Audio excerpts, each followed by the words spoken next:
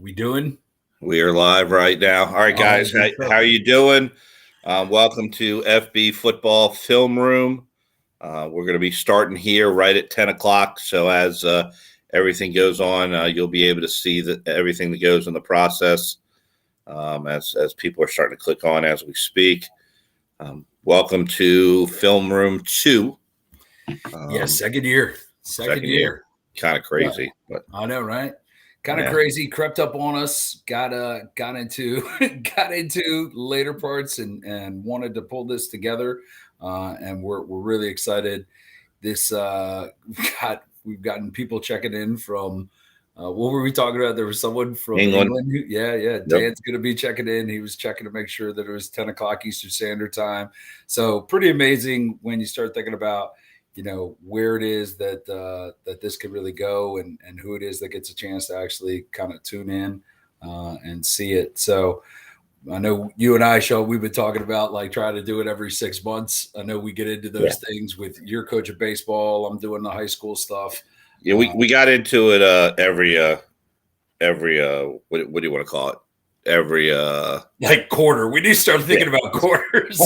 like all right, man, let's try. Let's figure it out. Let's do it once a year. How about that? Just do it once a year. And have some fun with it. Get some coaches in. We had a great group of guys last year, and by the end of that day, it was like, I think I've got football overload. My mind had been itching to hear some good clinic stuff, and I know that a lot of other guys were in that same situation last year at this point too. Sure. So it's really nice to be able to do this. I think we definitely hit the honeypot with it. 4 to 5, possibly 6 speakers today. We got 4 lined up, 2 returners from last year, and 2 new guys. So really excited to see. Thought that and think today's going to be a great day for football enthusiasts and guys who are just looking to get better. Right, and if you miss anything, obviously you can grab it on our Facebook page. We'll actually have the videos up on YouTube to be able to go back and watch and anything. Coach will take you'll take a question answer at the end. So if guys have questions in the comment, please put in the comment. Hey, what's going on with this? Or, hey, how do you like that? Or anything like that. And then we'll kind of filter it in. So don't hesitate as questions come on and as you don't understand something or goes in the process, please make sure to put them in the chat room. And here's something else I'm thinking about too, Sean, that we were talking about as well. This is meant as a teaching opportunity and a learning opportunity for the guys that are giving presentations today. Some of them are doing it for the first time. So, if anybody who ever tunes in is like, man, I'd really like to try and teach about this concept, or I think that this is one of those underutilized ideas, hit us up, because obviously there's a lot of ways to get things done in the game of football. There's a lot of ways to do it. And, I try to remain a student with this, much like a lot of guys. Anybody that's any good at it knows they got to keep learning. So if at all, you're watching this at home, you're like, man, I'd really I like that concept, but I like this concept too, reach out. It's, there's no ego in this. Let's just get better as football coaches. Let's get better as a community, and let's do it. Right. Absolutely. So we'll get going here. We are still about 2 minutes away from kicking off, or a little less than 2 minutes. So we'll keep going from the process. Again, 4 speakers today. Each speaker will speak for about 45 minutes, a session in the end. And obviously, if you got questions or anything that comes in the process, don't hesitate to ask or do anything that you need to do in the process. So I know B will get out and he'll promote it in the off as it's going on through different channels. I'll do the same. Again, it's a nonprofit thing. We're not making money on it. We're not, it's just to help, people and help people do the right things, help coaches, help our kids, and, use a couple great free platforms to be able to do that. Absolutely. Yeah. I know that we got it. I think last night we were able to get it on like 5 or 6 different, those football junkie websites. And I think I think there was only one that didn't, because it didn't have to do directly with RPOs. And I'm like, well, RPOs have got fundamentals that come into it as well. I don't know who's going to be talking, but defensive junkies, they picked it up. and a few others. And I know a bunch of the guys that, are on Facebook, they shared it out for me. So I appreciate all of you guys that were able to share it and share it to, the different groups, your assistant coaches and such. I think definitely the more we get a chance to do that, the stronger it can become. So, all right. So I'm going to bring Coach in here. I'm going to go away. We're not live yet. I'm going to go away, get our countdown, and we will get going here. Awesome. All right. There he is. We're going to go live, Coach. All right. We got.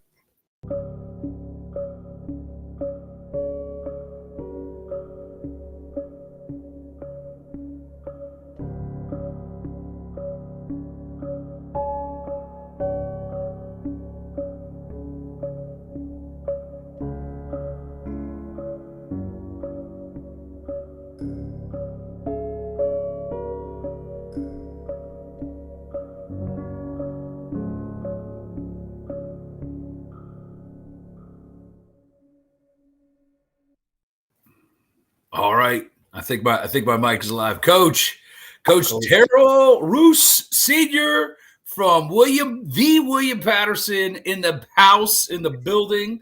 Coach, I appreciate you, man. Tell us a little bit about yourself, give a background. And, obviously, I know you got a lot on your hands by trying to keep Coach Johnson straight. That's a full-time gig. So man, just give us some insight, and then I'll shut my mouth, and we're gonna get clinicked up, man. I love getting to clinics and learning new stuff. I got my pad of paper. All right, I'm ready to roll. I've already started writing. So let us know what's up. Yes, sir. Coach Riley. My name is Terrell Rouse. I am the cornerback coach at William Paterson University.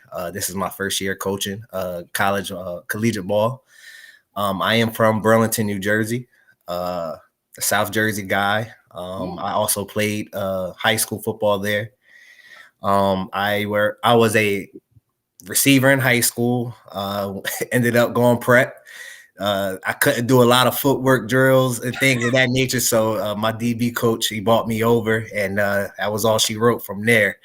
Became a DB there. I ended up signing an NIL to Uconn University, a D2 down in the CIAA. Right. I played there for a semester. And then, I had too much fun. I had family problems at home, so ended up coming home. And then from there, I didn't really know what I wanted to do, but I did know I wanted to start coaching. So I started volunteering at Camden Catholic High School, in Camden, New Jersey. And from there, my coaching career kicked off. And then eventually, I took some time off from coaching and got back into football because I was a young coach at that time. I was only 19. Gotcha. And, we're just watching the guys perform. And I'm like, damn, man, I know I can still do this. Sure. So I ended up enrolling back into Montclair State. Okay. I enrolled into Montclair State. I was there for 2 years. I played 1 year. 1 year I had to sit out due to eligibility rules. Sure. And then I finally got a chance to play that next year. I had an okay season. Started a couple games. Played in a great conference, and then going into the next season, I was diagnosed with colitis, and at the time, I didn't know what it was. It was messing with me a lot. So I just stepped away from the game of football and did everything with coaching. Was 100% on coaching at that point. Gotcha. During the time that I wasn't eligible, I did found my business that I run, which is King Skills. King Skills is a skill development program where I take anybody from NFL all the way down to, I think the youngest guy I have is 10. Okay. With that skill, I'm trying to. I'm trying to. Okay. So with that skill development, coaches teach a lot of different things. So when guys come to me, I just like to teach the basics, and then whatever your coach tells you to do, I'm learning that way. So if your coach has you squared, or if he has you tilted in, anything in that nature, we're going to train off of that. So I'm never. So when a guy comes to me, I'm never switching their techniques. What the coaches teach. I try to learn how can I teach that. You know, that drill or that position. So I was blessed to work with Darius Slay this year. He's a Pro Bowl guy, so I'm very, very blessed to work with him. No Marcus doubt. Epps. Right. He's also the starting safety for the Eagles. Sean Bradley, he's the linebacker for the Eagles. Kadar Holman, he plays corner. He was with the Packers. He's now with the Giants. Right. Who else did I have? That was that for the NFL guys. When it comes to collegiate, the two starting safeties for Michigan, R.J. Moten, Brad Hawkins. I work with both of those guys. I have a corner at Northern Illinois. I have a couple guys down at Elon University. I have a JUCO guy down at Christians. That's I give my wife went to Elon, so I always it's an inside joke because they used to be called the Fighting Christians. Now they're the Rising Phoenix, and she was there when they were the Phoenix. But I remember them back when they were the Fighting Christians. That's funny. But yeah, I have a ton of guys at the Division I level, all over the place. I have two All-American corners at the D2 level. Nazir Streeter, he's at IUP University, and Josh Flowers, he's at Winston-Salem State University. Those guys are actually now getting ready for the draft this year. And then D3 high school guys is just whoever comes to me. I'm word of a mouth type of guy. You follow me on Instagram, then we set up different things. That's cool. One thing about me that I tell a lot of other trainers, I never charge not one person. And I don't charge. Maybe I should, but I just don't feel as though that. I understand. It's more than charging. I love seeing the progression from. I had one kid who just signed to Albany this weekend. I had him since he was in 11th grade. Since 11th grade. So watching him from 11th grade to he went prep, 3 years at JUCO, and then eventually getting his scholarship to University of Albany. It was a blessing watching that growth. So, so things in that nature, I really don't want to, don't want to charge people because that's more than it's more than just me training and want to take money. It's something that I actually love to do. Absolutely. Well, Coach, let's get into it, man. Go ahead. And I love, first of all, number one, I love your passion about it because that's the essence of all of this, man. Give it back to the kids, give it back to your community, working with kids that might not have. I mean, I remember being a kid who didn't have a whole heck of a lot of money at times. And mom and dad are trying to put together something in order to be able to put me in a situation to be able to go and actually, hit a baseball or, go to a training facility or any of those. So, what you're doing with the youth and with the guys that you've been fortunate enough to be able to work with, I commend you on. So I'm going to shut my mouth. All right, get us into the DB stuff. Let us know what's happening. I know I got some guys. I know Coach Otay is probably out there somewhere watching. He wants to see some DB drills. So I'm gonna shut up. Yes, sir. All right, buddy. Yes, sir. I got some. All right.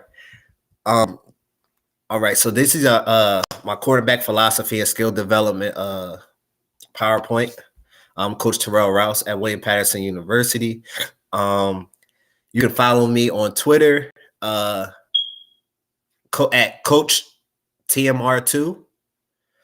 That is my coaching page on Twitter. And then on Instagram, I am _ King Skills, KINGSKILLZ. All right. I just went over this just to tell a little about myself. I got this made for me this year, so this is pretty cool. King Skills. In this picture, this is about 20 guys that I train. Got about 4 or 5 NFL players in this picture. A couple guys that graduated college, that's looking to go to the USFL, CFL, things of that nature. And got a couple high school guys, and then a couple guys that play for me at William Paterson. My philosophy. So I'm real big on being on time.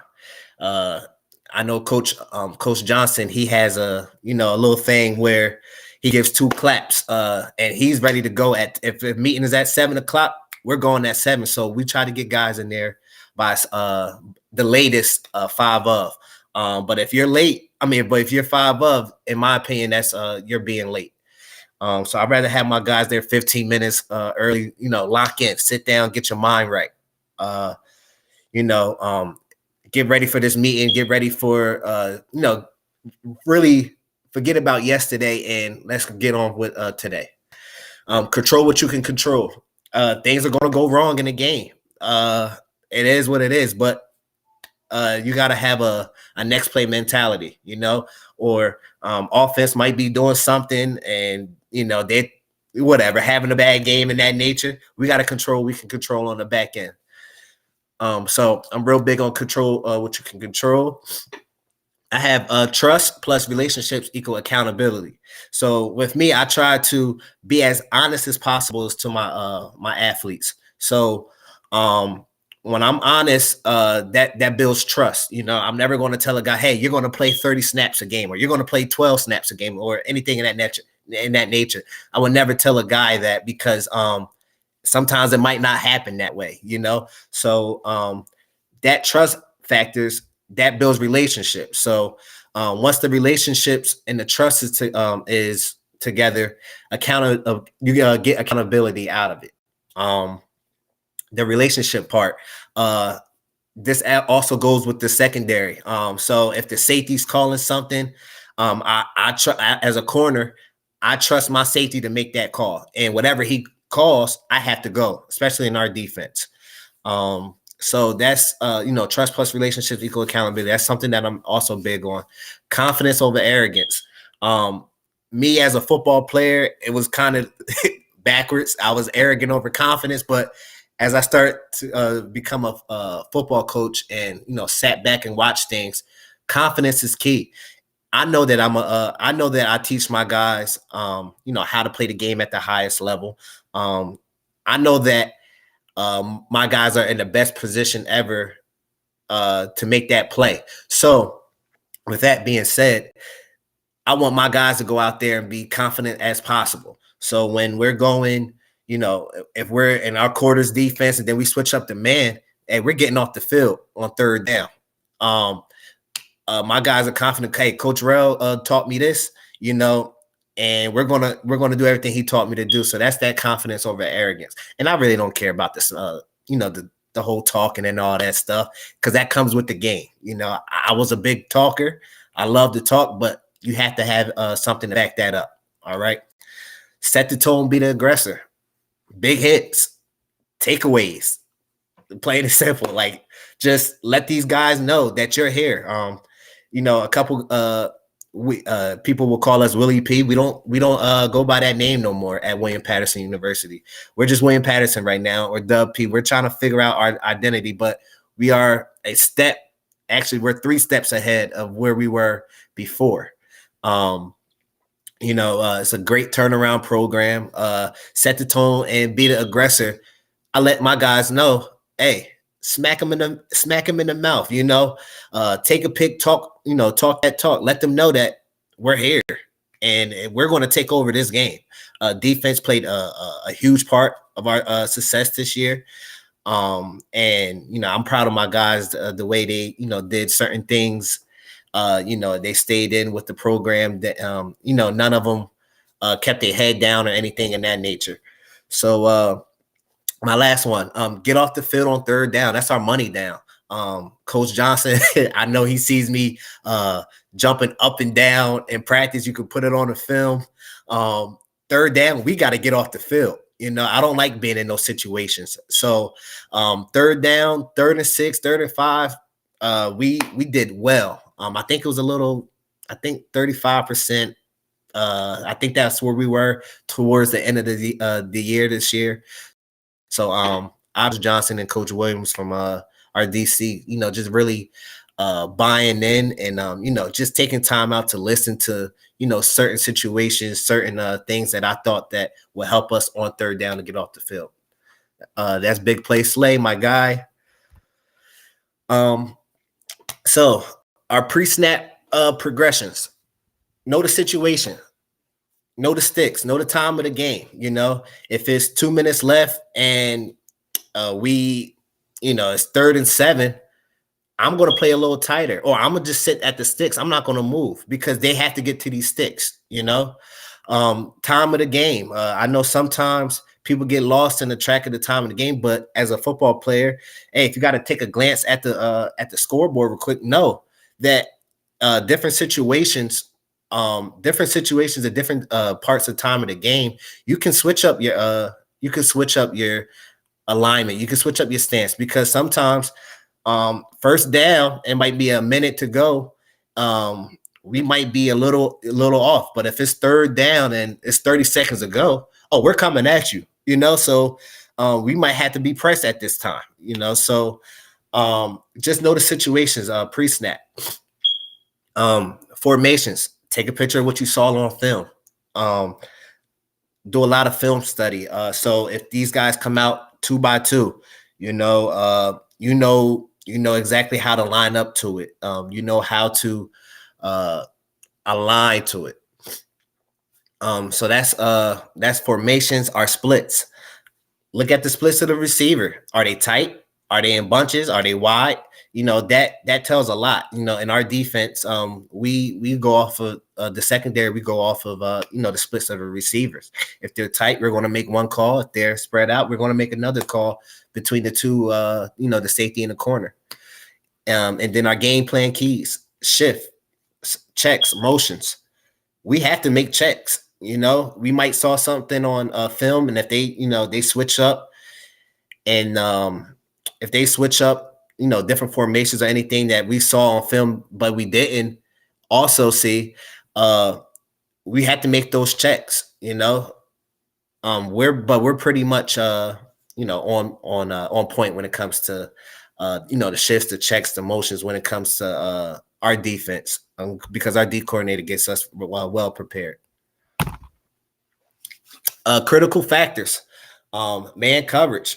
Can't get beat in man. You know, it's you versus me. And most of the time I tell my guys is us versus us. You know, we're going to take away the man. We're going to take away this guy. We're better than him. I don't care if it's, Jerry Rice. I don't care if it's, Stephon Diggs, whoever. We're going to take over this game in man coverage. We cannot lose in man coverage, because that is a critical factor if we mess up in that area. Eye discipline. If we're, looking at the quarterback for his reads, 3-step, 5-step, breaking on a ball on a 90, breaking on a 45, getting straight to the hips of the receiver. This all plays into the part of eye discipline. Efficient footwork. We practice footwork all the time. Training. I have like a 16-yard ladder. That footwork has to be on point. So when you're backpedaling and you're coming out your break, I can't afford you to take an extra step. I can't afford you to slip, because I don't want any balls called on us. And I know that, that's how can I say that? That is kind of almost impossible, because we are going to have balls called on us, but I don't like that. I just that player mentality in me, that this guy can't catch a ball on me. Playing the ball, no catches. That really just play a part of the footwork. Also, no catches. PBUs count. They're stats. So if I can't get my hand on the pick, you best believe I'm gonna dive and try to knock the ball down. Open field tackling. One tackle, one missed tackle can be 6. So I really preach on open field tackling. I don't want to see the big hit. Just bring the guy down. And communication. That communication on the back end. If you're not talking, I will pull you out of practice. You will be running with the 2s, or you will be running with the 3s, and whatever in that nature. You have to talk on defense. We have to. It's just something that me growing up, I wasn't really well at until my later years of football, that I found out that I have to talk. I gotta make sure if this guy moves that way, I gotta yell, check. Silver, green. Hey, you switch. Hey, I'm here. So we had to really talk on the back end with communications. Our teaching progression, ATK, assignment, alignment, technique, keys. So this is what we teach the guys here at William Paterson. Know your assignment, know your calls, know your checks. All right, your alignment, know how to line up. If we are in our quarters coverage, we are 7 yards off, 1 yard inside. If we are in cover 2, sometimes I like to play with it, but when the ball snaps, you better be outside shade, forcing him in. So that's your alignment that we teach. Our technique, do what you're taught. That's what we have NDs for. That's what we have 7-on-7 and things of that nature for. Do what you're taught. We're not here to, I'm not there to waste my time. Other coaches not there to waste their time. So just buy into the program, do what you taught, technique wise. And key, everybody has a key. So know your keys. Every player has one. Turnovers, tackling, get off blocks, finish. That's what I go by. Fundamentals of the game. So when guys come to me, I use this with William Paterson University, and I also use this with, me training my guys. Our fundamentals, alignment, stance. Your stance is everything. I have guys that, like to walk around before the snap, and then they automatically, they click once they start hitting them cadence. Or I have guys that just like to get right into their stance. Certain coaches let them do certain things. So I'm not really big on that, but I am big on you getting ready and you're in your stance when that ball is snapped. Know your depth, know your leverage. If we're playing outside leverage, make sure you're outside. If we're playing inside leverage, make sure you're inside. If it's head up, make sure you're head up. So our assignment, man coverage, zone coverage. No, in man coverage, we cannot zone turn. I don't like zone turning in man coverage, and you just can't zone turn in man coverage. If we're in man coverage, I teach 45, 90. So if a receiver shows me that if he's just dancing at the line, that he takes off to the outside, I'm going to open up 45 and get on my horse, and run with him. If he's trying to get on the inside, I'm just going to go straight 90 down the line. I might call it 85 because I'm coming underneath that. So it's different ways that I teach man coverage, zone coverage, all flipping the hips, footwork with the footwork, with the 45, with the 90s, with the just killing the man at the line. It's a whole bunch of different techniques that I do teach. But that 45 and straight down the line 90 is my basic. Eye discipline, primary key. Your primary key is, what do you have pre-snap? I'm reading 2-1. If 2 goes away, what do we have now? So those are my pre-snap keys. Secondary key, post-snap. Once that ball snapped, okay, 2 went vertical, 1 sat. I have to go with 2, because that 1 is not my one is not my play to make. So these are certain keys that I go over with my guys throughout the week. Just learning the defense, learning the guy that we're going against or anything in that nature. All right, our techniques, footwork. So at William Paterson, we're quarters, man, we're buzzing, we're clouded, and we're hard flat.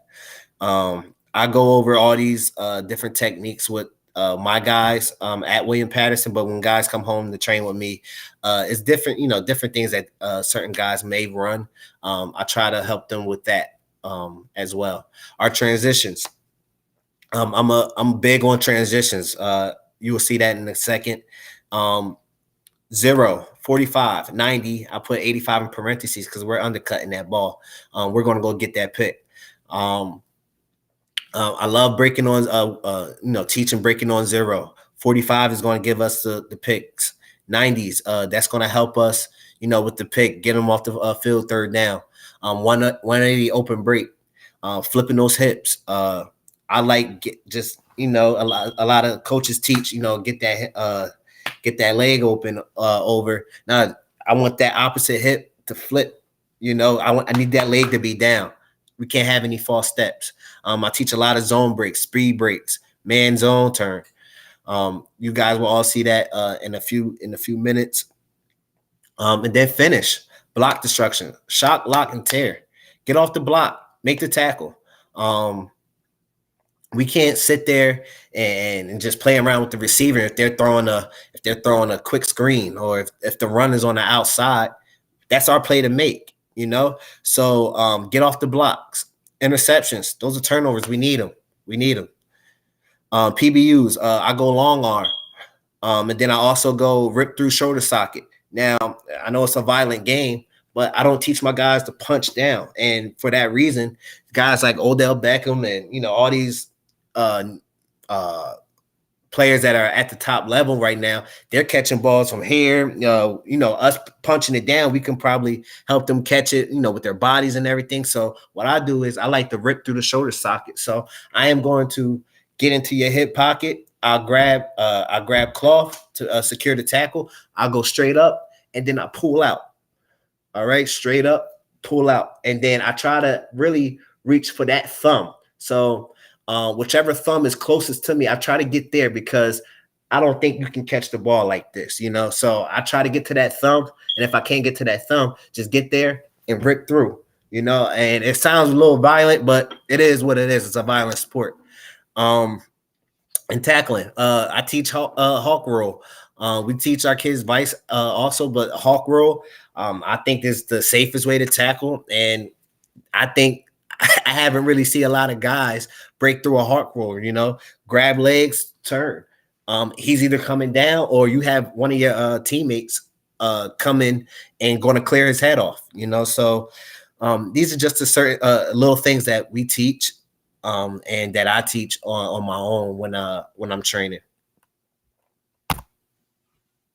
So this is I'm going by stance. This is Omar Rogers. He's the starting safety at Elon University.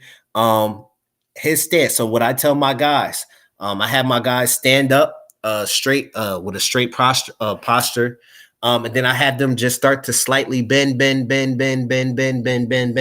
Once your fingertips pass your kneecaps, that's how low you should be, and just give a little bend to yourself. I'm not too big on having my guys low, because the first thing that you do is come up. So if you're at that height that you're comfortable with, you're never going to come up out of that stance. So this is a good stance by Omar Rogers. His shoulders is over his knees is over his toes. His feet. So his left foot, he has his right foot up. So I teach my guys also, left foot should be clearing the back of your heel. So if my left foot is touching the back of my right foot, my foot's not back far enough. And for that reason is, our first step is that back foot. So we want to get an extra step and a half when we're getting off, when we're pushing off on our back pedal. So I teach my guys, if you can clear your back foot, well, your front foot without touching it, you're fine. If you can't, just take a little centimeter step back. And from there we go off of I like to have my guys either touching the cone or the sideline, and that's just little things. It's just little things that I teach, and it's really not a big thing once you get to the next level, but it's just the little things that I like, You know, if I say start off the line, that's where I want you to be. So we're gonna, we're not fortunate enough at William Paterson to record our indie drills or anything of that nature. So I'm going to go through, my Instagram, just show you little things that I teach my guys. And any questions that you may have, you can definitely throw them in the chat. You can follow me on Instagram again.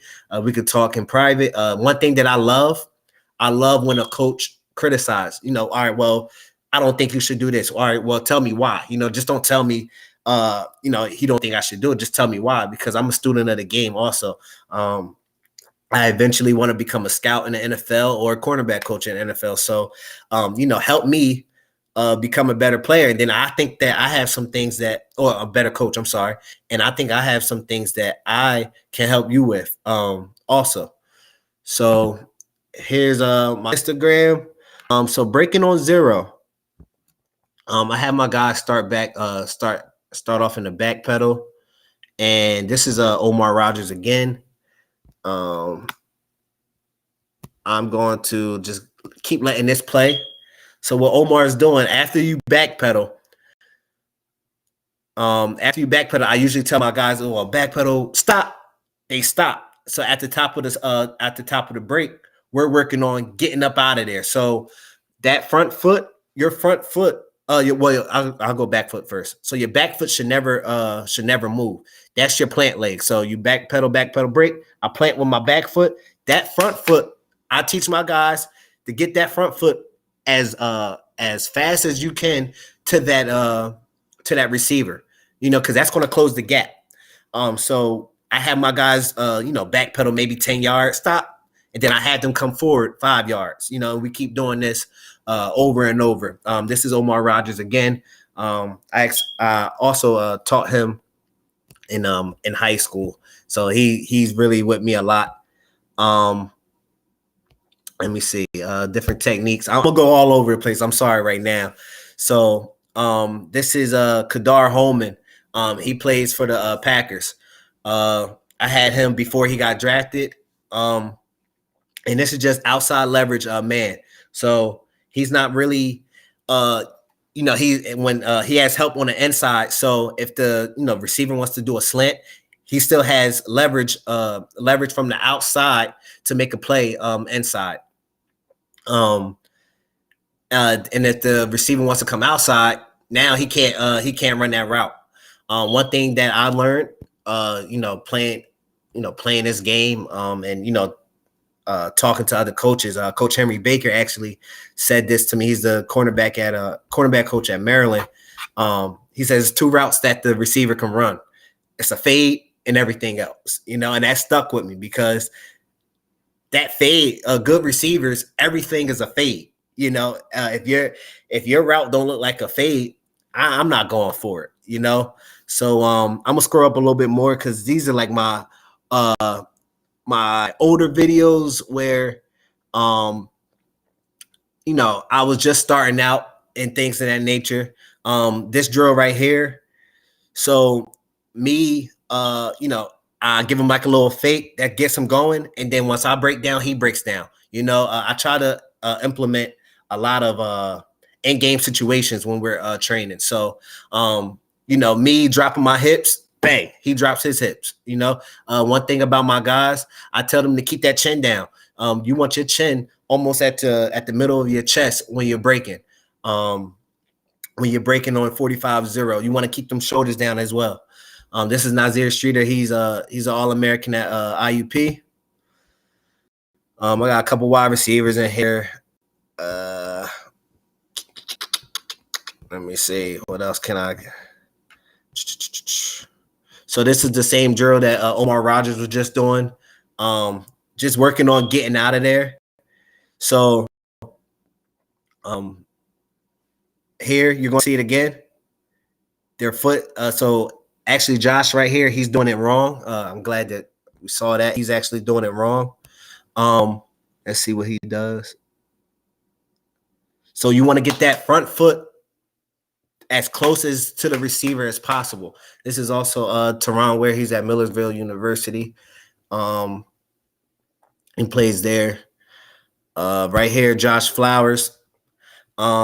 Just working on breaking zero. Bang, bang, bang, bang. All right. So we really don't. He has a little false step in there. When he breaks, when that back foot breaks, I want him to get out of there. He should be literally when that back foot breaks, he should be getting out. A couple guys that I coached that's at the next level. This is RJ Moten. He was an All-American.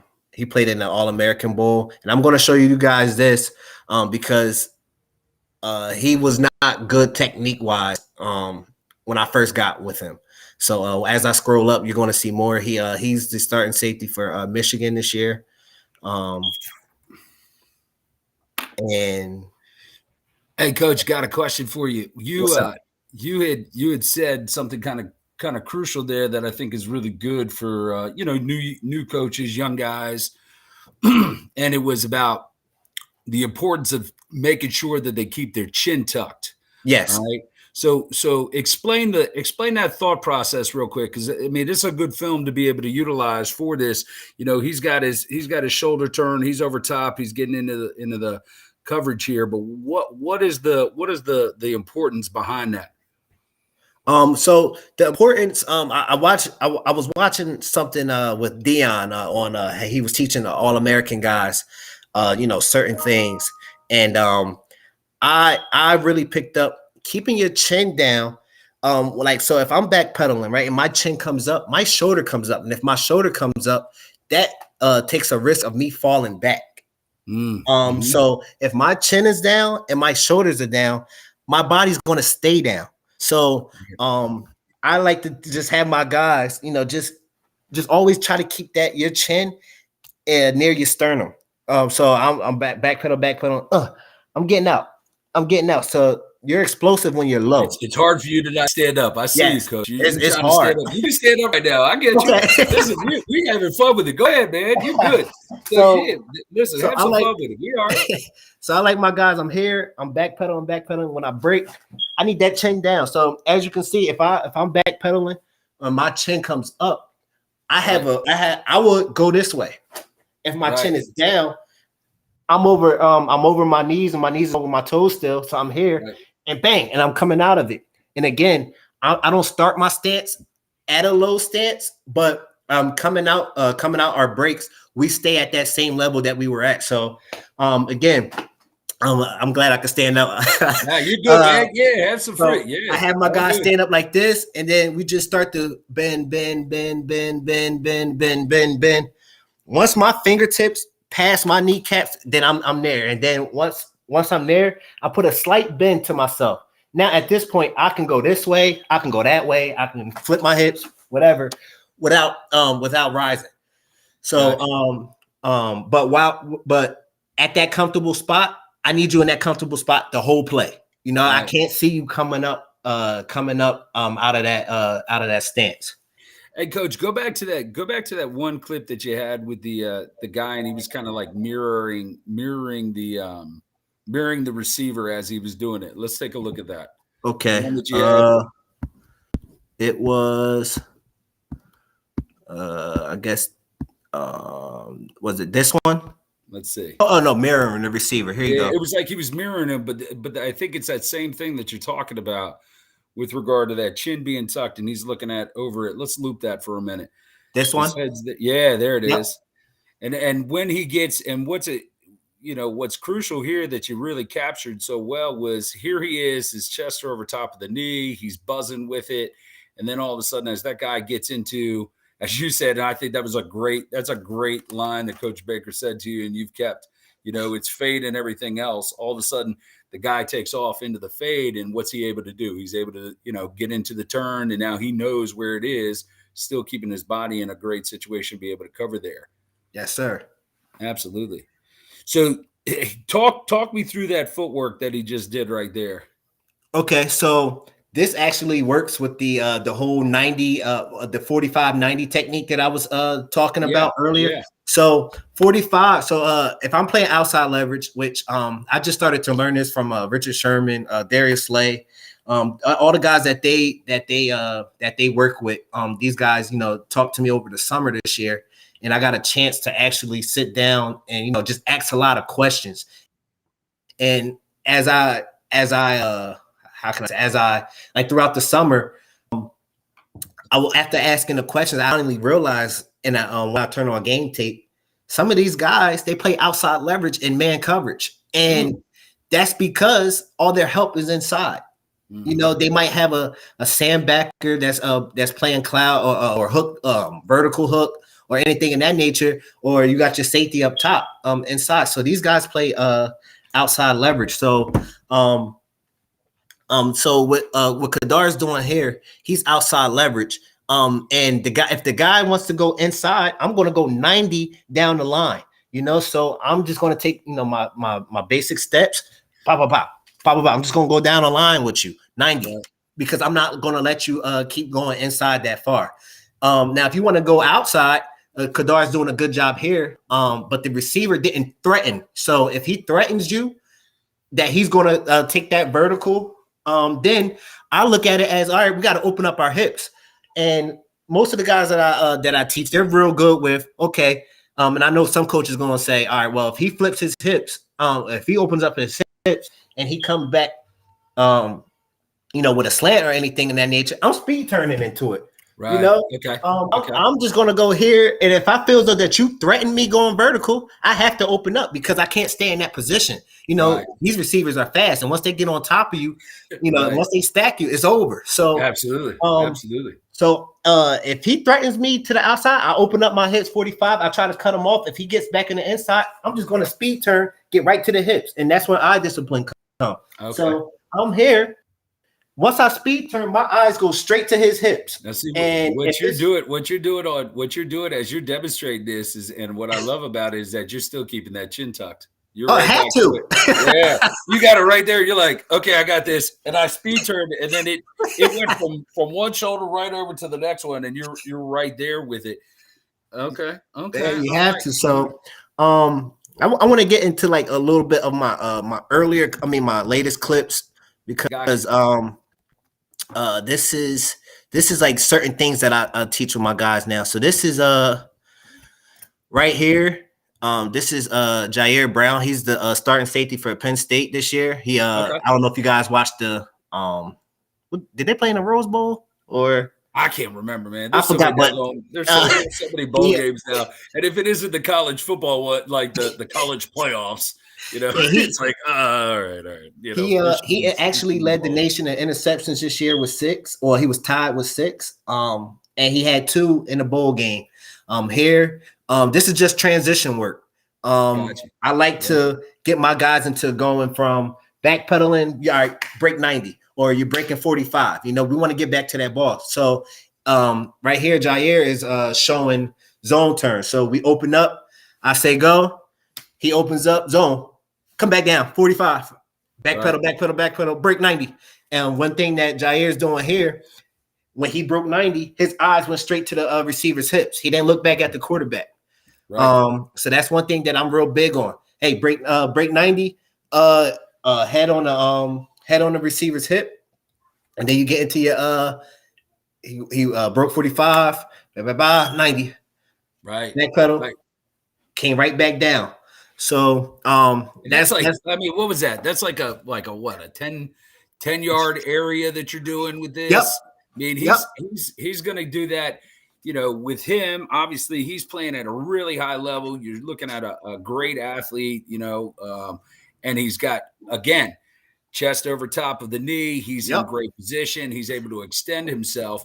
But what's crucial here is just it's fast, it's efficient, and it's right to the point of a teaching skill that you can see, transfer over to like an 11-year-old. Or, a 10-year-old. These are not, you're not talking about massive areas, probably control it just a little bit more. But again, here he is in a really good look. I like that. his chin comes up a little bit on his back pedal, but his shoulders keep him down. Right. His shoulders Yeah, keep you him get down. away with that a little bit. Yeah. Sometimes you get away with it a little bit, but you still you gotta fine tune the little things and really focus on those little things as you're doing it. Yep. I got one more, and then I guess we can get into the questions and answer. So this is Marcus Epps. So he is the current safety for the Eagles, and right here, as you can see, we're flipping our hips left. Oh yeah, man, he's flipping. We're going to flip. No games. We're flipping. So I like to give. Excuse me. Yeah, I mean that's a 3-cone drill. That's a simple little drill. Attack, get back. Attack, get back. And then as he's getting back into his zone drop, I'm telling him to either break on a curl, break on a dig, or go to the post. Wow. So bang, he comes out that break. He's probably one of the best feet. Has some of the best feet that I ever saw in my life. But this guy, Marcus Epps, he gets in and he gets out. He gets in his breaks and he gets out. I think I got one more. This is Darius Slay right here. So Darius Slay, he's at the point where he's a Pro Bowl guy, and all his stuff is really slow. He doesn't do a lot of things at fast pace because he goes off the pace of the receiver. And I can't go there and be like, "Hey, Darius, no, I want you to do this." Yeah. Hey, man, he knows things work, right? Yeah. He knows how to get in and out. He's been to the Pro Bowl a couple times, so I just go off of where he goes. But he definitely, and even here, Darius Slay, his technique is a little off. But at the same time, I just like teach him like little points. Like even here, like he backpedals. Look, his shoulders come straight up, right? Instead of his chin being down and everything. But he's fluent. He's getting in and out the breaks. Break. He has good break here. And then last one, Teron Ware. He's he plays safety down at Millersville. He has good feet too. And in this drill, we work on cover two. So break. I break down on 0. I flip my hips, coming down. Bah. I flip my hips again, come down. Now I shuffle outside. I open up. See the flat? Get there. Gotcha. So, that's a little thing. So we're talking again. We're looking at a cornerback that's preparing an in-season or like for an actual coverage. Yep. Looking at it and building it within the actual coverage. Yes, sir. That's awesome. Yes, sir. Yeah, let that roll for a second. Let's see. For a second. I like that. He gets that little gather right there, and again, it's like anything, right? Here his shoulders come up. He still has his chin. His chin is posted. He's in a good settle. He shuffles, and then he's out to the flat. That's cool. One thing about Teron that he didn't do here, as he's getting into his crossover run, I like to keep my chin down onto my shoulder, because that's going to keep me low too. If I come up here, I start to get high. So if my chin is touching my shoulder as I'm crossing over and running, I'm low. That's going to keep me to come here, and I can get out that way. So he's doing it a little bit, but I would like to see his chin touch that shoulder to keep him lower to come out the break. Keep talking, Coach. I'm just going to make this announcement for anybody because we got some people that are watching. If anybody's got questions, shoot it in. Yes, sir. Because we got it's 10:50. Coach has been killing it right now, and he's excited. I love it. It's good stuff. I love the drill piece, man, because I think at times, sometimes we get into game film stuff, but it really is the game film that's transitioned as a result of these actual drills. So anybody's got questions, feel free to post them. We're going to keep going through it. Yes, sir. It goes. I got some guys texting me individually, and I'm like, hey, put it in the post. Put it in the post. Yes, sir. I could just go that one on the left. What's that one? You got all 3. Yeah, there you go. This one. Oh, yep. Oh, perfect. So here we open up and we all break 45. You know, and another transition drill. This is Teron Ware again.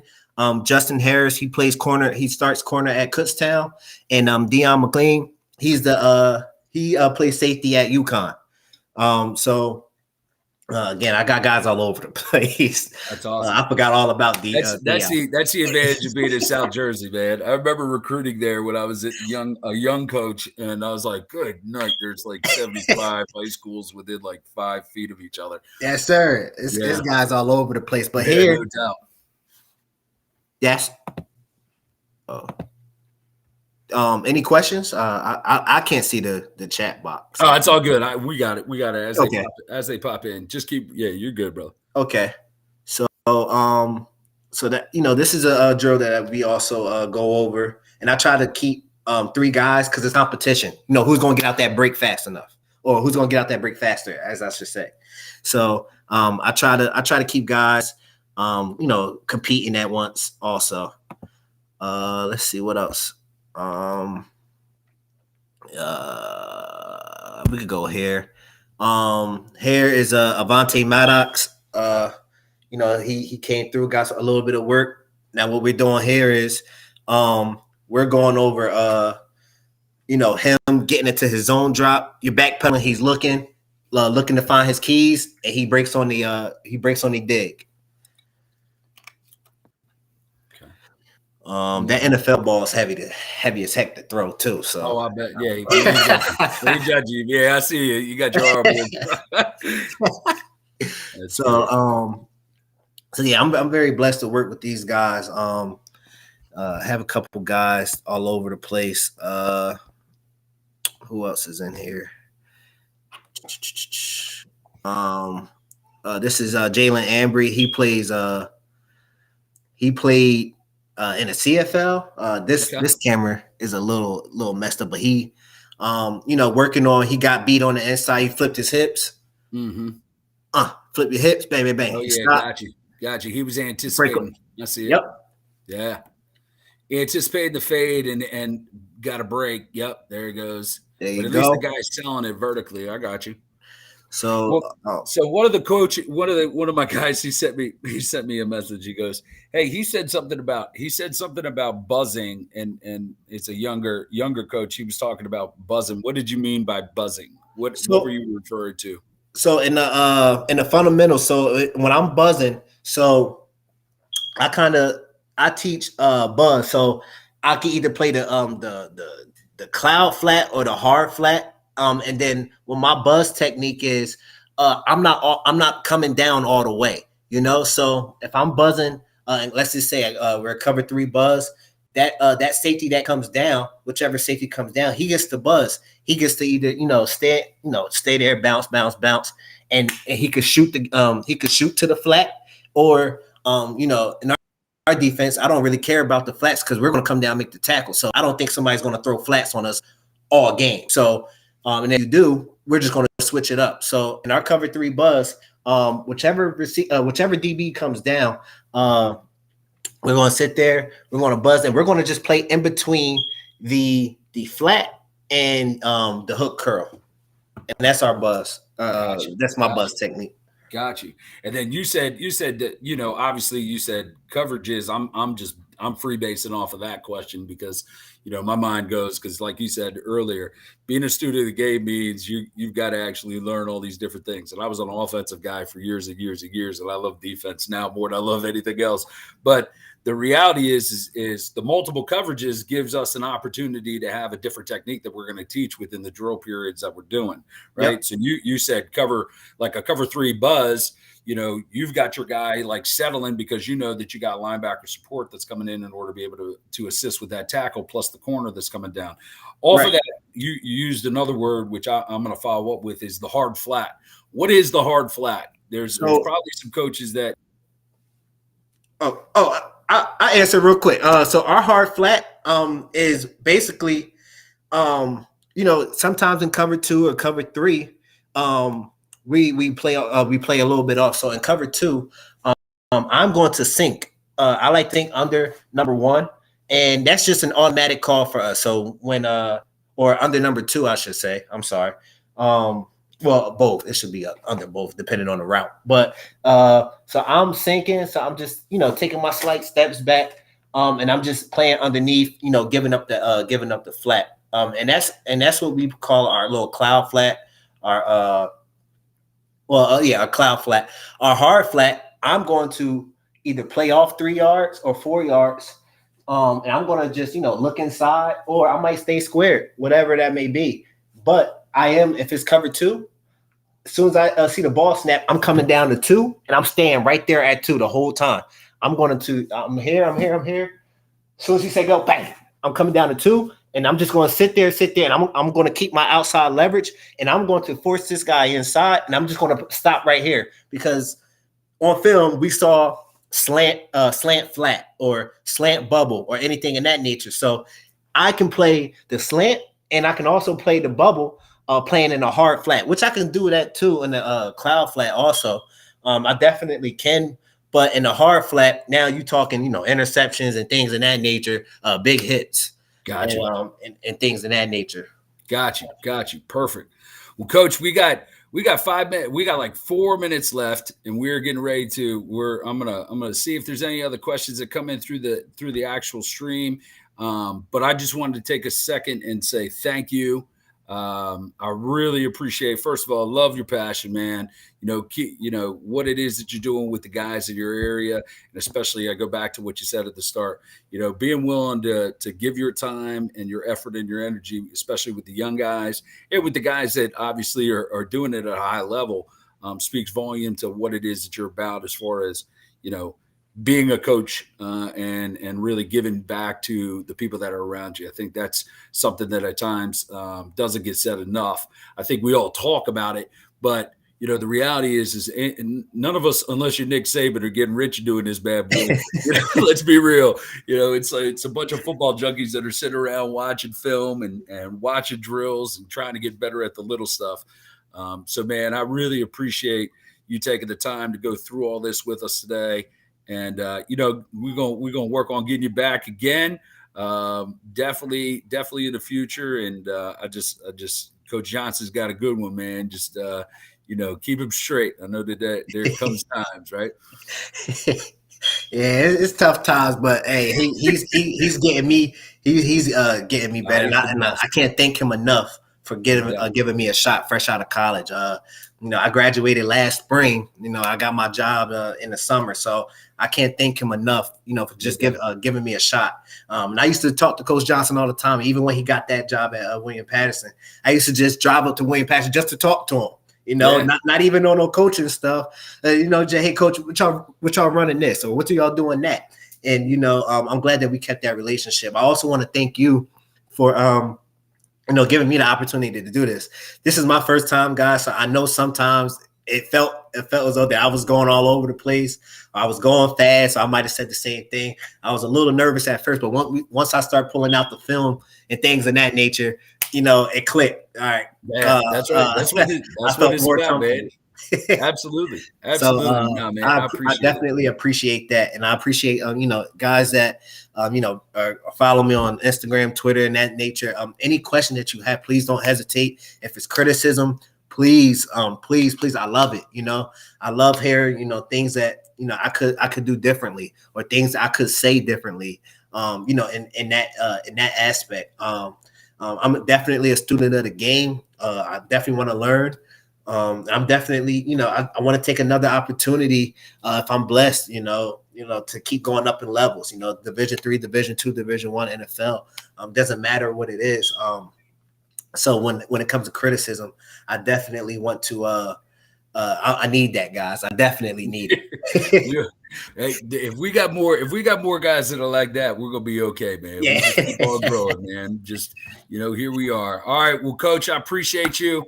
And, many blessings in this new year to you, and, good fortune. And I appreciate you taking the time, especially on Martin Luther King Monday, to just have a chance for us to get together and talk some ball. And, best of luck this spring in your recruiting and keep getting after it, man. We'll be circling back, and this will be on the footballfilmroom.com. Okay. You'll be able to utilize the link and all the stuff, and we'll go from there, man. All right.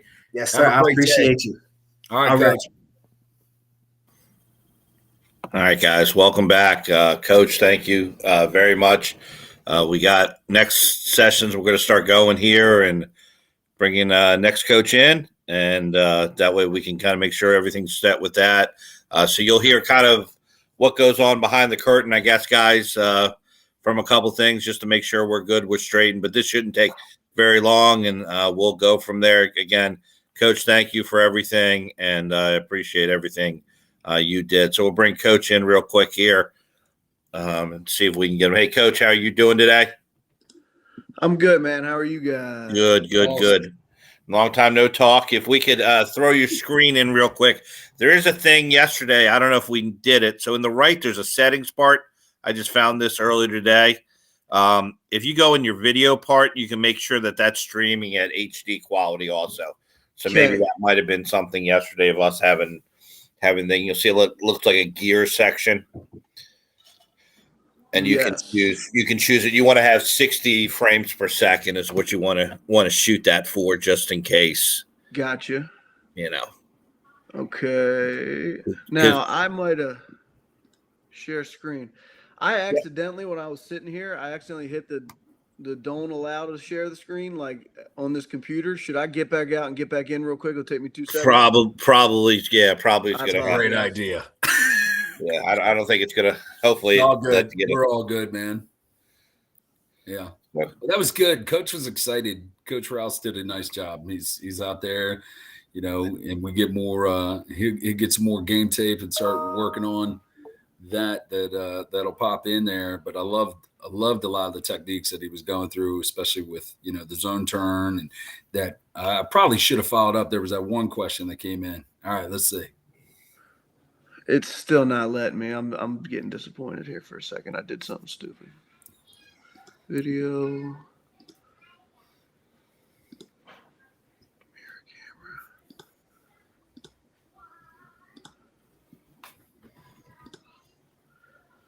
Because you guys can see me, I just can't share my screen for whatever. Yeah, right now. Yep. Is there a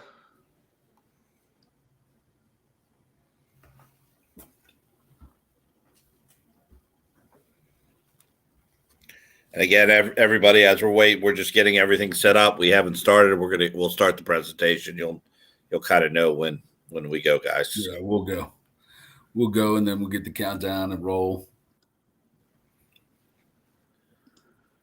All good. How do we join or leave? Like I said,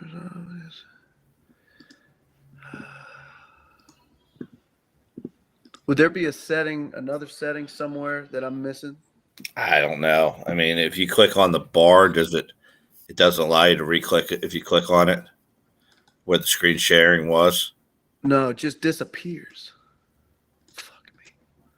Excuse my language. Sorry, guys. It's all right. It's a football film room, bro. Hold on. That's where it works. Edit name, change avatar. Could be allow permissions. Or possibly if you jump out of the web browser, it's probably going to remember it. Of the web browser. If you jump out of the web browser altogether and then reopen it, it might open it back up. My tech skills are as limited as anybody else's, I think. Luckily, you close that bad boy completely, and then all of a sudden it'll come back in. Yeah, it's going to make it difficult if he can't share his film, obviously. Yeah, that could be an issue, like filming it from the side. It'll work. Oh, you have a lot of faith in technology. Well, I don't know about that. There's moments. There's moments.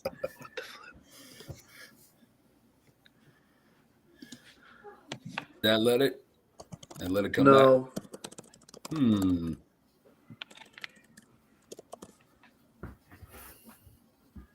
Hold on. I apologize. Nah, you're all good, dude. Let's see. Go up to the top. Allow permissions.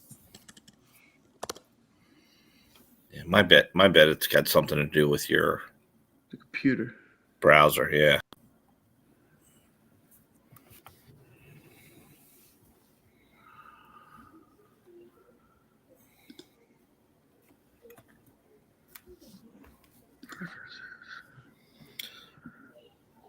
Again, guys, be patient with us. We are just going through some technical difficulties. It happens. Any of these football coaches that have been on Huddle or anywhere else knows exactly what it is that is going on. Or when you're trying to share your PowerPoint in class like I do, and you're like, wait a second, what just happened? A Nearpod? Okay, good.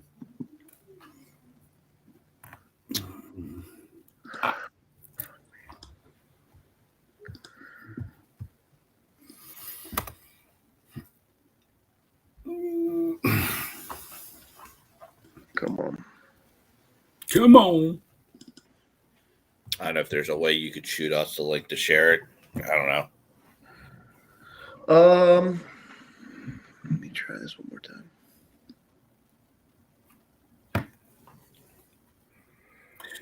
In and out. Yeah. That's all right. If he ends up having to share the link to me, I can pull it up and then go through it with him as he's covering it. I just have to know what his one would be, because I know we're getting ready to do. For those who don't know, Coach was former quarterback coach at Uconn. He's and had previously worked at Towson. He's a Maryland guy, doing quarterback progressions development. We went through some of the film last night while we were watching the game, and I know we were paying attention to. I think it was the Pittsburgh Chiefs game when that was. This is what happens when we actually do things ahead of time. Yeah, right. We were like, prepped. We were actually like, I feel like going to my wife when she gets on my case about us doing it last minute and checking things. Going, this is why would we do that? Why didn't you talk in December? Like, I know we did talk in December. He's got coach and we got this. It was what it was. Yeah.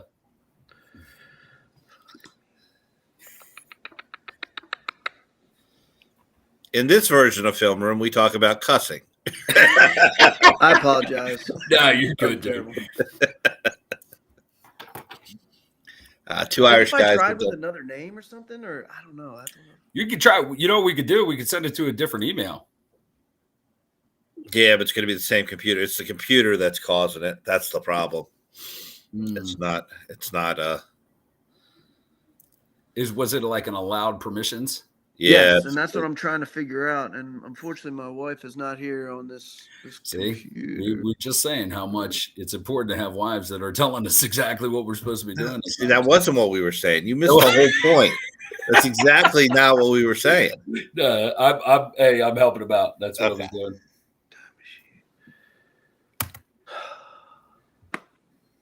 What about it? In the settings, the video, standard mirror. Well, neither of us are on Macs. That's the problem, Coach. Yeah, true. Riley. So it wouldn't be different on each of our stuff. Right. The only thing I'd say is if they have a different browser on the Mac. I don't know if there's multiple browsers on that computer as opposed to just Safari. If anybody in the room would like to help us, if anybody's around that knows anything about anything, just shoot a message in. Trying to think if I could hook it up to another computer. Like, I don't have another computer. Well, I mean, it's not ideal. We could do it without film. I mean, that's I could talk all day long. Yeah. Hey. But it does help with the film. Come on. Absolutely. Yeah. Not a Hey, Coach B, who's after him, real quick? Coach Sewell from Bowie State, defense coordinator. Do you want to see if he can come in early and see if we can flip it? I think his fiance has basketball practice. Oh, okay. And she's one of the coaches at Bowie State, and he was like he had to time up some stuff. Okay. You can install. There we go. You can install Chrome on a Mac. There you go. Thank you for that. That's a good point. Let me see here. You know what? I'm going to give him credit for that, or her credit. Absolutely. There you go. You get some credit for that one. Absolutely. Thank you for that help. Appreciate it.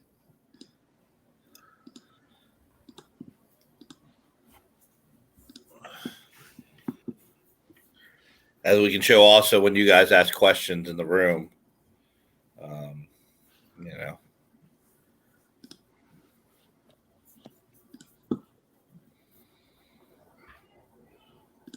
we get asked the question about why they moved Trent Williams to the right side of the line when they need to see if anybody has the answer to that one. And then for not a quarterback sneak. I mean, still not understanding that call. Yeah, I don't know if I want to get in. I don't know if I want to get into the NFL Monday morning quarterback. Yeah, that'll happen. I think there. Yeah, you move Trent Williams over and then QB sneak it. Like, just give him the ball, put him at fullback. Like, not even that. Just right. You didn't run to his side. I don't know. Right. That was. That's okay. The group chats this morning, I'm sure, are going off about the Cowboys and everything else going on. Anyways, they're a little irritated with the play call, but McCarthy turns around and supports the decision. So bloody Sunday in the NFC East yesterday. Yeah, it was pretty ugly. Yeah, it's a rough division to be a fan in. I understand. I've been in it for too long. Growing up, getting tails kicked in because of being a Washington fan. Yeah.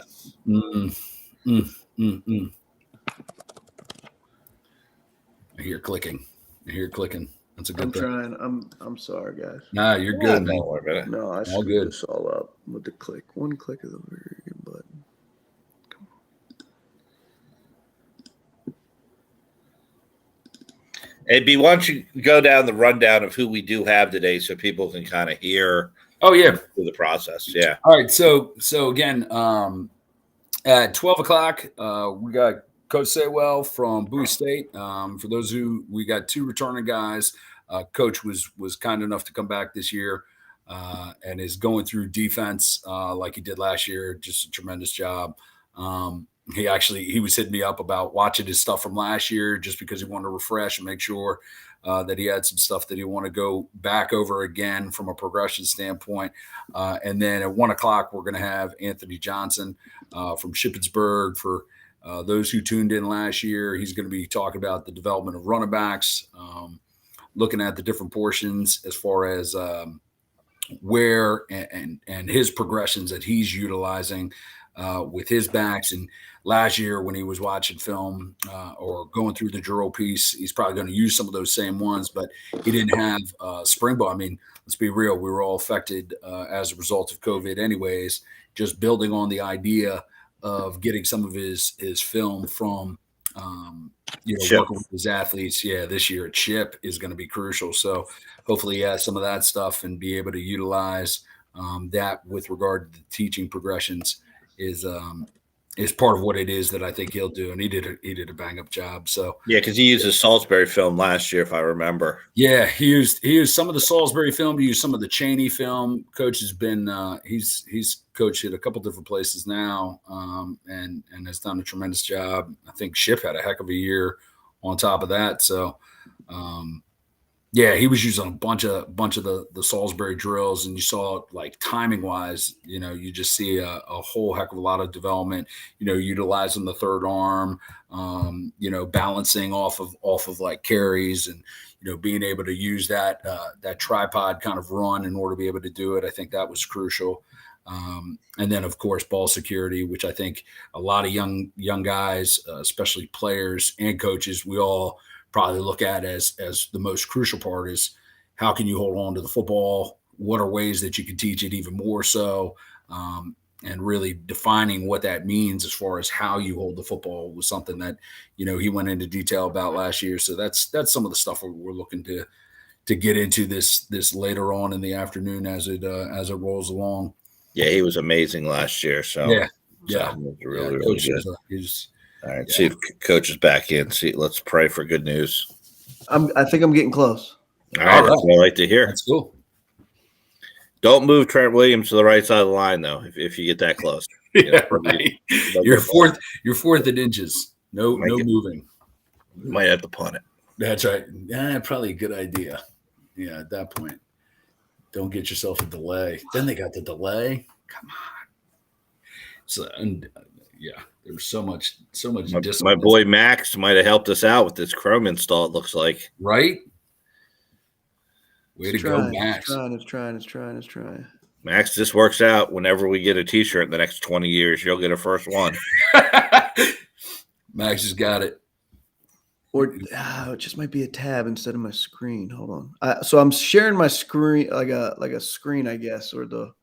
Okay. Now I'm gonna try to. Oh, I see it. Yep. Oh, I lost it.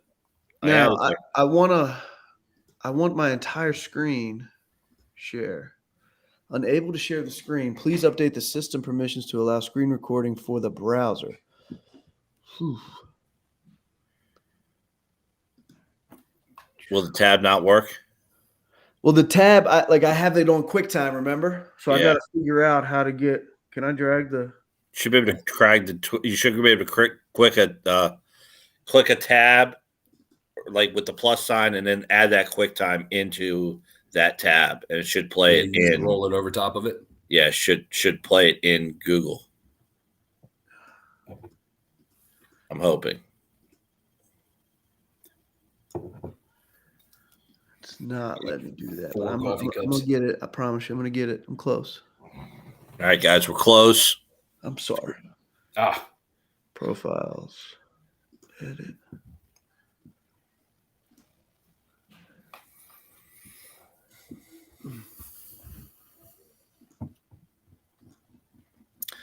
B, last thing. Give me some thoughts as far as like some points that you were like really shocked with the last presentation. That if guys didn't tune in late, or what did you think you should go back and watch that you?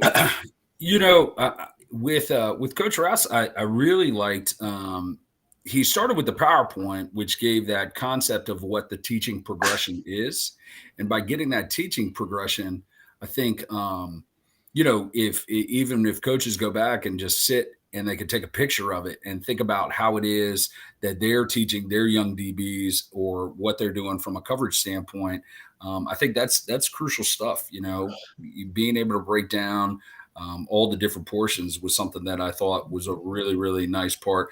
And, he was definitely, excited about it. But going back to the basics, be on time, control what you could control, teaching confidence, setting the tone and being the aggressor at the defensive back, and then getting off the field on third downs. I mean, I think we all talk about those things, coaches that get into it as far as talking about it. But when you can really set the tone and then you can apply those concepts within your drill periods, I think that's even more of the crucial part. That's the crossover between how you're working with young guys to really see them develop as well. I thought the film was amazing. I mean, I think if you look at it from a perspective of us, it's one thing to show a film that shows high school kids doing something. Mm-hmm. A totally different film to see what we would call just special athletes. When you're talking all pro DBs and even college guys, to a lot of respect, you're going to see things that to some extent, I know I appreciate this a lot when you say, oh, that guy's really good. Okay. Mm-hmm. Is he, is he really good? Because that's really good. Like, watching those guys' hips and just watching how it was incredible. So, when you start talking about, can you do this or can you do that? It's kind of amazing to me to see a guy like that just, show something that was just superior athletes. I hate to be it in a mean way. It just was. They were just superior athletes. Yeah, man. I mean, you're looking at all pro safety, all pro, corners, guys who are playing, big time football. But what I think was cool about what Coach was doing is that even those guys have something that they got to get better at. And you can watch it through the drill periods as well.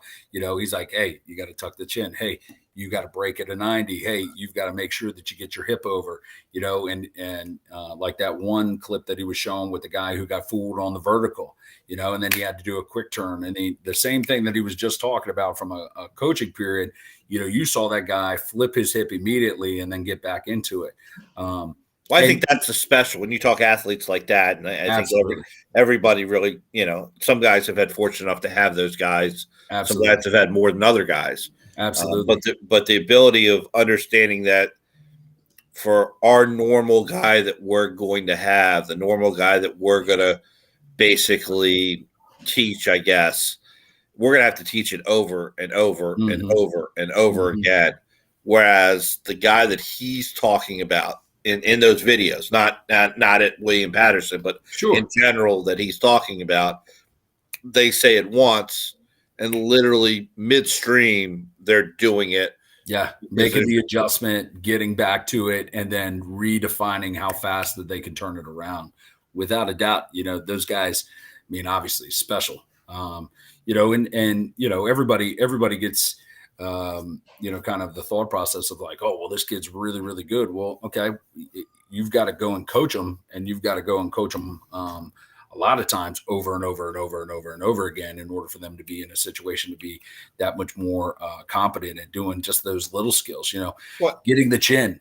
That chin tuck, as little of a move as it was, that's a crucial one for guys. And then, from the stance point, kind of letting them be the person that they were, getting into the position that they were, and then getting their chest over top of the knees and be able to get the hands down over top of the knees and have that in a place where that kid was that much more confident as a result of, doing those things over and over again, I think was something that was really kind of neat. All right. We got to help here. Somebody said, Coach, try to go to your system preferences, security, privacy. I'll show it here. This is what they said. Where would I find the system preferences? That's a good question. That's what I'm looking for. It. Should be able to type it, shouldn't you? You can on a Windows. Just type system preferences. I don't know how it looks on the MacBook, but down on there's usually that type bar that has the search engine. I think it's a gear or something normally. Yeah. I thought. All right. So it was system preferences. Then what? System preferences, security, and privacy. Security and privacy. Got it. Screen recording.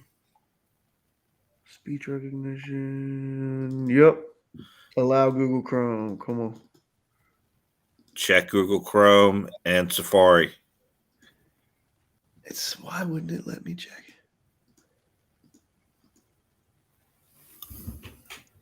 Come on, man. Let me check it. Randy Moss. I'm coming. He's coming. He's like, I'm coming.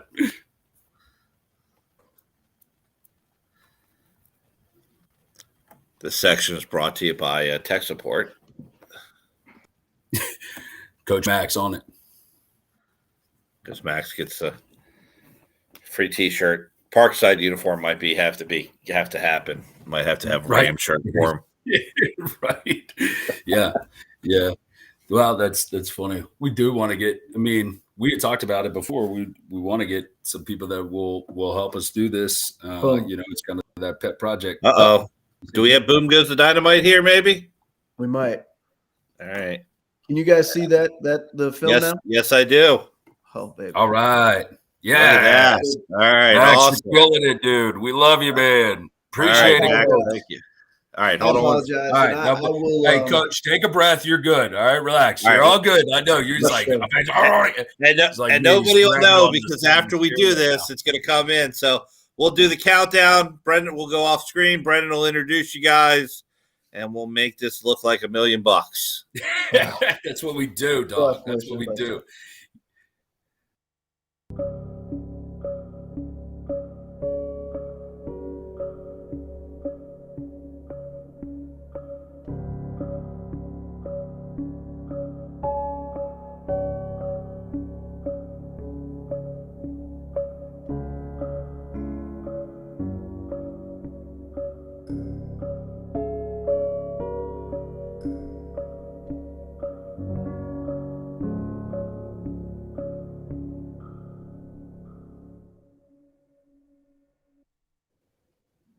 All right, cool. Hey, Max said that we could send him his shirt now, Sean, just so that you hear it in the background. All right, I'm with Coach. Coach, we got it. We're rocking. I'm gonna shut up. You go. All right, let's roll, man. I appreciate you. You know that. And we're gonna go through quarterback progression and just your development with guys. And thank you for doing this.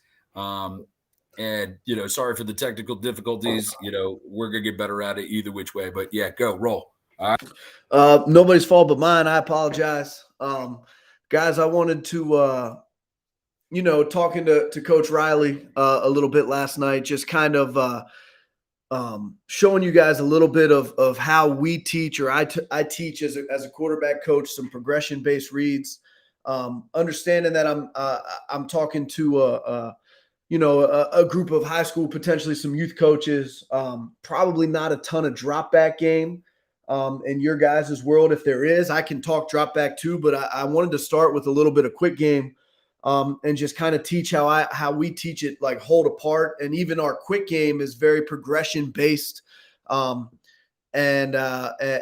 set up that way. Okay.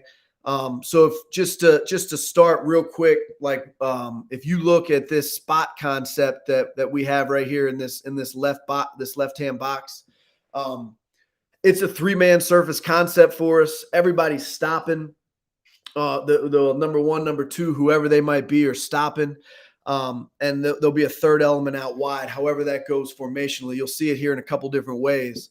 Okay, but for us as the quarterbacks, if we're going to read the spot side or work the spot side, progressionally, okay, we read this thing inside out.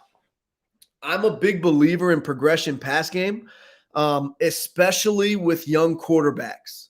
I believe in progression pass game because of the fact that if one is open, you throw it. There's no questions asked. There's no, well, he tweened me. You don't read a defender.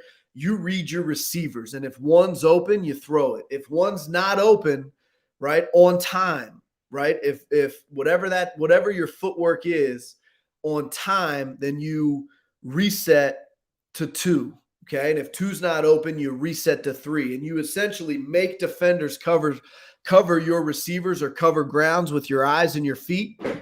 Your timing takes the timing, your footwork marries where your eyes should be. All right. And it helps a young quarterback go through the decision-making process of yes, no, yes, no, yes, no, rather than, well, what's the will doing? Was the will squeezing? Was the will expanding?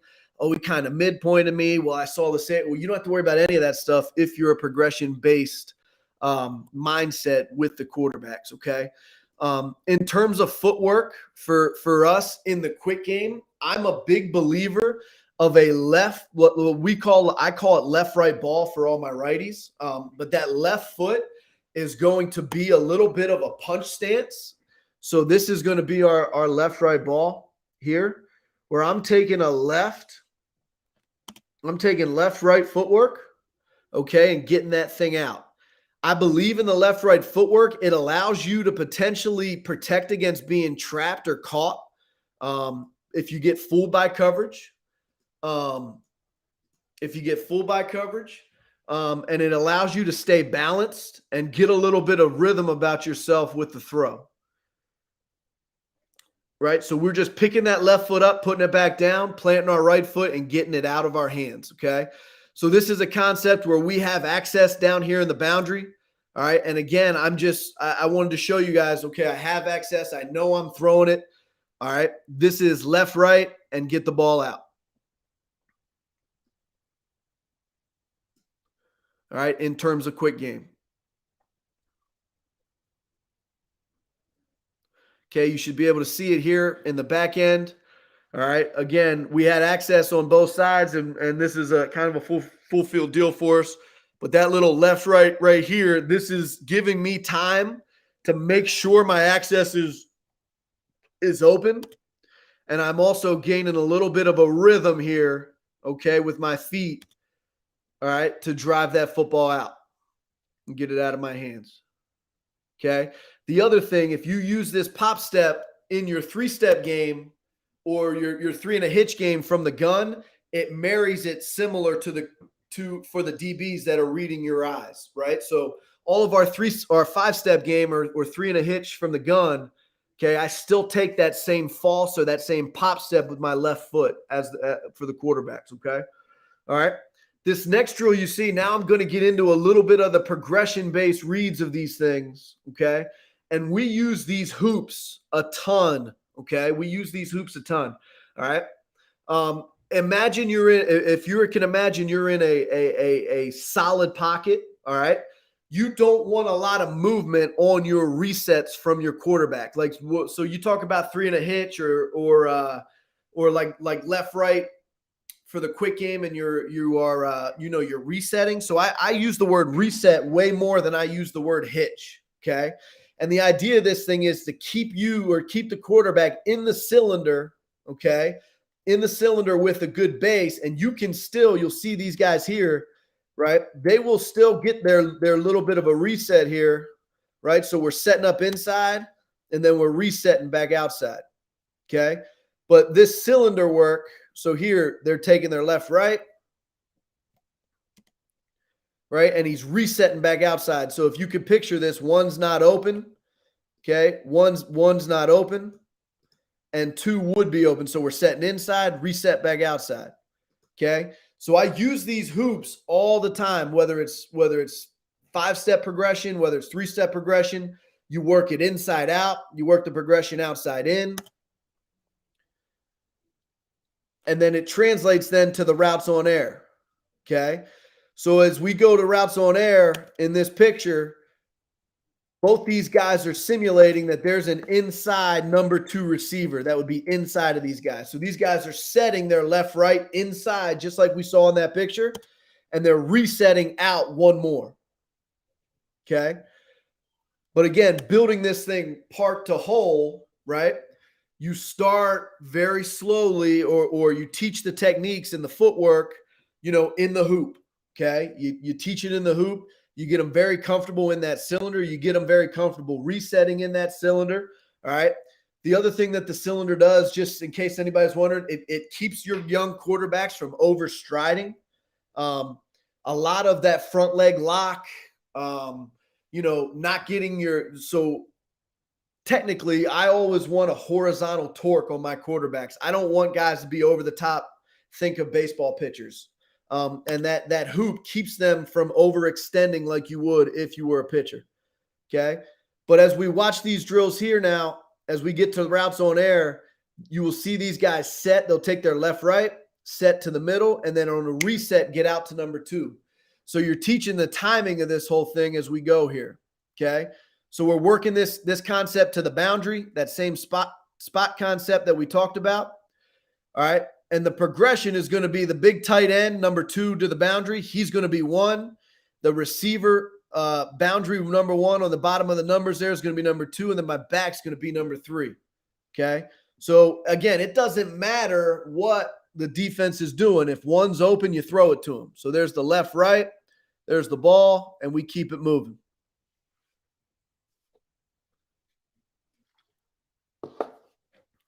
Can see it from back here. Okay, his left is a little bit bigger than I want it to be, right? I'd rather him just pick it up, so we are heel to toe in our stance, and I'd rather him just go pick that foot up and go basically toe to heel than the other way. He's a little bit bigger and he's a little bit late, but again, if one's open, we take it all day long, especially in quick game. Okay. Here's one you'll see, again, same concept now, 3-man concept out here to the field. Again, number 1's going to run a spot, number 2's going to run a spot, and that tight end in the wing alignment is going to run my flat. Again, I'm reading this thing inside out. Okay, so you can see number 1 gets squeezed, right? That flat player right there is underneath the number 2. We've outflanked the flat player, and we throw the ball outside. Okay. If you watch it from the tight, you'll see the quarterback here. He will take that little baby left, right that we're talking about, and you can see him going through this thing left, right. No. So he really gives you 2 resets here, all right, to get his hips, right, and his feet, right, aligned out to the target, okay? So there's the left, right, no, no. And those two little baby resets have now given him the ability to get his belly button to the target, open himself up, and make an accurate throw. Okay, one more. Same concept to the top of the screen. Left, right. Number one's covered, right? On the reset now, he can rip it to number 2. Okay, so you'll see from the timing of it again in the back, it's pretty good. Okay, he plays with his eyes a little bit here to try to hold 24, right? But here you can see it, left, right, reset, ball. Okay, and that's the timing that all these things have. If you can throw it to 1 on this left, right, you do it. If you can't, on that reset, you move to 2. And if you can't do that on that reset, just like we saw the previous clip, you'd reset out to 3. Okay, so we do it with progressions inside out. We do it with progressions outside in, okay? So that left, right, just like we talked about, that left, right really lets you get your hips out to 1 like we saw on that hitch that we saw in that very first clip, okay? So here you can see these guys, Levin down here on the bottom of the screen, okay? He's setting out to that hitch, right? But he's visioning himself as that flat player going out and taking away the hitch outside. Okay, so this is that little reset that I talk about here. That little reset, that little rhythm reset of your feet and your weight. That's switching your eyes and your hips to get back inside. Okay, so we even exaggerate it sometimes without even the drop. So you'll see it here in a second. So we'll set those guys out way wide like this, and then we'll just say, okay, reset and come back inside. Again, the hoops keep these guys in their circle. Coach, got a question that just popped in for you. So this is from Alan Preston's down here at the bottom. Are you a big proponent for shoulder replacement rotation, or the new closed front should whip action? Or do you not care as long as they're healthy and slinging it? Watching your guys, it seems like a little bit of the mix. So it's kind of, I think what he's talking about there is as you're going through the progression, it's going to be a quick one. What is your thoughts with that? To be dead honest with you, once they get to me at this level, I think the muscle memory and the way that they throw the ball is locked and ingrained into their brains. I mean, like anybody that just picks up a rock and throws it, you know how you're going to throw it. Does that make sense? Yeah, it makes perfect sense. Exact same way as throwing the football. The big thing for me, and again, in terms of the shoulder rotation or that front shoulder locked, I think that's truthfully how they were trained in their trainers or how they were taught young.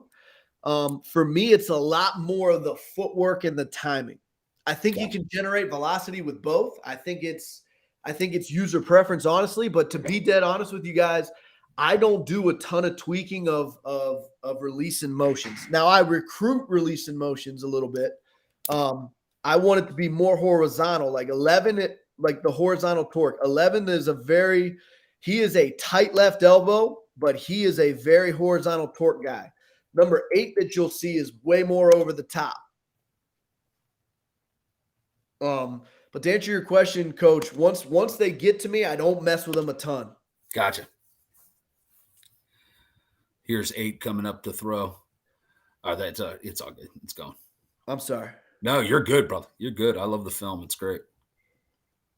So here's some now where again, he's going to go left, right. We're going to take the hitch. Okay. And you can see this concept, the concept that we're coming here. I didn't pull up the PDF of the concept, but if the flat player here, the guy just outside the hash, if he buzzes out and takes that hitch away, we are going to reset to the stick inside. Okay. We alert this inside fade for some certain coverages. And you'll see it here in a couple different ways. All right. Number 12 here, he does a good job with his feet. All right. You'll see that little baby left, right. He picks it up, puts it down, and gets that ball out.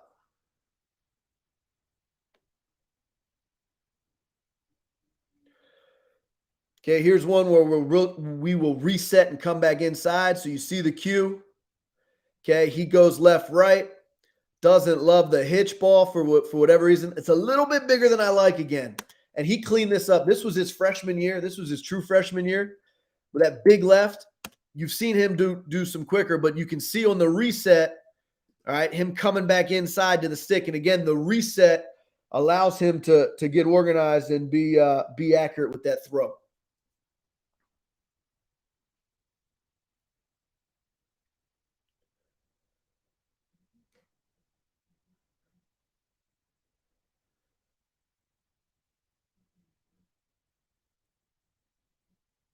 Okay, so that's again just part to whole. That's how we train a little bit of the quick game stuff. I would encourage you guys, especially in quick game, if you looked at all of our quick game stuff, like there is some sort of progression. I think the hardest thing, especially for young quarterbacks, you can tell them is to read defenders because stuff can move post snap. Defenders can tween you, they can play with you. So make it really easy on your quarterback. Hey, if we've got tosser called double slants, right? You are going left, right, and you are trying to throw that inside slant. There's someone inside taking it away. You reset and work outside. You know what I mean? We called Hoss here. We are trying to throw the hitch. If the corner is down on the hitch and it's man, something like that, you can reset and throw the inside fade. If you look at almost all of our pass game,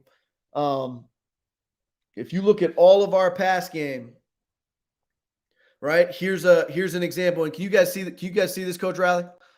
Yes, we can, Coach. We're good. We see it's mesh Sun Devil. Yeah. So like here's mesh. Yep. Here's a mesh concept for us. Now we're in the drop back 5-step world. Like for us as the quarterback, just so you guys get an idea, and I can show you this, and I can show you how we build it into the with the hoops and everything like that. For us, I'm telling the quarterback, hey, Sun Devil, however we run it, there is going to be a vertical element, and you get 3 and a hitch to that vertical element. Look at it. Try to throw it. If it makes sense, rip it. If it doesn't make sense, okay, you are resetting back down and now working your triangle. 1 to the drive under, right? 2 would be the basic in this concept, and 3 would be the drive over out the back door. 4 is the back, okay? So it's as easy as that for the cue, right? Mesh is crazy. It's hard to read, all that kind of stuff. But if I can throw the post, do it. If I can't throw the post, I'm going to try like heck to throw the underneath drive. If I can't throw that because somebody's attaching to it, probably the basic. And if the basic's getting dropped underneath, well, then there's nobody left out the back door. All right. And it's that easy for the cues here. So this is our playbook here. You know what I mean? We call these across the board progression reads. Okay. So you can design this however you want, but this is across the board for us. Our eyes will start here. And then on my resets, I will go across the board. 1 to 2 to 3. Right. So we've done it. We got it a bunch of different ways down here. 2x2 extended. Right. We've got a 2x2, a tight end attached. Here's double stacks. Here we're an empty, right? But it's always the same for me in the cue. Okay. Start with the vertical and work from there. Okay. So I can show you guys some film of this real quick.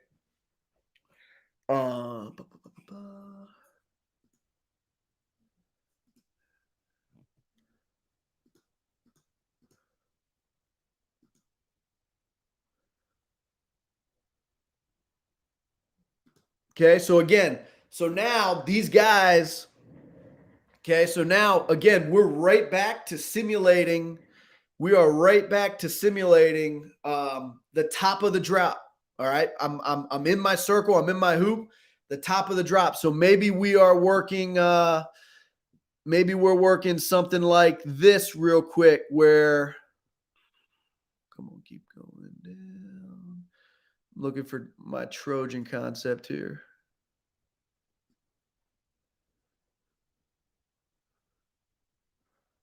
Right? Where the back is 1. Okay.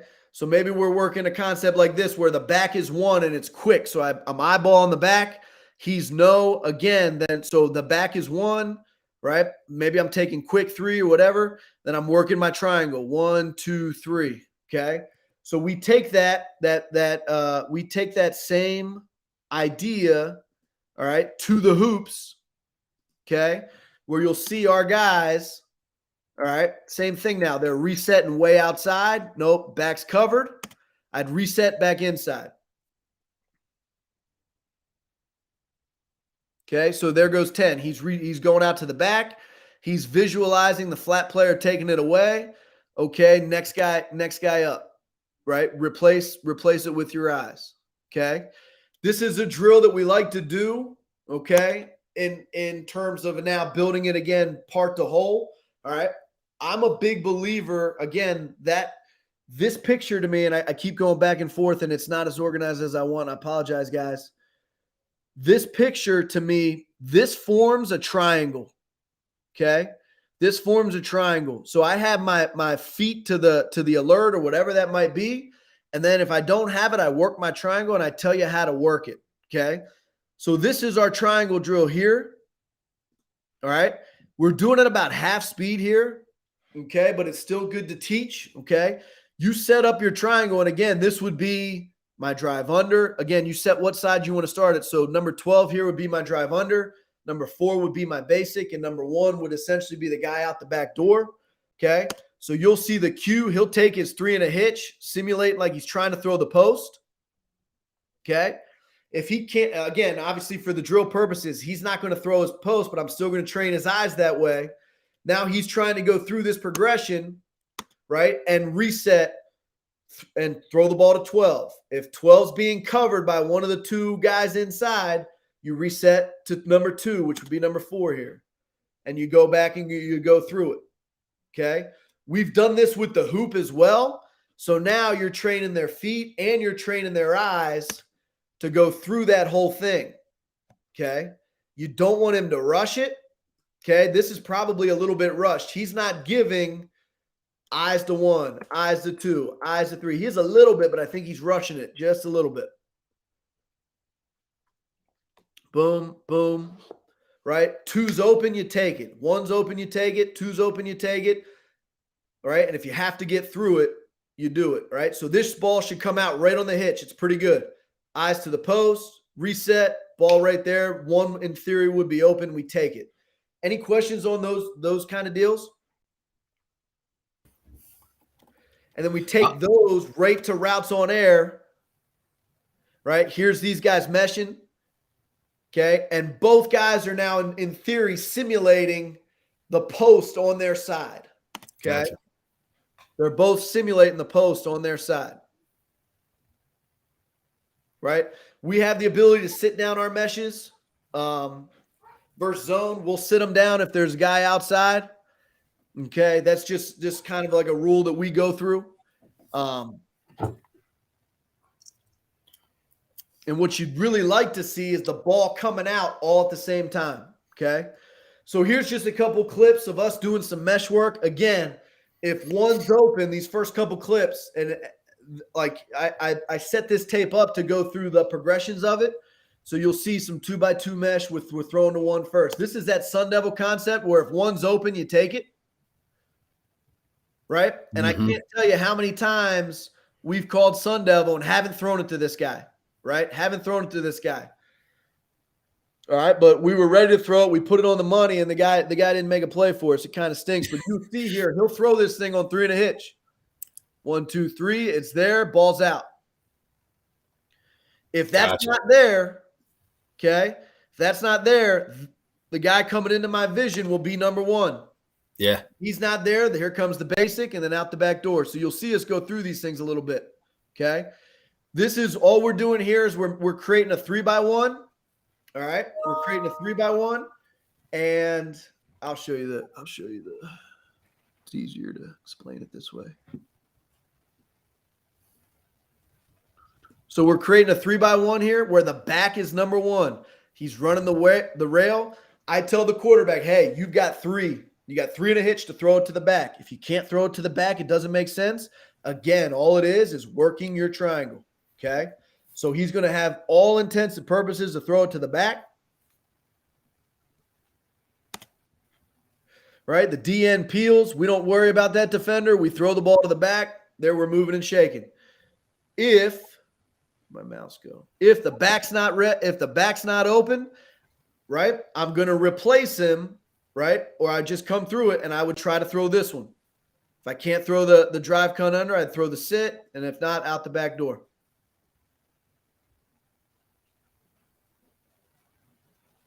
Okay, here's a good example here now. Here's the Sun Devil clip again where we're actually getting to the drive. Okay, so again, now here, off and soft, post playing safety, post is dead. Oh, no, this is still back to the frat on the other way. I apologize. All right, again, 3rd and 8. Take the easy one, get the ball out of your hands. I'm sorry, I got all confused here on the clip. We ran this concept against Houston about 7 times. We were putting the ball everywhere on them. Well, isn't that the beauty of a good play though? You know, because again, I think what's awesome here, Coach, is you're given a concept that is something that from a progressionary teaching point, it allows a young guy to be like, you know, because obviously you got a lot more time than we do, but here you have a concept that you can teach over and over and over again, and it still creates the same situation that allows them to, you know, be successful in that. Correct. Here now we're starting to get back to number 2. So this is that condensed Trojan deal. So the back's one, right? They're waiting on the back. And again, this is the beauty of this thing, right? Of true progression reads to me. Okay. The quarterback gets the snap and with intent looks to throw the number 1, whatever that might be, whatever footwork that might be. Okay. You make the defense take it away. Watch the corner, watch the will linebacker attach to that back and open up the window for number 2. Does that make sense? Yeah, so perfect. It's right there. It's clear. They're going to be cloud corner. They're going to do all this stuff. Yeah. Go through your progression. Take your footwork to 1. If it's not there, you reset, you come back inside to your next piece of the progression and you roll. Okay. So again, by going through this progression, right? You move defenders. Boom. Right there. Okay. You move defenders. Mm-hmm. All right. Here's one where, again, this is back to the Sun Devil. This is one I thought that was happening a couple plays ago. Come on. All right. Post goes inside with the post player. It's dead. Okay. But it's all coming right back into my vision now. All right. Where this guy's number, and we do a good job on the pick and the mesh, and we're catching and running. Mm-hmm. If you see it from the tight, okay, he's going to take 3 and a hitch and look at the post. Right. And on that reset, it's going to be 1 reset back to the drive underneath.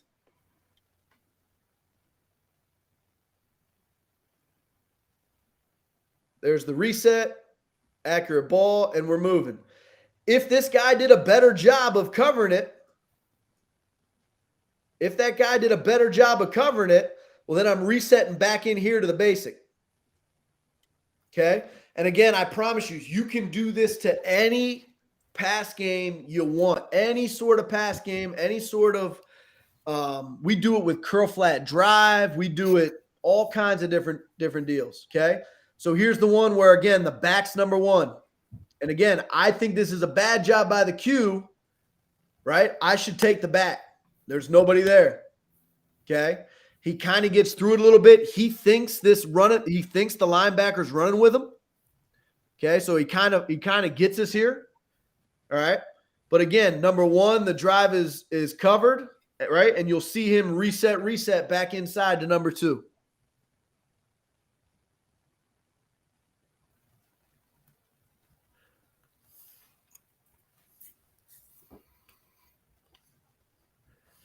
One, two, 3, and then he starts moving.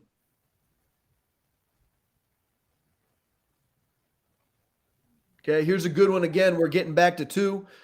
Okay, so again, I'm starting with my eyes to the field, right? Post playing safety, working out that way. The post is dead. Okay, so I'm replacing it with the drive coming from the boundary. Okay, They attach down to him. He's a no. Open up the window for the basic. And you can see this thing. You can see the footwork here by 11 and the timing of his eyes pretty good. Post, no, reset, ball, right? And that's the timing of this whole thing. So as you go through your hoops, right? As you go through your hoops, or you go through your routes on air with the guys, or you go through that triangle drill, all right, that we saw, okay? It's really this. If you watch his feet, he's a little bit past 12 o'clock or a little bit behind where I want him to be, okay? But his feet and his timing, the timing of his feet on this thing is pretty good. Reset, ball. Right. And that's where that basic should be coming in right there. Yeah, and then as that guy vacates, he's sitting there with that nice clear window. I mean, it's a tight window, but that's the reality of the position. Yep. So here's one where we actually get back to 3 coming back out the other side. Right? So again, just that same concept. It looks a little bit different. Okay, but the back is a no. My drive under is a no. Okay, he might be rushing it a hair. 1, 2, 3, reset. We're out the back door there. Gotcha. Okay. But you can create these progression-based reads, right, for almost any sort of deal. And I believe in it wholeheartedly, again, because you will cover people like you saw in that Clemson clip. People will adjust, especially zone playing teams, will adjust to your eyes and go after your eyes, and you will open up windows, and you will almost indirectly move people by going through progressions. Awesome. Well, Coach, let's throw this to anybody. Has anybody got any questions that is tuned in for Coach as far as technique or concept? Man, there's so much to go. We gotta do a part 2 with you, Coach. That's what we gotta do. We gotta go. I stunk that up, man. Nah, you did great, man. Stop. You're good, brother. This is awesome because I'm gonna tell you, dude. Again, with the film and being able to see the mesh concept, especially with Sun Devil, and being able to just look at gap, like the gap, even the hoops themselves. Having those hoops, anybody can get those hoops. Yep. This isn't something that is like so far outside. You can go to Home Depot and grab some gardening hose and put it together for $5. And these are little things that you could do with that. Here, go through that one, Coach. This is one drill that came that we started doing this year that we started working through and celebrating, and we call it the John Wayne drill, and I'll play a couple of them here as we go. But it is training your guy. It is training your guy to finish throws as he's getting hit. Okay, because inevitably, none of us get to play behind the Packers offensive line. Right? Right. So one of the things that we just started doing is part the hole, right? You get one of those big bags, or you can even get like a crayon or something like that, but make this guy go through his progression. So there you see, like, we're going through our progression. We're getting back to the backside basic, right? But you're going to get hit, right? So set that thing, and you're not whacking him. You're not doing anything, but you are just training him to finish his throw, right? Getting hit down by the feet, getting hit down by the ankles, put it up in his chest, all those things. And when the moments come up in the games where these guys finish their throw, so what you're really focusing on is finish your throw, finish the follow through, all those things, okay? When the moments like this come up in the game and you make a throw and you're going to get hit, you celebrate it like you just won the lottery, right? And then the guys start buying into it. They start like talking about, that's a John Wayne throw right there. And the more and more you watch it come up in games, like, this seems really easy, and like that one just airmail. But if you watch some of these clips here of these guys getting smacked and finishing throws for big plays, like, it's like when these things happen for the quarterbacks, like, you celebrate it like it's like they just won the lot. I mean, you celebrate, right. Like, so you're simulating this, yes, without the high volume contact. Does that make right. sense? Right. No, that's great. I mean, and especially high school level, coaching, you get your 2 hours, you get your time that you can work with guys. Having something like that, even just that, the John Wayne drill, I mean, that's a huge advantage to see. And I think a lot of guys can take something from that without a doubt. Just training your guy to finish his throw. Like, hey, bro, you're going to get whacked. Yeah. I mean, right there, he delivers the ball, and here it is. Yeah, that's huge. And I mean, those are difference makers. And then you turn around, you pump the fist, you're ready to rock afterwards. That's huge. Love it. Well, Coach, man, I appreciate you without a doubt. And I know the time flies, man. It flies, especially as we're going through it. But I'll throw it out one last time, see if anybody's got any questions or anything that's turning in. I got to shout out Max again for helping us with it on his end. Max, send me your address. I'll get you a T-shirt or something, man. I'll figure something out. But dude, Coach, I think the world of you. I appreciate your time, and definitely we're going to do this again. I'm gonna hook you. I'm gonna call you way ahead of time. All right, and we'll get it all straight as we get a chance to do this again. And for anybody that's watching or listening, Coach's stuff is going to be up on FB Film Room. And I'm sure, you can hit him up on Twitter or ask questions based upon it. I know, right? I agree. He is the best. Look at him. He is the best. You just got a shout out. Eminem. You just got the Eminem shout out. That's what it was. Is the best. I love it. If that's Coach Peer, I got the hoops from Coach Peer. No doubt. No way. That's awesome. If that's Coach Peer. That is. Yeah. Well, that's actually, it looks like Kim Peer. So I think that's his better half, which is totally cool. But he's probably watching it through there anyways, because I don't know. But yeah, man, I appreciate you. And we'll look to do this again. And, good luck in the next couple of weeks. I know things are moving, so we're going to get rocking. Appreciate it. Thanks, man. All right, Coach. Thanks. All right. Thanks for everybody who tuned in and is working through our thing. Sean, what'd you think, man? That was pretty cool. That was awesome. Obviously film and different things, and the drill work piece, and then adding the film to it, I think is totally unique. I mean, obviously, and again, I've done this, and it is the essence of why we do this. I think there's a lot of people that do presentations that will film them. They'll take an online clinic and then they'll put it in person and vice versa. But the fact that this is totally online means you're going to get exactly what you're supposed to. Because, I just did one in Chicago, and unfortunately, half the time I'm missing what the speaker is saying because they're showing something else. It wasn't, you know what I mean? And I think the fact that you do what you do well, I guess, is my best way to kind of put it out there. So by us doing it and making it totally online, there's no hidden thing that's happening off screen or different things like that. Or did you miss what the question answers were if you're not there? Yeah. You're getting exactly. So, and again, I appreciate, we saw it with Alan. If you got questions that come in, obviously please reach out. We're going to bring Coach Sewell in, make sure he can do the screen share that we need to do. Kind of catch a little bit back up, but we're not super far behind into the question. So I'm going to bring Coach in. Coach, thanks for joining us today. Coach, thank you for having me. Not yet a year. Tomorrow it's a year anniversary, so we're a little shy of a year. Okay. But just how it is.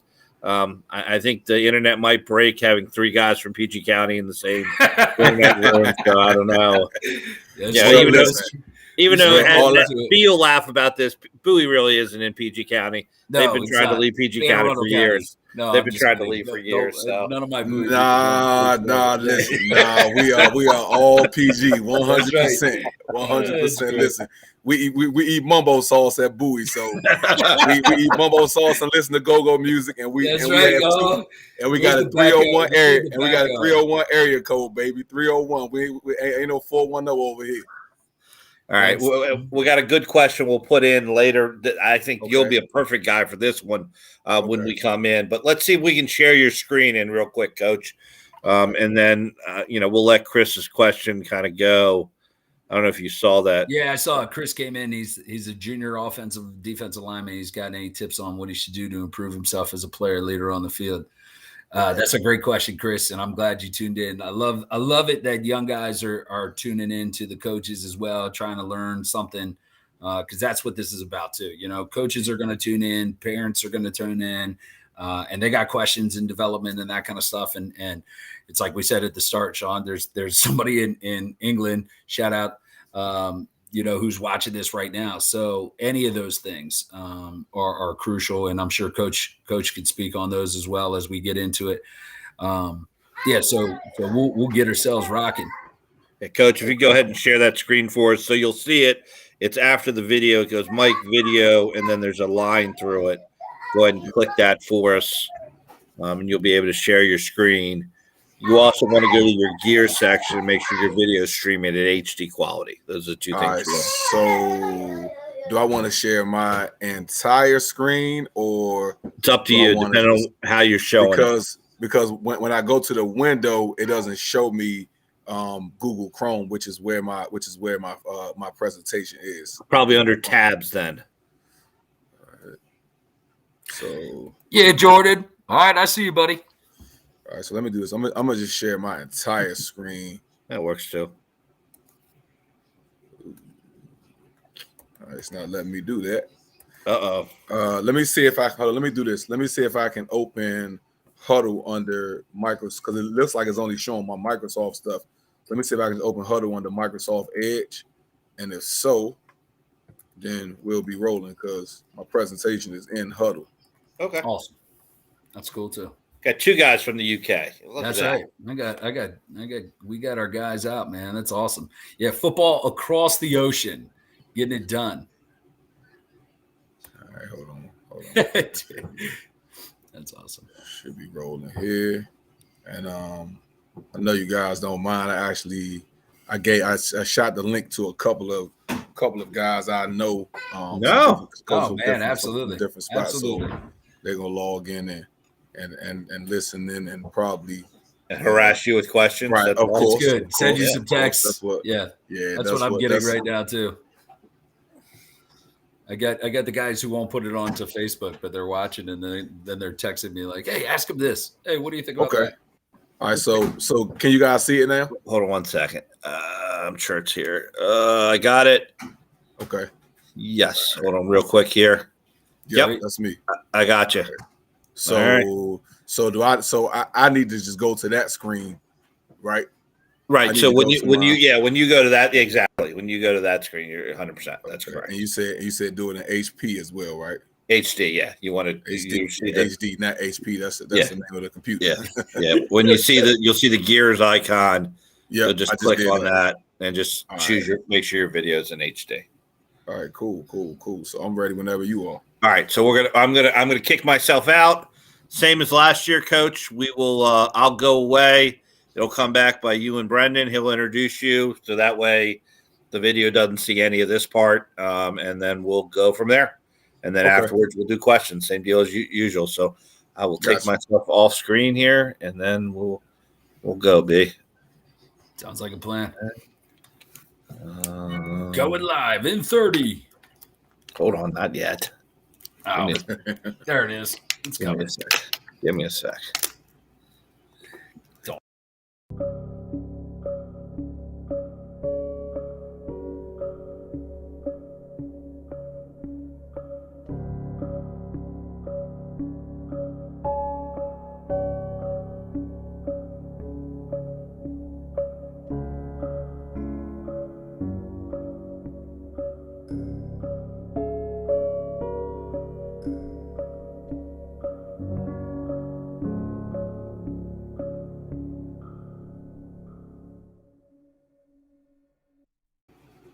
All right, so here we are. We're back. Third session of the day, bringing it back to the PG County guy who, honestly, Coach, last year he did a fantastic job, and it was like a no-brainer. I hit up Coach Wilson, and you guys, I have to give full credit to Coach Wilson and you, because really that's where this stemmed from. It was a conversation that went back, and we were talking about how do we give an opportunity, especially over COVID when we were all at home, like how can we get better as football coaches, players, so on. So I just thank you sincerely, man, for being here and being willing to do this again. And then, yeah, I'll shut my pie hole and we'll get rolling, man. I can't wait.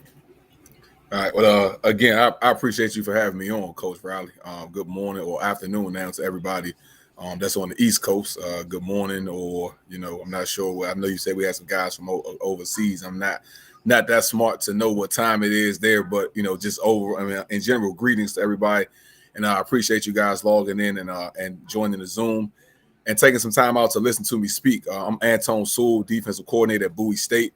Going into now my 12th year as the coordinator here at Bowie, and just honored to be here, honored to have the opportunity to speak with you guys. What I'm going to talk about today, I know when I talked to Coach Riley earlier in the week, he had told me to kind of expound on what we talked about last year. But as I thought about it, what we talked about last year was really, really basic, just talking about really just terminology and the importance of communication. So what I decided to do today is speak with you guys about our match coverage principle. This is one of our main coverages that we use. We are a 4-2-5 defense, so we get into one high looks a lot with the personnel we have. So just wanted to again just take some time out this morning to go through this with you guys. Feel free to chime in at any time to answer questions. I believe that Coach Riley knows how to jump in when guys have questions. So again, anything you have, feel free to stop me at any time. All right. So again, so this is our match coverage here at Bowie. All right, and this is what we run it out of most. We run it out of our over front. So for us, this is what an over front looks like from strong to weak. We have the strong end and the 7 technique, strong tackle, the 3 technique and the strong 3, the nose and the weak shade, and our dog, which is our weak side end, who's in the weak side 5. On the back end, we play with our Sam or our nickel in the 90, our Mike in the 10 technique, and our Will in the 30. All right, and we want to show a 2 high look anytime we have 2 backs in the backfield. All right, but eventually we're going to roll the safeties to where we end up with a single high safety in the post. All right, so when we get 2 open, all right, or what we call twin split, all right, what we'll do now is we'll kick that end down to a 5 technique, and now our Sam, so he's going to end up outside shade of number 2. He may start off apex and work out on the cadence, but he wants to end up outside leverage of number 2 because he's going to take number 2 on anything out in vertical, which I'll get into as we talk about the coverage principles. All right, so again, when you talk about our match coverage principles, the way I describe it to the guys, and what I'm going to do with you all today, guys, is when I teach, I try to be as basic as possible, as simple as possible. I'm not a coach who tries to talk to impress other adults or coaches. I want to make sure that my players understand what I'm saying. So I try to use simple terminology. I try to use terminology that's easy for those guys to explain. And what I'll do is I'll spend an entire meeting explaining the coverage, as opposed to trying to install 2 and 3 things at a time, because I want to make sure that when we hit the field, our guys are 100% sure of what they're going to do. The worst thing you can do is have guys on the field that are unsure of themselves. Now, you may have guys that are very athletic, fast guys, quick reactors, but if they're unsure as to what they should be reading, then they're going to then as a defense, you're going to play a lot slower than what you should be. All right, so the way I describe it to our guys is it's a zone coverage with man-to-man principles. All right, and for us, our rover and our Sam linebacker or our nickel are going to make the coverage call to their side. So it essentially could be 2 different coverages on the different sides of the field based on what we're getting from an alignment or personnel standpoint from the offense. All right. We're going to show a 2 high shell versus any 2 back sets. All right. And we're going to check walk, which is for us just saying that is going to walk down anytime we get a 1 back set. All right. All right. Both of our corners are going to have man-to-man on number 1 unless he goes shallow right now. All right, if he does anything besides a shallow right now, for us, shallow right now is by his 3rd step, his shoulders are parallel to the sideline. He's going across the field. All right, if that guy does go shallow, he's now going to zone off, and he's going to have the deep outside 3rd to his side. All right, our rover and our Sam are going to play what we call a mod technique on number 2, which means they have number 2 out and deep. All right, if their number 2 goes shallow right now, they're going to squeeze that guy into the mic and then drop into the curl flat to their side. All right. Now, one thing that our guys don't do, we're not spot droppers, so we're never going to cover grass. the terminology we use to our guys is they want to hand deliver those slot receivers to the inside backers. The reason why that's so important is because with RPO game, your inside backers are taught to play downhill. So if those guys see RPO or get run reads from their guards, they're going to step up into their gaps. We don't want to ever free release across it into the middle of the field with nobody there. So when we say hand deliver, we always want to get verbal or physical confirmation from that inside backer that he's taking that crosser. How do we determine that he's taking that guy crosser? Again, either by making eye contact or you'll see or when we make an end call, you'll see that guy now come off and actually pick up that crosser. All right. And the Mike and Will is simple. They either have number 3 to the flats to their side or they're going to be low hole players. All right. And our free safety is always going to be a high hole player. And even if we start off in the 2 high, he's going to spin to the middle and end up playing in the middle of the field. All right. So this is what it'll look like. So the yellow lines represent their man responsibility, and the blue lines represent their zone responsibility. So again, going from strong to weak, you have your corner. All right, he's inside leverage because that Z receiver is outside of the divider. But he has that guy on anything besides a shallow now. All right, that your Sam linebacker, your nickel is going to take number 2 on anything outside of vertical. Now the depth does not matter to him. If that guy runs a bubble, if he runs an arrow route to the flats right here, right now, he's going to jump that. All right, and you'll see that on some of the clips that I'm going to show you guys. Again, the Mike and the Will, they have that number 3 either to the flats or if 3 goes opposite of them, they become a low hole player.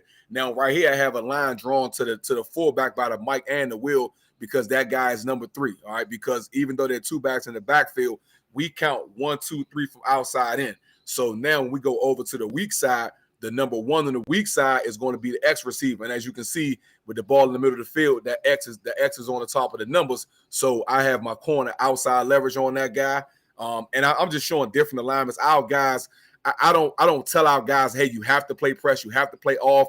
I like to have our guys do what's most comfortable for them. Now, when we get a 2 receiver side, we do want to play on different levels. Sometimes if we're playing with more of a true corner in that slot, we may press the slot sometime and allow the corner to play off. But anytime we're playing with a nickel Sam or a safety in the slot, we're going to probably have that guy play. You probably play 6 or 7 yards and play a scooch technique and allow our corner to press in that situation. All right. But now the rover, even though the rover is showing a 2 high quarters or cover 2 look, he's going to roll down either on the snap of the ball or on a cadence and now give us that 4-4 or 4-2-5 look. And he's still responsible for 2 to the flats, or I'm sorry, he's still responsible for 2 outside or deep, even though number 2 is in the backfield. So he's not going to just zone off and play an area. If that number 2 bubbles, if he swings to the flats, anything like that, that rover now has to take that guy in the flats because that is his number 2 out. All right. And again, the blue lines just represent what they'll have if that guy doesn't do their primary responsibility. All right. So from an adjustment standpoint, all right, anytime we get a tight split, some people call it tight splits, buddy splits by 1 and 2, or stack alignment by 1 and 2, all right, or a flip alignment, which is a detached number 2 on the line and 1 off the line, or when number 2 is tight to the core and the back is offset to his side. All right, we'll make a zone call in those situations. That tells us now we're going to play cover 3 to that side. All right. And again, if you go back, remember I said the Sam and the Robo are making the calls to their side. So if they make a zone call to their side, that doesn't mean the whole coverage goes to cover 3. We're just going to play cover 3 for the corner, the overhang, and the inside linebacker to their side. Everybody opposite of that zone call still plays match principles. So pre-snap, you'll have one guy either calling zone or match, and the other guy doing the same thing to the guys on his side. All right, and the free safety stays as the post player, regardless of the call to each individual side. All right. So again, this is kind of what it'll look like. So right here we have flip alignment. All right. So to the defense's left, we have a zone call. All right. So now you see that corner. He's going to now go off. All right, and try to midpoint 1 and 2 in case he gets 2 verticals. That Sam linebacker, he's now going to go head up to inside because now he wants to force 2 out of the seam to make it easier on that corner if he does get 2 verticals. All right. And now also, again, because the mic is to the side of the zone call, he now becomes a curl flat dropper to his side. He's no longer responsible for 3 to the flats, all right, or the low hold. The will linebacker, because he's to the weak side, he still has to identify number 3. For example, if we were to get some type of RPO or play action, anything where that running back starts on the left side, all right, where if he were to start on the left side and go across the formation, all right, and go across the formation to the defense's right, the will linebacker now has to take him because that's 3 to the flats on his side. All right, so it's very important that guys identify where number 3 is and keep their eyes on 3. All right, because as I talked about before, the will does not have to look up the number 2 to the weak side, because that outside overhang to his side has to bring that guy to him. All right, so we don't want that guy trying to look over to see what that side is doing, and they'll possibly losing sight on number 3. All right, that leaves you susceptible to slow screens and those kind of things to that tailback. All right, but so to the right side again, we just have a match call. There's nothing unusual about the alignment. They have normal splits. One is on the line. All right, so we're going to have the corner. The corner has his number 1 on anything he does besides the shallow. And again, the rover has his number 2 if he goes outside or if he goes deep. All right, with the free safety still being the post player. All right, also, if you remember, we said now because we have a 1 back set, all right, now because we have that 1 back set, we'll come out of that 2 high, and now we'll bring that rover down and make that walk call. And again, I like very, very simple terminology. Walk simply tells that extra safety opposite of the Sam linebacker, hey, you're going to walk down, all right, to a 4x4 look, and now that other safety will roll to the middle of the field. We actually, as later on in the season, we started to show 2 high and make it look like 2-man, and give the illusion that there was an inside gap open. But on the snap of the ball now, as opposed to that rover coming down to take that slot receiver, he was now coming down and basically playing like an inside backer. So he had 3 to the flat, so low hole, but he was also responsible for that inside gap on run game. All right, so again, this is a zone call to the right side because now you have the H receiver lined up tight to the core and that tailback offset to his side. Excuse me. So we're expecting some type of rub concept right away. So now, as opposed to trying to get these guys to read that out, we're going to zone it off right now. So if he goes in, now I'm going to take 3 to the flats. All right, it's a real easy 3-2 push. 3's going to the flats, 2's coming in. So now the rover takes 3 to the flat, and now the will take the number 2 on the shallow, but he doesn't have to carry him across the field because he knows he still has the mic as that low hole player to the opposite side. And again, just normal match principles to this left side. All right, if I'm going too fast, or again, if you need further explanation on anything, don't hesitate to chime in and ask a question. Got 2 questions, right. Actually. So again, Coach, there was one question that came in that said, if the center is splitting the X and Y, Sam is disrupting the Y to the seam. What if they ran like deep crossers, X and Y corners? What's the matchup in coverage? All right, you said the center. You mean the center or the corner? I think he means corner. It's corner in this. I'm sorry. I read center because I'm an O-line guy. Offensive guy, right? I got you. Yeah, man. I'm telling you, it's hard to beat. All right. So right here, all right. So we're talking about this one where the corner has the midpoint 1 and 2, correct? Right. Mm-hmm. All right. So we're saying, what if they get? What if we get deep crossers from those guys? Yeah, it says deep crossers like an X post or a Y corner. Okay. All right. So if we get like scissors. If we get scissors, that's going to be easy to pass off because, again, we understand we got a free safety in the post. So this corner is taught that he's taught when this guy runs that post route, same thing we get post will, we're going to carry that in, right? But we also understand that we don't have to take it all the way in to the hash or ever cross the hash because that safety, nothing's going to take that safety out of the post. All right, because over here, this guy's still playing outside leverage. He's going to funnel his guy into the post so that the safety never has to come out of the middle of the field. All right, so we're going to carry that post inside, but now we're going to fall off the post and make sure that we don't let that corner outflank us too much. Now, what I teach, all right, what I teach in any cover 3, we want to make the ball get thrown outside the numbers. That's the furthest throw for the quarterback. So if I'm carrying a post inside and they want to run wheel or corner by number 2, I can always speed turn and play on top of that outside route. All right. Gotcha. But again, this guy should widen him out as he presses vertical. All right. And he's also going to continue to get width into the flats. And he's going to do what we call a bench technique, whereas though he's going to work to the numbers. He's going to flip his hips, put his butt to the sideline, and sink with vision inside. He has nothing coming back across. He's going to continue to sink, and he's going to continue to sink under that corner route as well, making that ball get thrown over his head, giving the corner opportunity to flip his hips to get on top of it. And this kind of follows up with that question, because we had I think a young guy who put in there, he's playing 8-man football, and it kind of works in such. It's like he's being a nose guard, and you're hoping that the defensive line, especially within this overmatch kind of lay, that his question was kind of, do you move to the side? Do you stay headed up in order to create the hole? Your hope is that the defensive line is pressuring that guy fast enough to make him make a bad decision on top of that. Yes, we are a one gap penetrating defense. Gotcha. Not to brag or toot our own horn, we've been in the top 3 in the country in tackles for loss the last 2 seasons. We were number 1 in the country in tackles for loss this past year because we teach our guys to get up the field. Right. We don't play many head up alignments. If we do, we're probably going to be stunting out of that. If we go to a head up, if we play in the gaps and we teach our guys to get off the ball and get up the field. Get off the ball, get up the field. The worst thing a quarterback wants is pressure in his face when he's trying to read it, especially when you're talking about any type of scissors or post wheel concepts, because they're waiting for one guy to clear to make another guy come open. So, we're going to force the ball out of the quarterback hands quickly, and we want to rally up and make good open field tackles in those situations. Absolutely. Makes sense. All right. Good questions, though. All right. So now let's talk 3x1. All right. And I learned this when I first started coordinating.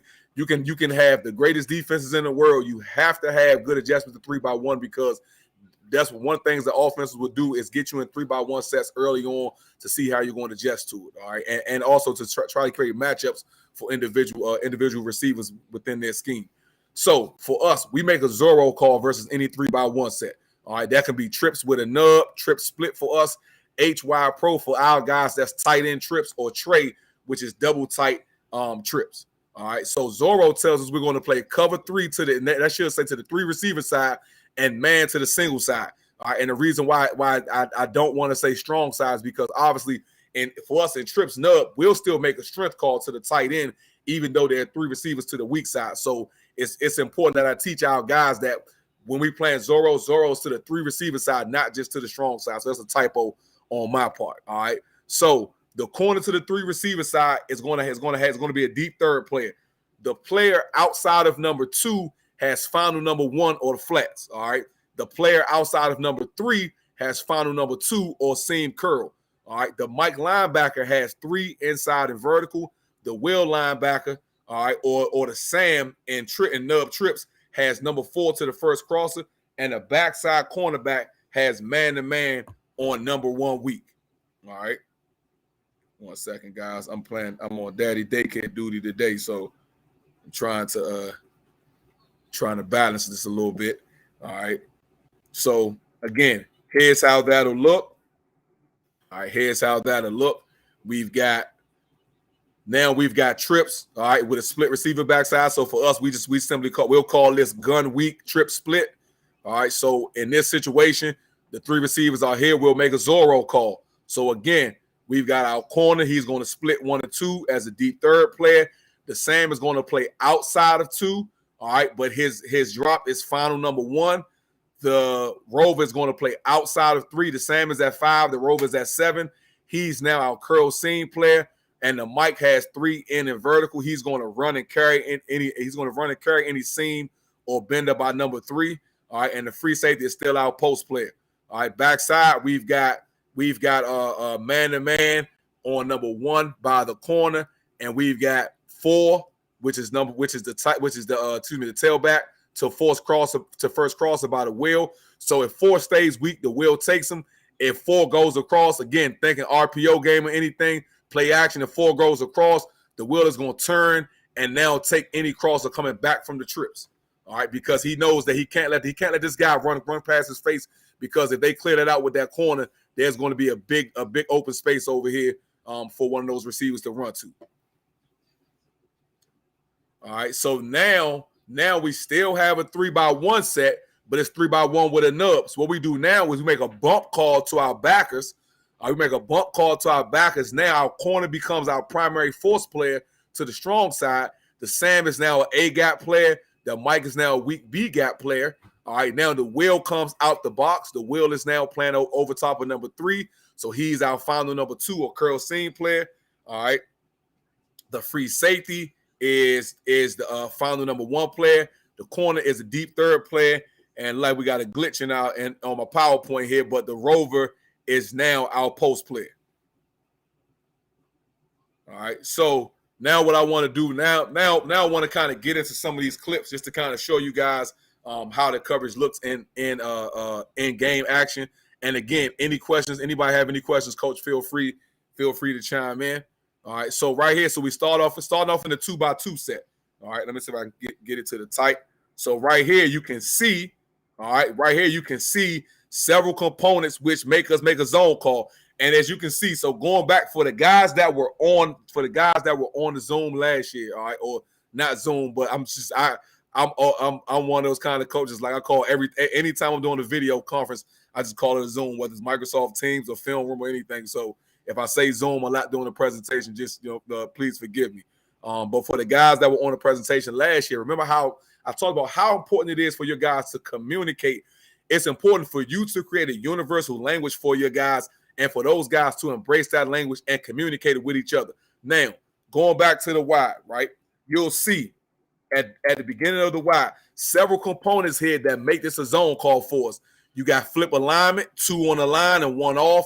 You also have 2 tight to the core with the tailback offset to his side. So now, and I'm going to go back and forth between the 2. If you look right here, all right, and I'm going to use my huddle telestrator a little bit. Look at this guy here, right? Look at this guy here. For us, they're making that zone call. That zone call is them tapping their watch like a time zone, right? They're tapping their watch like a time zone. Yes, you can watch football with me, but you got to be quiet, buddy. All right. So they're telling right now, hey, zone. So there's no confusion. All right. Now, on the other side, this guy has his number 1 receiver tight to the core. All right. So he's making a zone call as well. So essentially ends up being country cover 3 for us, right? All right. So what happens now is this was a formation and alignment from this team. We knew, hey, and this the first round of the playoffs where we knew, hey, third down, third and short to medium. When they put their number 1 receiver tight to the formation opposite the trips, they're running clear outs with the shallow drag, right? So now watch how easily we're able to pass this off in this coverage. All right. As you can see right now, because we're in a zone, now because we have that zone call, now this guy does not try to come down and take away the cross as the low hole player. He lets that guy pass him. All right. Now gets over top.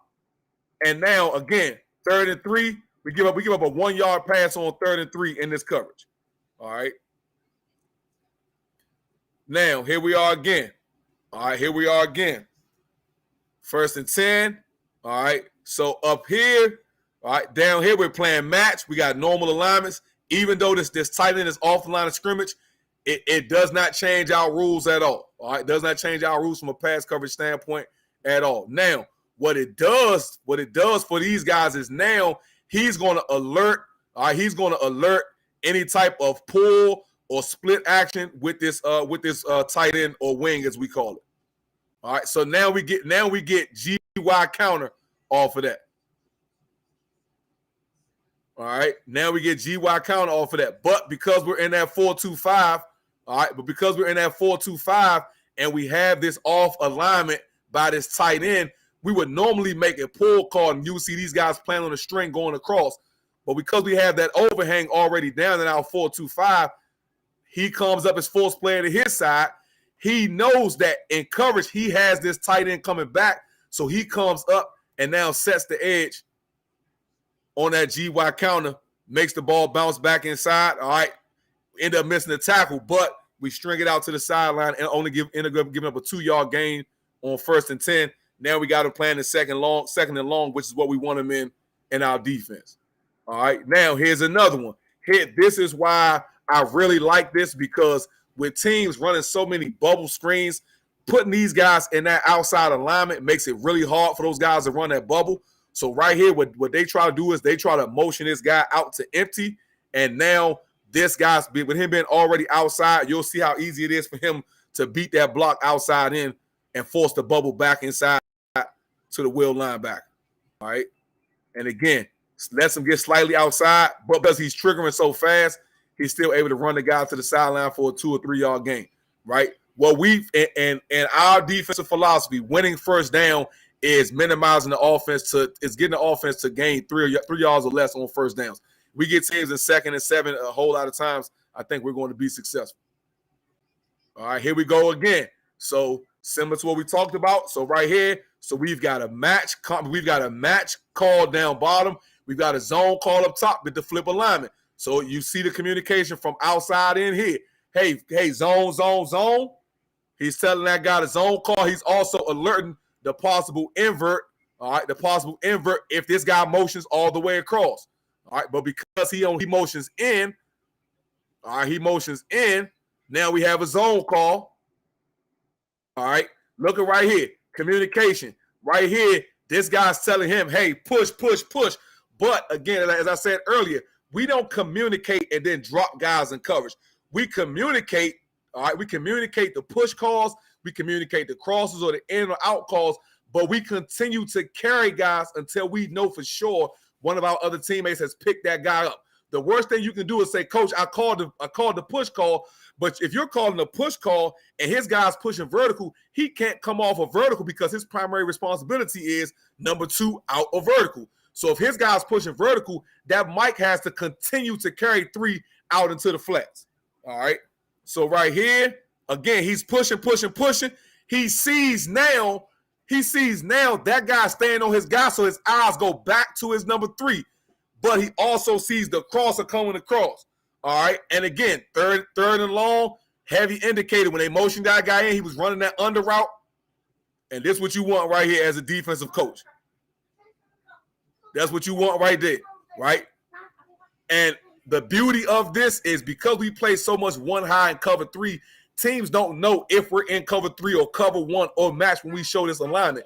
Now, what they want to do is they want to get those 2 inside backers dropping 10 to 12 and sitting on the hash or sitting 2 yards outside the hash, and now throwing to those underneath guys and letting them try to avoid those guys in space and get extra yardage. Without match coverage, our guys work more for width in their drops versus depth because they know that the free safety is sitting behind them, and all we want to do is make that quarterback throw the ball over our head to that free safety.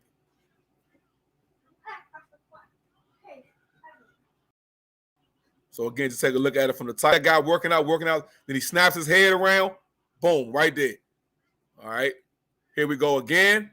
All right, just kind of give you a glimpse of the run fits. And again, we played in our 2 playoff wins we had this year. We played 90% one high because what a lot of teams are doing now, if they can't line up and just push you down the field, they want to try to give you all this eye candy, all this window dressing with the jet motions and the orbit motions and again, motioning those guys from a wide alignment to a stack alignment. Just to try to get your guys' eyes bad before the snap. And now all they're doing is showing side to side to try to run downhill a lot of times. All right.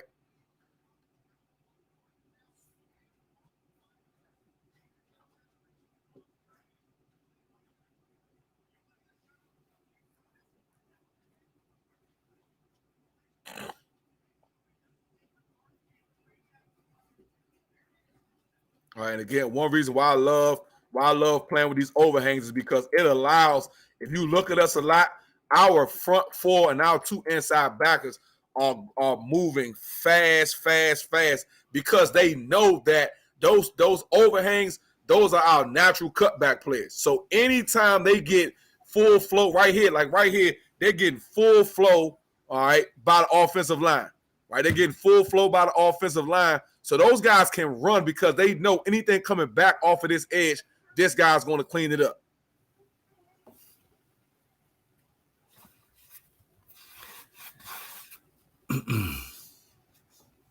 right. So, Coach, you got that one high sitting at about 15. It looks like he's about 15, and that's the essence behind trying to disrupt what their read is based upon your match coverage is what I'm. We want to play. I tell that guy this kid right here is for us. I mean, he's a 3-star Power 5 transfer playing at the D2 level. And for me, it's like, okay, he's not the greatest in terms of retaining the information, and like when we play quarters, like he'll struggle because he's got to go 2 to 1. And hey, is he vertical? Is he doing this? Is he doing that? When we put him at 1 high, he's a freak athlete. Yes, that's Boone. Oh, that's Boone, no doubt. So he's going to. Yes. So he can play anything numbers to numbers in our 1 high. And when he takes 2 or 3 steps and gets full steam ahead, he'll come down and knock the hell out of you in the run game as well. So absolutely. I tell him, hey, look, just play back, and your first step should always be a back pedal. Now everything is in front of you, or if they're trying, there are going to be some plays on here where teams will see us in this 1 high, and they're trying to throw fade balls to number 1, and you'll see him getting over top of the fade. So.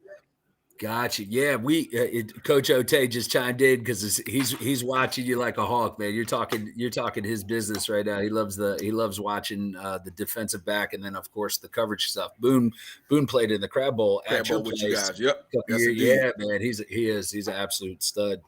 Yes, indeed. All right. So now here we are again in our match coverage. All right. So, all right. Right here, we get a little split zone. All right, get a little split zone here. All right, or really more like counter. All right, more like counter. Mm-hmm. All right, so now you'll see this guy again. This is his primary read. Right, this is his primary read in coverage, but he also tells him where to fit in the run game. All right, he tells him where to fit in the run game, and you'll see when we treat this guy like a puller. Right, so this guy makes a pull call, and what that tells these 2 inside backers is, hey, go ahead and go 1 gap over. Go ahead and go 1 gap over. We are a spill defense, so our defensive ends are always going to squeeze and spill versus any puller. This guy gets over top. He now replaces him. All right, he now replaces him in his front side gap. He gets over and replaces that guy. He now becomes our box player. Perfect. Yeah, see it on a string. Yep, right downhill and ready to roll. Yeah. Yep. That's awesome. You get a better picture of it here. Mm-hmm. All right. And again, so now we've closed all this up. All right, and we got a little stunt going on here too that helps us out. Got a little we call this a nut nose under tackle. All right, so you'll see this guy going here. He loops around, which it was kind of the perfect call. Not very often defensively do you get a quote unquote perfect call, but I'm if anybody asked, I knew what they were running. So you knew what you were doing, yeah. And you also won the Powerball that day. I understand. Right. Yep, I got you. So what happens is, we close everything up on this side, and now this guy's taught, hey, scrape, run through when you see space. Mm-hmm. Bang. Yes. Right there. Perfect. And again, and this is a 5'8", 180-pound DB playing outside linebacker for us in our system. All right. So again, all right. So here we are down here. They give us this stack alignment. All right. They give us this stack alignment. So we're zoning this up. But again, our guys are taught we work lateral and then vertical. We don't drop for depth and then play downhill because we don't want those guys to just throw the ball in front of us. We understand that these 3 guys right here are the best 3 athletes on our defense. We want the ball to get thrown with depth. Between these 3 guys over the last 2 seasons, you easily have 25 interceptions between these 2 corners and our free safety. So we teach our underneath guys, hey, make those guys go around you and throw the ball up, and we trust that these guys are going to make plays when the ball is in the air. So right here again, all right. When that guy catches that out, he catches that out about 2-3 yards, and we get him to the ground immediately. 1st and 10, they're trying to get into a second and short situation by throwing the ball out into space, hoping their guy can make something happen. We get the ball on the ground right now. Get him in 2nd and 8, 2nd and 7. that's a win for us defensively.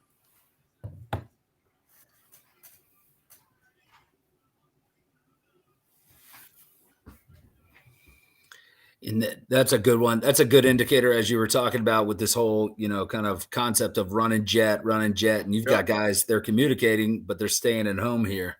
That's all. That's all. We if I don't know, I hope you guys didn't watch us play on TV versus Virginia State, because we did they ran for almost 300 yards on us just by going jet motion one way and split flow back to the other. And our guys were following the jet.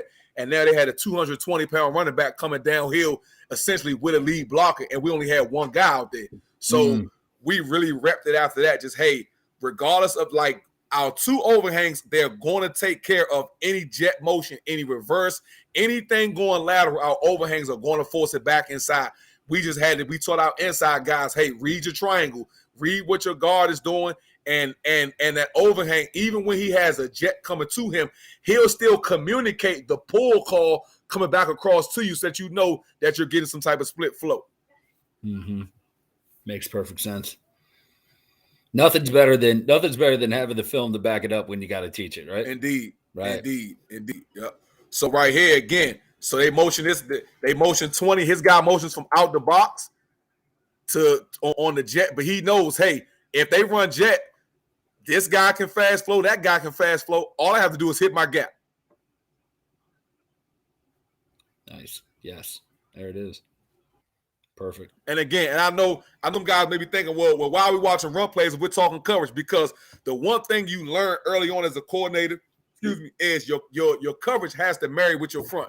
So you can't run coverages. It may be a great coverage, but if you don't have someone, either your overhangs or someone on the back end who can compensate for those extra gaps that are being created when they're running split flow and power and counter, then you're going to get gashed in the run game. And as you guys know, especially when you're playing like this is December football that we're watching right now. All these clips we've watched so far have been playoff games, late November, early December games. If teams can run the ball on you in late in the season, there's no need for them to pass the football. We watched Ferris State in the Division II National Championship run the ball down Valdos's throat. They probably threw 3 passes the whole first half, and they put up 60 points almost. So we teach our guys, hey, I don't care how well you cover. I don't care how many interceptions you can make. If you're not willing and able to be involved and fit and be physical in the run game, you can't play for us. Right. Absolutely. So right here, this was a check with me team that their coordinator is calling it in the booth. So right now, every offensive guy on this zone will say right now, we're going to box count 1, 2, 3, 4, 5-man box. We're going to run the football, right? All right. You see that guy, he tries to widen out so he can base on the 5. They want to double the shade. They're going to run zone right here. This guy looks like a quarter safety, but we're playing match. So he's now coming down and playing that and playing 3 to the flat, so low hole in coverage, but he's also a primary B-gap defender. Oh, wow. Okay. I got you. Bam. Right. Done. Right here, right now. Yeah. Right here, right now. And if they try to come back and throw the seam, that backside safety is now rolling to the middle of the field. The overhang is going to squeeze that seam right into the middle of the field. Yeah, that's awesome. That's awesome. And I love that you broke that down right there, where his responsibility in that was the B gap. So I mean, it makes even more sense. He's filling immediately on it. Right here, right now. Right, you see space, take it. That's what we tell our guys all the time. If you see space, take it. I don't care if they run play action and you're in the backfield because you got a ISO read, a down block kick out from your two O linemen. I'm fine with that. Because what that means is when they do try to run ISO or they do try to run zone, all right, or duo, you're going to be making a play in the backfield now. Like I said, we'll give up a play here and there because what we know is getting tackles for loss on early downs and getting the offense behind the sticks really puts us at an advantage as a defense. All right, so here we go 3-by-1. All right, so here we go 3-by-1. All right, this safety comes down again. We talked about it. We're going to play outside of 2, outside of 3. Anything they're trying to do to the perimeter is going to be taken away right here, right now. Nice. Force the back in. Yeah.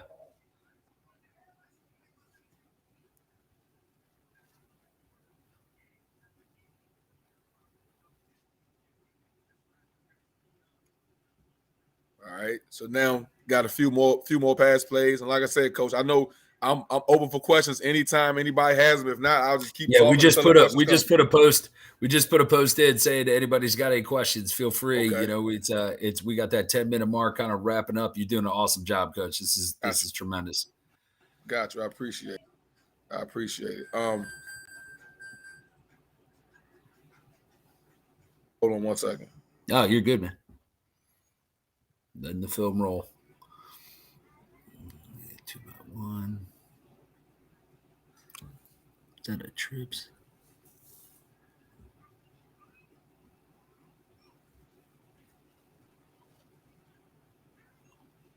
All right, I'm back. I'm sorry. All right. So again, this is a great formation to kind of see how the alignment looks. So again, we've got corner pressing on 1, safety playing off, should be scooching on number 2. This safety right here, because he has the corner, because he has a tight end, the inline tight end, he's going to play a catch technique at 5. All right, and that guy is pressing, but obviously his guy is off the line. That's why you see a little bit of space between those guys. And now you see this safety now, he's about 18, 19 yards off the ball. He's going to play everything downhill. All right. Kind of bad eyes here by this overhang. But as you can see, even though this guy's running to the flats right now, he's driving on it. All right. He's not waiting to it doesn't say I have him vertical. I have him out if he goes vertical. I have him on anything he does going out, anything he does going vertical. To us, vertical is anything past linebacker depth. We don't put a yard line on it. If those guys clear the backers and we have them vertical, we got to take them at that point. Again, a 2-yard gain on first down. I'll take that as a win for the defense every time. Yeah, anytime you can get them in a 2nd and 8, 2nd and 7, you're winning that defensive round, man. That's good. Yeah. And we all know, again, defensive and offensive guys know what's the offense's answer to single high, 4 verticals, right? Boom. So we get 4 verticals here. Watch how it plays out. All right. Look at these 2 inside guys. They are being funneled right inside to that free safety, so he never has to leave the hash until the ball is thrown. All right, and even the outside guy, all right, he gets a inside release. He's not worried about it because he knows that even though I'm playing inside leverage, if that guy wants to release inside, I'm fine with that because I know my free safety is going to play over top of it. Coach, you got a question. It's how does your defense adjust to an empty backfield with a mobile quarterback? Is there something that you particularly? I mean, obviously, I think it's the game film stuff, but what is something that you do here? So when we see empty versus a mobile quarterback, we try our best to keep a 6-man box. So we'll normally just if we're playing match coverage, we'll normally just check to just like I said, just old school country cover 3, and we'll adjust our front. We'll do what we call tango in the front. Tango just basically means our tackle and our nose are going to shift to the weak side. All right, and with that, our Mike linebacker can stack behind the strong side end. So now he's kind of serving 2 masters. He still has vision into that strong side B gap, but he can also relate quick to 3. All right, on quick game. All right, what we don't want to do is we don't want to go to a 5-man box. All right, we don't want to go to a 5-man box, and I try to stay away from just straight zero blitzing. All right, we'll show zero blitz sometimes, but I'm not going to. If you're playing against a team with a good quarterback and good skill guys, they'll slide protect. They'll throw off the one guy off the edge, and if that number 3 guy gets beat inside, anything taking that opposite slot guy out of the formation or out of the pitch, like let's say they go going out with 1 and 2 to the weak side and run anything in the middle with number 3.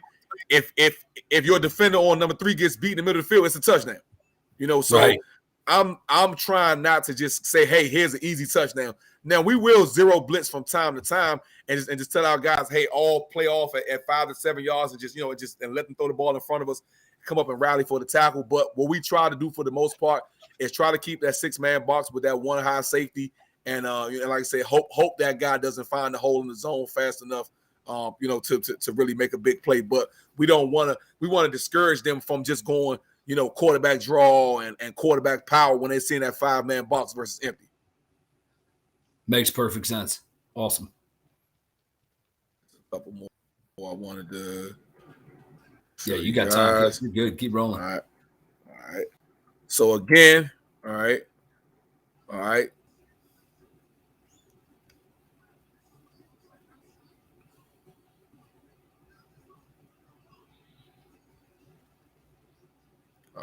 So this is our match coverage again.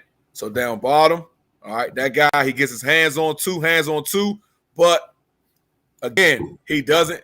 He gets his hands on two, but he knows that if two's going inside, all I got to do is take him to my safety, right? But now we got the guys on the field and the guys on the sideline calling out draw.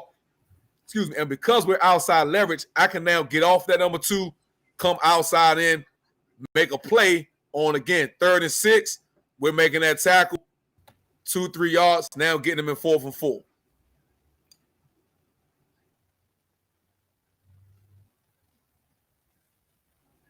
All right.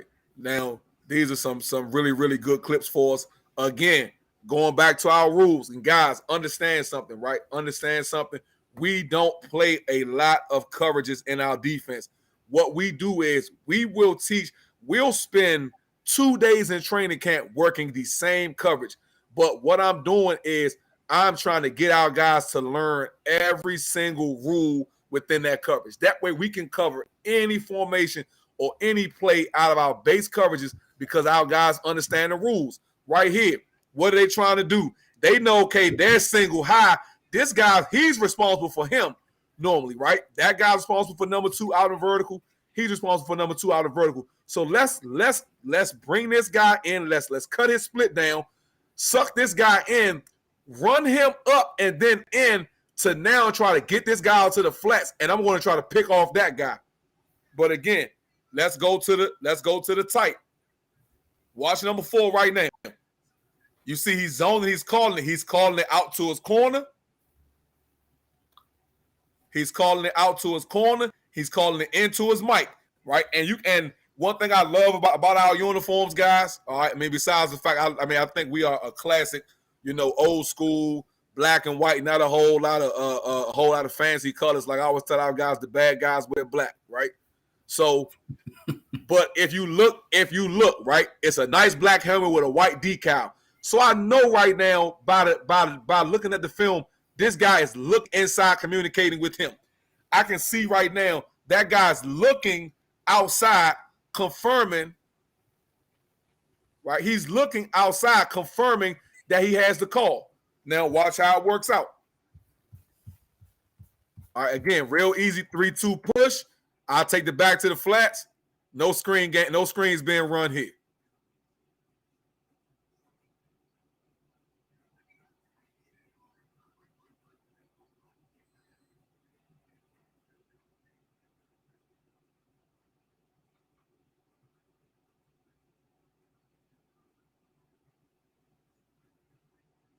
All right, here we are again. So again, right? We zoning it up down here. All right, zoning it up down here. We're looking at this like, okay, ball is on the hash. These 2 guys are pretty much sandwiching the numbers right now. This guy's about 2 yards away from the numbers. That guy's right on the bottom of the numbers. There's going to be some type of exchange here, right? We know that based on our film study. So why do we want to try to play match here and possibly get ourselves picked off? We're going to zone this up. Now I'm just playing 2-1 now.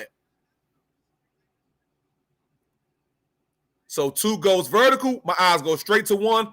I come up. Even though he missed the tackle, right, he gets enough of that guy to where he can't get up the field.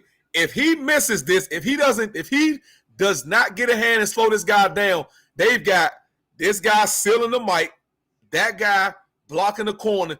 This guy gets up on the free safety. That's a touchdown on them. All right. Another thing I want you to notice, anytime you watch our defense play, Look at how guys run to the football, right?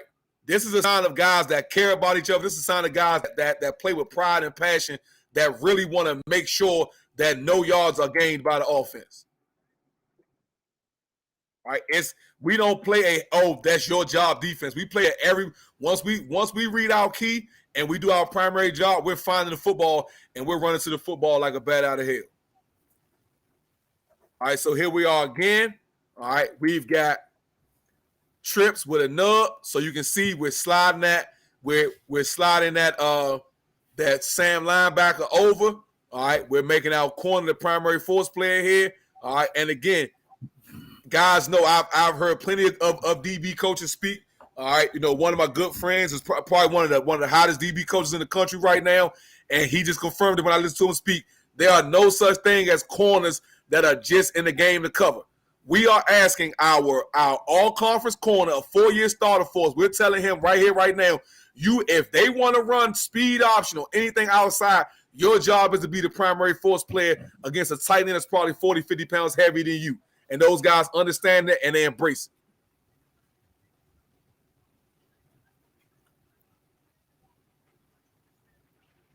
it. All right. But we're also saying, all right, we're also taking our Sam linebacker, who's a 190-pound guy, who's a hybrid outside linebacker safety, and we're making him a B-gap player.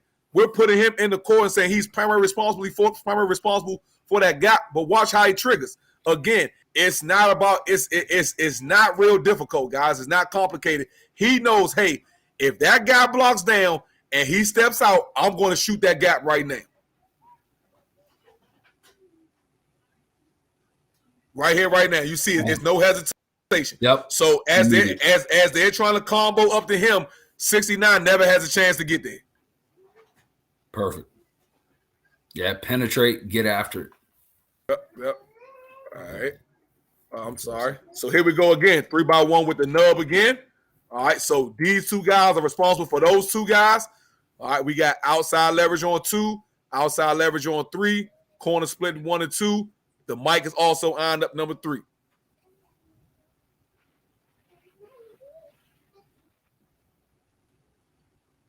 And again, I honestly, guys, I can't think of a single time where a team ran a screen on us last year, whether it be tunnel screen, bubble screen, anything, and they were able to have success against us.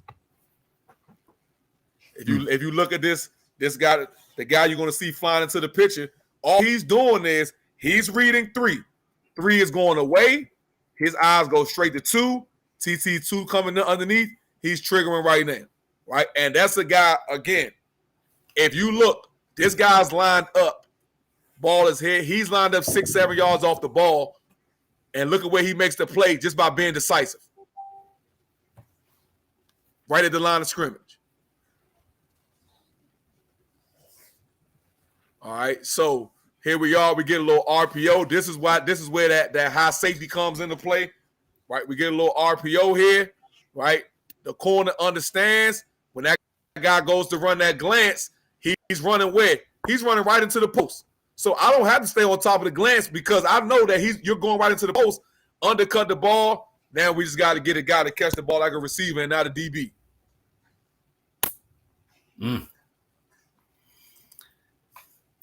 He knew he had it too. He knew it, and he knew he had it. He knew he had it. You love that. He read it perfectly. He's in his scooch. He reads it. He sees that guy cutting inside towards the post. He knows now. Hey, I can let him take away my inside leverage and undercut it because if he continues to run vertical, my safety is going to be right there. And I love the D-line penetration, getting after it right there. Mm-hmm.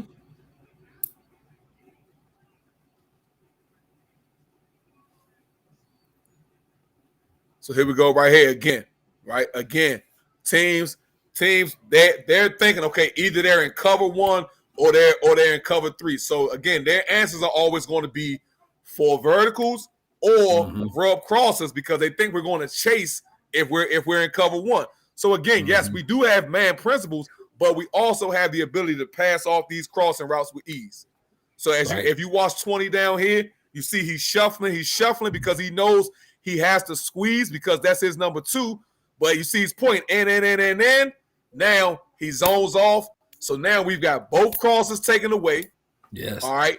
And down here, when his guy went shallow, he zones off. And now look at where his eyes are. His eyes are looking to take away the dig, because we know that most of the time when teams have those two crosses, those shallow crosses, there's going to be a high crosser or a dig coming behind it. So as you see, he's going to start to melt towards the middle of the field to now take away the dig by the number one coming from outside in. Now quarterback has no way to go, end up getting a sack. All right. Awesome. And that's pretty much it. Awesome. Well, Coach, man, I can't I think Sean's gonna bring himself back in, and you that was fantastic.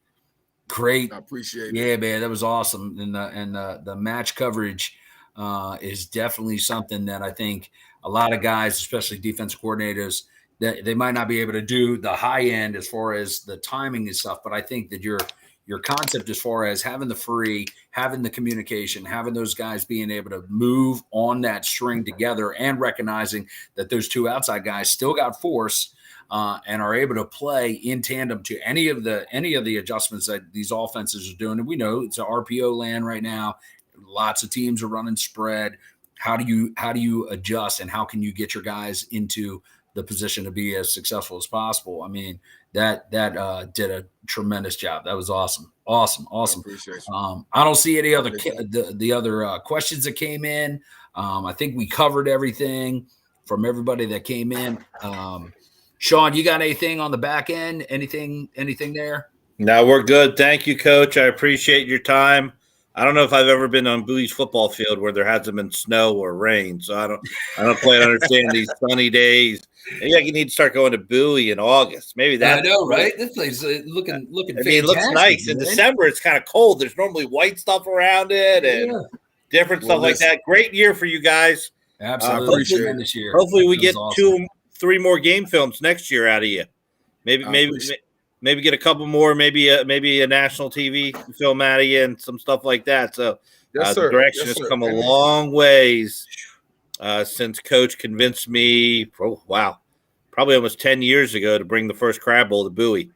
And it's amazing what you guys have done. And I appreciate this. And, obviously you are exactly what we want to do. I mean, not just you, but all the coaches having film, being able to show film, being able to see what different things happening, having people interact.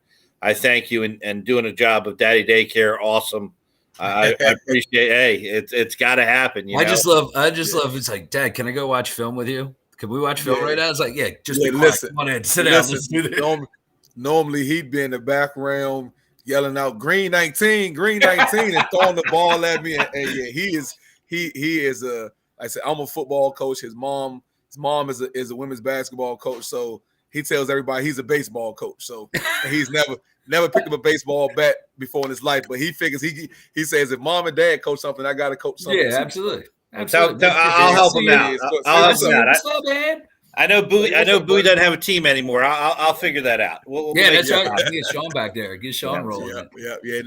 Now I got to take him to get some ice cream or something because he actually sat quiet for an hour, which is a win. Probably more difficult than any playoff game I've coached in my life. Absolutely. Without a doubt. Yeah. Coach, congratulations. Thanks again, Dan. Have a great rest of your day. I appreciate you guys. All right, take it easy. Awesome. So another breakup, Coach. Obviously, we're bringing in. We're one more down as far as where we need to be. So, getting there and the different things. And I know you're going to bring Coach in. We'll do our little test run here. Waiting to make sure we can grab him from a different things. Again, what's so cool is, first of all, if we had a blooper film of you during this when hits happen and you get super excited. Oh, yeah, I know. Yeah. I feel like John, I need a telestrator. It's like, oh look, bam. He was smacked, man. When that linebacker came down and read that perfectly and just cleaned the clock, I was like, yeah, that's what I'm talking about. Luckily, it was on mute and I didn't talk. Yeah. It's okay. That's exactly how you want it played. We already got our FCC warnings earlier in the day. Yeah, I know, right? We're okay now. So, awesome. Okay. Again, guys that are joining us, this will be speaker number 4. 3 before this, you can go back and watch on the stream, either in Twitter, YouTube, or Facebook, any of those things. This is our second year of doing this, absolutely free. Just an idea that Coach had actually with Bowie State to do something during COVID, and kind of mentioned to me one day, could we do it? And I was like, yeah, it's simple. Let's do it. Yeah, you made it sound so easy. And I was like, I don't understand. Like, what are you doing? Where do you pull this from? He's like, I got this. It's all good. Just like, relax. Like, just cool. relax. Like, I do this. I got this. I'm like, yeah. Sweet. Let's bring Coach in here so we can have him go and do whatever we need to do with him. So we'll wait for Coach to pop in here. So hopefully, I don't know if he's back yet, right? I think he's coming in. Okay. I'm here. All right. I can't see your face, but I hear you. Let's see a C. What's a C for? I think it's probably Coach, the first letter. I don't know, maybe. Press V to disable camera. Do you have the video on the bottom of your screen? Is that lit up or no? No, I see you guys, and I'm clicking on my camera feature like Zoom. And it's not, like the Zoom, right? Yeah, it says it's disabled on the camera, but I can't see you guys. I don't know if my camera's not working. Uh-oh. Is that me or you guys? Do I need to do something in my settings? Yeah, probably have you kick off and then come back in if you don't mind, Coach. Okay. And see if that it does it. Might have to bring our man Max back in to. Yeah, Max still. He said he's waiting for his T-shirt. You guys, Max, if you're still out there, man, send me a PM and I'll figure it out. It'll say Parkside 1,000-pound club. So we'll get it all worked. But by the way, is this like Rocky 2 where you yell at the priest, if you need me, just yell out the window? Like, yeah, right. How's he getting a hold of you, Coach? Like you get a hold of him. He's got no idea how to get a hold of you. All right, so you could go to my Twitter. It's the Coach Riley 73, or you could go onto Facebook. I'm Brendan Riley. I'm not somebody. I'm a football coach, high school, down in Salisbury, Maryland. Great spot in the world, and I have some great kids and great families that I get a chance to work with. And yeah, we're a double tight wishbone team. That's what we do. We do throw the ball. We do run the ball. We do all kinds of stuff. We got some great coaches on staff. And so feel free. Send me a message, man. I'll shoot you a shirt. He's big time now. He's a big 33 coach. I mean, he might be the first guy maybe. You would know more than I would, brother. I think he might be the first guy to be a Crab Bowl, Chesapeake Bowl, and Big 33 coach. That could be. Because we've had Big 33 in Chesapeake. I'm trying to think if we would have had another Maryland guy that might have done Crab Bowl. That's going to be interesting. Oh, it's Lawrence. Has Lawrence done the Big 33? I don't know, but I would make the assumption that he did. I know. I mean, he's done everything. Lawrence has done it. Maybe that'd be Lawrence Smith, Ravens Coach of the Year. I saw that. That. That was awesome. I mean, need to get him. I was texting him when he was on the field, and I was like, "Hey, congrats, him and Damian Ferragamo." I don't know if Damian's watching, but I know he shared our stuff. Damian got honored with that. Matt Banta and those guys. Coach is back. He's still black though. Unfortunately, all black. The screen. Yeah. Yeah, I don't know what's going on, guys. All right, do me a favor. Can you say make sure it's properly connected and not used by another application? So it might be something with my security here at the university. Could be. Yeah. Can you share what you were going to present? Let's see. That's what the red X has gotten. I see. I can't share. I can share this window, but I can't share nothing on my desktop. Hold on. Let me see something. Can you guys see that? Hold on. Sean would have to see it on his side. Something just popped. Yes. Can you see the PowerPoint? Yes. No, I see your screen. You see your screen. What do you see? I see a camera. A camera? Yeah. It says camera right here. Yep. All right, I'm gonna exit that. Now, can you see the PowerPoint? No. What do you see now? Just a blank screen. Yeah, it just that Actually, went away. you X'd it, so we don't have anything. Okay, what about that? You gotta reshare it. I don't have anything shared. Okay, hold on 1 second. While I got it. Hold on, I got you. Can you see that? Yes, sir. All right, then we're good to go, brother. Yeah, you'll just be a black box for a little bit, but we can do that. We'll make it happen. You know, Yeah. we'll make it happen. All right, so we'll do the same thing as we did last year, Coach. We'll take myself off screen, and we'll leave you and Brendan to start. Run a countdown, and then roll in, and make it happen. Go from there. Right. All right, hang on 1 second. Somebody asked the question B about O-line and D-line. I don't know if you. I saw that. I was gonna respond. Chris, if you go to footballfilmroom.com, okay, and check out Alan Rudolph's film presentation from last year. Coach Rudolph was our presenter last year at this time, who actually gave an offensive line one. So check that out, and it's saved in there. It's footballfilmroom.com. Go to past speakers, and he's got like an hour presentation if you're interested in checking that out. I would say, definitely tune into the running back stuff, but I also understand being an O-lineman and want to get better with the O-line stuff. So check that out. He's got some great techniques in there and some great information. He's definitely one, or if any of those other questions, you ever want to shoot me a question or whatever, I'll go through it. All right, let's get it rolling. All right, last one.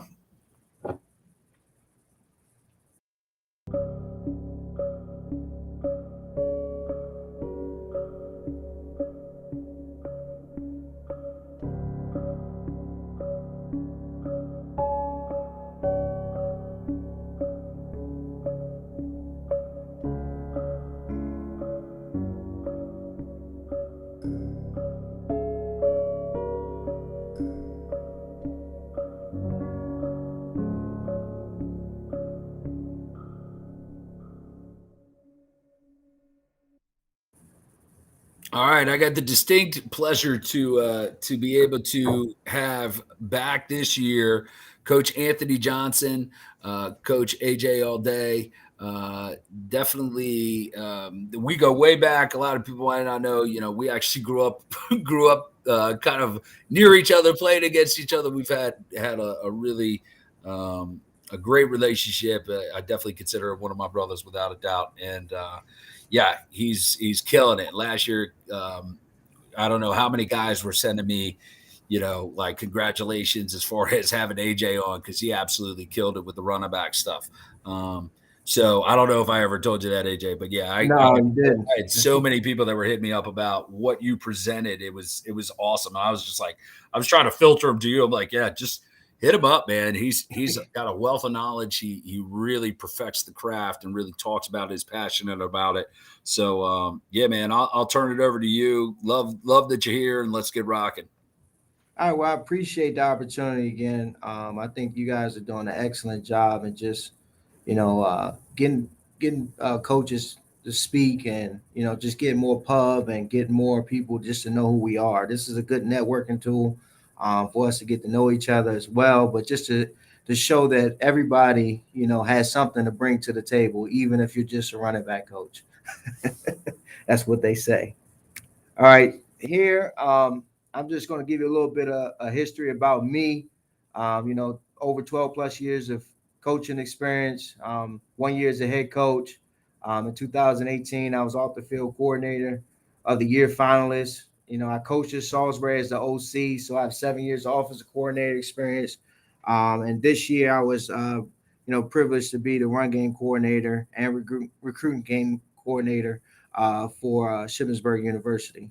About 20 all-conference players on offense, mainly running backs, and I've coached, Division I, Division II, and Division III. So, I've been speaking for a while, and, I really enjoy just talking about running back play.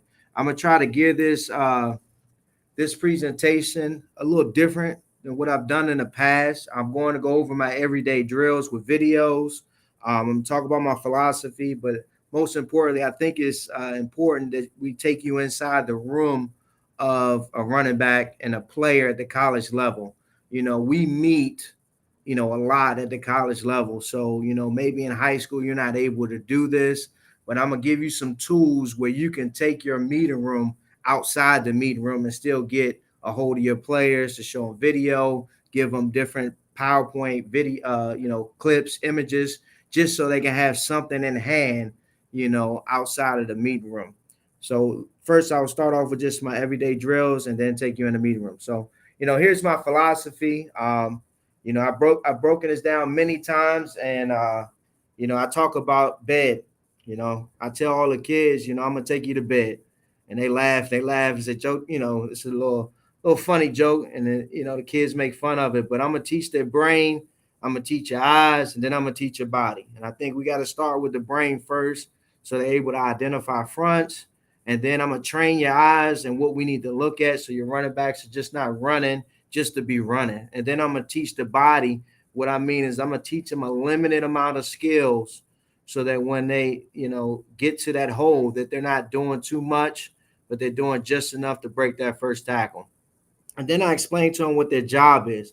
Our job, I call it TCB. I'm from Prince George's County. I don't know if you know about go-go music, but that was a band back in the day. But I call it take care of the ball. It's our job to take care of the ball. Our second job is to make the first person miss and finish a run. So I want all our running backs to always have their shoulders going up the field. If you're going sideways or backwards, that's unacceptable. And I'm going to let you know about it. You might have had a 20-yard run, but if your shoulders are not going up the field, I'm going to bring it up and say, we did not finish the run, though. Even though it was a 20-yard run, it was a good run, but you didn't finish it.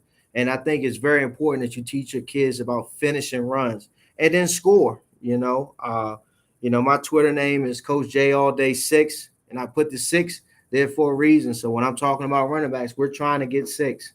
You're always trying to score, get in the end zone. That's what you're supposed to do when you have the ball in your hand. That's the objective of the game, is to score. What you can expect from me, I think this is important for all the coaches that's watching this. You got to bring a certain type of energy to practice, every day. And if you're not doing that, then you're doing your kids a disjustice. You're not giving them all of you. And I know we get tired and we got so much stuff going on in our lives. As a college coach, we got recruiting. We got to worry about the kids' grades. You got the helicopter moms and dads that just get on your nerves. But you got to go out there on that field and coach them up and just bring the same energy. Meet them where they're at. All right. And if they don't have any energy, you better tell them to match your energy. Passion. Everybody knows about passion. If you care about the game, that's why you're coaching. If you're coaching and you don't have no passion, what you doing it for? A commitment. Obviously, every coach has a commitment, to be excellent in their craft. But you got to make sure your kids have a commitment to something on that field, even if it's not a scholarship. It's a commitment to his players, his last name, the team, whatever the case may be. And honesty. I think these last two are very important. I don't believe in being a player's coach. And I'm going to say this again. I'm taking that phrase out of my repertoire. I used to be like, I'm a player's coach. No, I don't even want to use it no more, because we're putting a label to something that we should already be doing as coaches. And that means building a relationship with your kids. And you can't build a relationship with your kids unless you're being honest with them. And if you're not being honest with the kids, where he stands in the program, where he is on a depth chart, where he is on a recruiting board, I don't think you're being a player's coach. Players coaches is not a guy just getting along with his kids. We take that whole name out. We're more than that. You got to build a relationship with your guys, and that starts with an open door policy that I've got from Coach Wood, at Salisbury University, where they run probably one of the best Division III programs in the country. Just his door is always open to the guys. All right. What you can expect from me at practice, and I think, you can take a note of it. Here's me back here in the back. I got the bucket hat on. Running back's going to make a big play. We're running down celebrating. You're not allowed to do that drill no more, but in some form of practice, if your running backs are scoring, you need to be down there with him. He gets in the end zone. Let's go. We're out. He just made a play. So we need to be just as energetic as them, and we need to celebrate together. That's what I call coaching. That's what you can expect from me in practice. Ball security, my ball security philosophy is very simple. If you cannot carry the football properly, you will not play. You will not get on the field. I don't even want to hear it. It's not even talking about it. Just get off. You can score a touchdown for me, and I say you had the ball in the wrong hand, or you're not carrying your wrist above your elbow. It's not high and tight, nose to the sky. You're coming off the field. I don't want to deal with it because you need to hold the ball properly because that takes care of the football, and that's what we talked about early. All right. So here are my coaching cues. You guys can read this. This is all clinic talk, 1, 2, and 3. Everybody talks about this, but I'm going to leave this up here. This is what I'm saying at practice, coaching cues. Nose to sky, chin to football, wrist above the elbow. What I'm doing is I'm giving labels of what I want him to do directionally. All right. So nose to the sky. That means the tip of the football is facing the sky. Where is the sky? Up above us. So therefore, the ball will be high and tight. It's not off to the side. It's not nose to the bleachers. It's nose to the sky. Chin to football. Where's my chin? My chin is going upward. So therefore, the football should be chinning to facing my chin, going towards my chin. Another one, wrist above elbow. My wrist has to be above my elbow for the ball to be high and tight. So there's no point in just yelling out there, hey, ball security, ball security. Tell him exactly how you want him to carry the football. And I'm not talking about 7 points, 5 points, 6 points, all that jazz. Give him coaching cues. I came from a PE background where I got my degree in physical education. We talk about teaching cues. It's the same thing. And I'm giving them cues on how to carry the football. All right, here's one of the drills that I love doing. Here's a diagram of it. I hope the drill shows on the video when I play it. But here's 2 cones to the side, all right, about 5 yards apart, a cone in the middle and a cone here, all right. So it's 1, 2, 3, 4, and then this is another station, 1, 2, 3, 4 right here, okay. And all they're going to do is figure eight it, and then he's going to come out and finish here. All right, he's going to have 2 balls run around the cones. The players on the big cones or little cones, there's going to be 2 players here, and they're going to swipe at the football when he goes around it. And I want him to have 2 balls in the hand because most kids, they'll tell you, I only like to carry the ball with my left hand or my right hand. And, in some cases, you run an outside zone, you might have to take the ball with the top hand instead of the bottom hand, which is different from what we teach, but just the way the quarterback is set up, if you're in a gun, sometimes that has to happen so the ball can be on the outside hand. So what I like to do is make sure we train both hands, keeping the ball high and tight with both hands and sinking our hips and bending our knees around the cone and then bursting out. So this is what it would look like. I don't know if this is a little blurry, but I hope you get the gist. Here's a guy starting from the middle. He goes around it, and then he finished at the top. All right, 2 balls, and we rotate through. So I got him chinning the football there. As you can see, I have a little apparatus that I've been using for 10 years. BSN and stole it. Somebody then patented it on me, made some money, but I was doing it before people were doing it. It's just a boxing glove on top of a little golf stick, and then I hit them with the glove to make sure we're high and tight. Here's another version of it. I'm coaching, I'm going to say about 20 running backs. At this time I was at Salisbury University running a triple option. Here it is again. See the 2 balls. He goes around it. This guy meets him in the middle. I'm going to do it again. And you can see him go around the cones. And these 2 guys are slapping the ball. All right. Let me show it one more time. Make sure I ain't go to it too fast. But see how they're getting after it, slapping that football. We got 2 balls, 2 different stations. All right. Everyday drills. I'm kind of going a little fast here because I got a lot of stuff I want to cover and make sure I get it done in an hour. All right. My everyday drills. We have Monday off. So Sunday, Tuesday, Wednesday, Thursday. Okay. So Sunday, is just a get the kinks out practice. What I mean by that is just getting the guys loose. All right. When you see dynamic stretch and agility, they go together. Okay. So they're going to do their dynamic warm up. My guys come out 15 minutes prior to practice. They do a stretch of just dynamic stretch, Frankenstein's, lunge, twist, all that stuff to warm their legs up. I got this from a track guy. If you go to Penn Relays or the state championship in track, you'll see guys warming up 40 minutes to an hour just to run a 100-yard sprint. Okay, so you're asking your kid to come out to practice and only stretch one time. So my guys come out 15 minutes prior to practice so we can warm my hamstrings up, warm my calves up, warm everything up from my hips down, and then do a series of everyday running back drills. And then we'll walk through the scheme each day. Tuesday's more of a blocking day, fit phase, where we're doing techniques within the scheme, blocking phase, because your running backs will need to know how to pass pro as well as run block. And then Wednesday's more of a review. You know, we go back over stretch, agility, and then do a little bit more scheme. And then Thursday, we like to have a little bit of fun. You know, we like to do some competition drills, some receiving drills, and do some things within the scheme. Every day is something within the scheme, but the drill is going to make it fun and get them to get a little bit after it as well. So, you know, if you see my presentation last year, I'm a big believer in a diamond right here.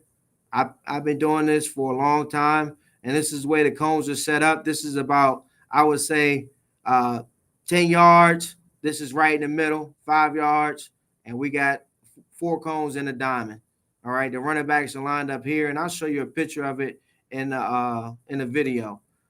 Here's the dynamic warm-up, walk and lunge to a hamstring stretch, walk, squat, you know, sideways lunge to a pivot, Frankenstein stretch, stiff leg and dead leg, and then up and outs, you know, working on the hips, and then high knees at the end.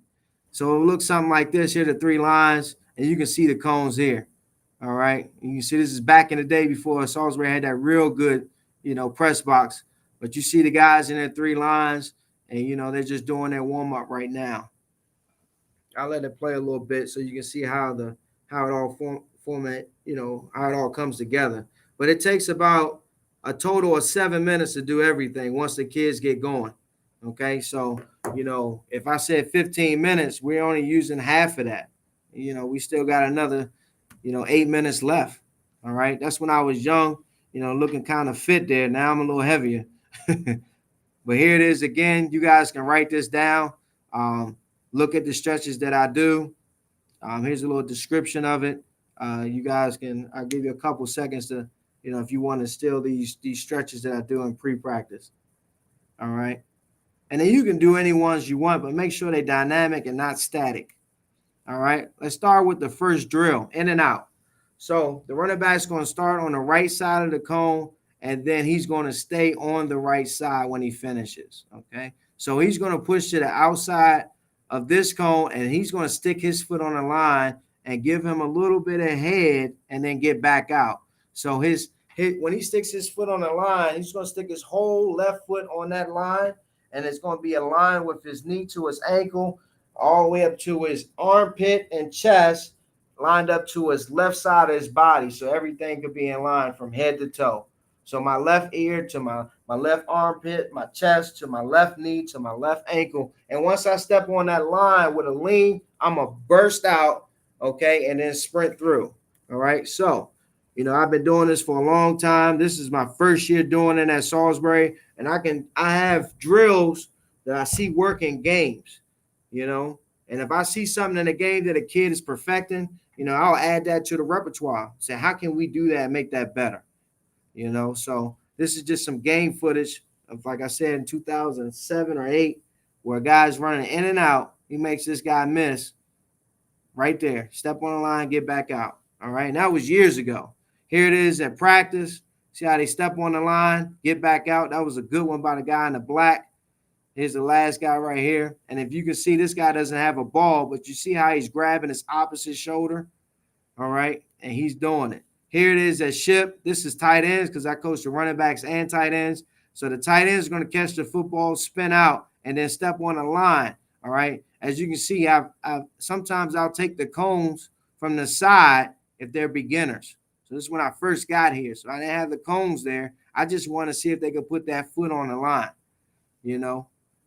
And you do it however you want, but just make sure you have something where they can stick that foot on the line. And he sticks in and gets out. And they stay on the same side. You stay on the same side so you can work the other leg. So what I mean by that, stay here, bang, get back out, come back. Now you work the other leg. Okay, don't go on the other side. You got to work the same leg. Here it is again. All right. Now here it is in competition. There's a little guy. Boom. He steps in, slaps the hand down. As they get better with it, you add your different tools. So as you can see here, watch him step in and he slap his hand down. All right. Because that guy's reaching. You use your free hand to slap the hand down. All right. Here it is in a game. We're just running counter here. He gets me off his blocker and watch him change direction, get out of there. If he picks his knees up and burst out, that'd been a crazier run. But this is an explosive play because watch this defender when he steps on this line. Watch this guy right here. It helps the block. You see how he turned all the way around? He just needed to break one more tackle. Here it is here. We're running outside zone here. We're going to steal second base and watch him stick the leg on his safety and step over him. Give him a dead leg. Your players have been doing this for years. Backyard football, it used to be dead leg. Now I just call it in and out. And we just perfect it every day. Here it is again. See, I would like for his hips to get more vertical once he gets here. So now he should have turned up the field a little bit more. But you can see him. I do it with some of the receivers as well. He's a dynamic player from Maryland, went to Meade High School. Watch him give him a dead leg and then score. He was our offensive player of the year this year for our team. Really good football player from Meade High School in Maryland. Here it is again. So you can do it with any skill player. Just a dead leg, man. I would like for him to switch the ball and put the ball in the other hand and get the ball high and tight, But I was on him. I'm going to tell you that. I was probably the one yelling at him on the field. All right, here's a tap cut. People normally call this a jump cut. So we're still going to push the outside cone, and then we're going to push off our outside leg, okay? And we're going to cross this line, just like we said before, we're stepping on the line. We're going to cross this line, grazing the turf with our toes, and then both feet are going to get down on the ground, and then they're going to burst out.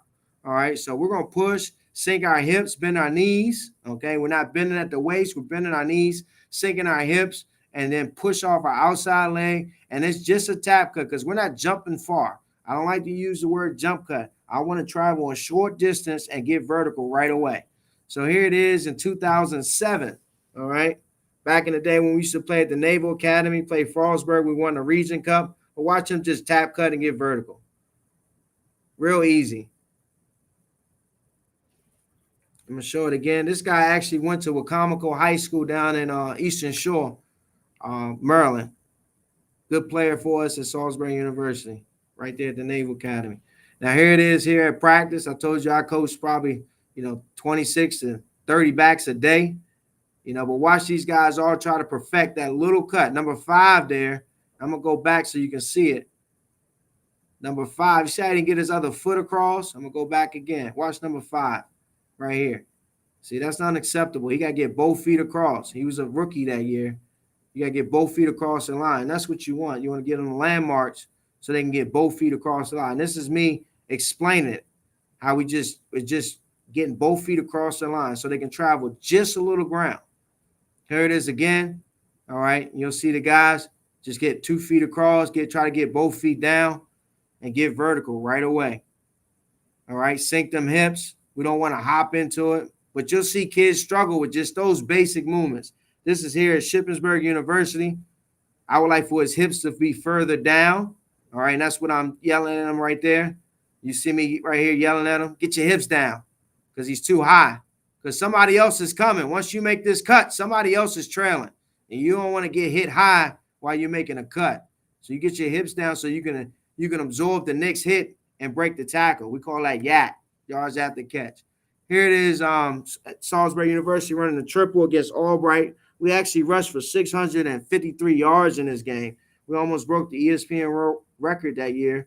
But this is Mike Mofor. He went to Eleanor Roosevelt High School down in Prince George's County, Maryland. But watch him make tap cut here. All right. He's getting tired here, tap cut here, and then he bursts out and score. Now, that ain't a big burst, but he made 2 people miss in the run. And that's what you want. You want your running backs to make people miss in the second level. I talk to offensive coordinators all the time. I said, what do you want me to do? He said, can you make our guys make that one person miss in the second level? I said, I can do my best, but that's what we're going to talk about a lot. And that's what I'm going to try to train them to do, because if we're making people miss in the second level with extra blocking on the perimeter, that's less play calls they got to call.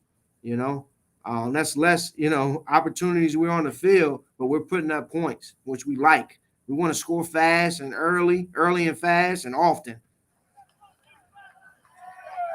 Here it is at Ship against Slippery Rock, in the PSAC conference. They're on the west, we're on the east. So we got some dudes out there. Watch them get penetration right away, and watch our running back just tap cut right there and get vertical. So he made a play in the backfield, and that's going to happen. O-linemen going to get beat. Sometimes those guys are just better. In scholarship football, those D tackles, those 3 techniques are, money guys. So they're going to get penetration. So you got to have an answer for it, and he has to know what to do. You can't stutter and waste time back there, So here it is. Here we're running against Westchester here. They're in our conference on the east side. We actually beat them. We went 9-2 and 6-0 at home. Watch them make this tap cut off the block and get vertical. Some people look at this run and say, oh, yeah, that's to me, that's out of 1 out of 10, that's a heck of a run, because he followed his blocker. He was on the backside. He was on the backside hip of the second puller. All right. And then when that puller made his block, he made his footwork match the block and then get vertical to get yards. So, it's not a 60-yard run, but this is a great run against a good team. This is what you need in the fourth quarter when you need to keep the change going. Things like that.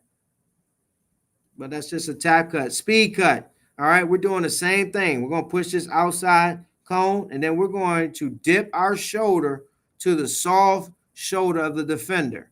All right, so I'm going to turn my right shoulder, towards the defender coming across, trying to hit the football, ball side down, all right, and I'm going to decrease my surface area, and then I'm going to lean up the field, I'm going to lean up the field.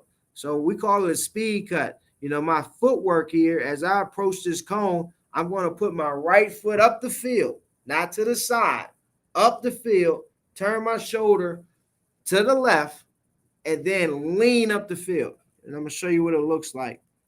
All right. So here's a diagram in practice. Watch them turn his shoulder and lean up the field.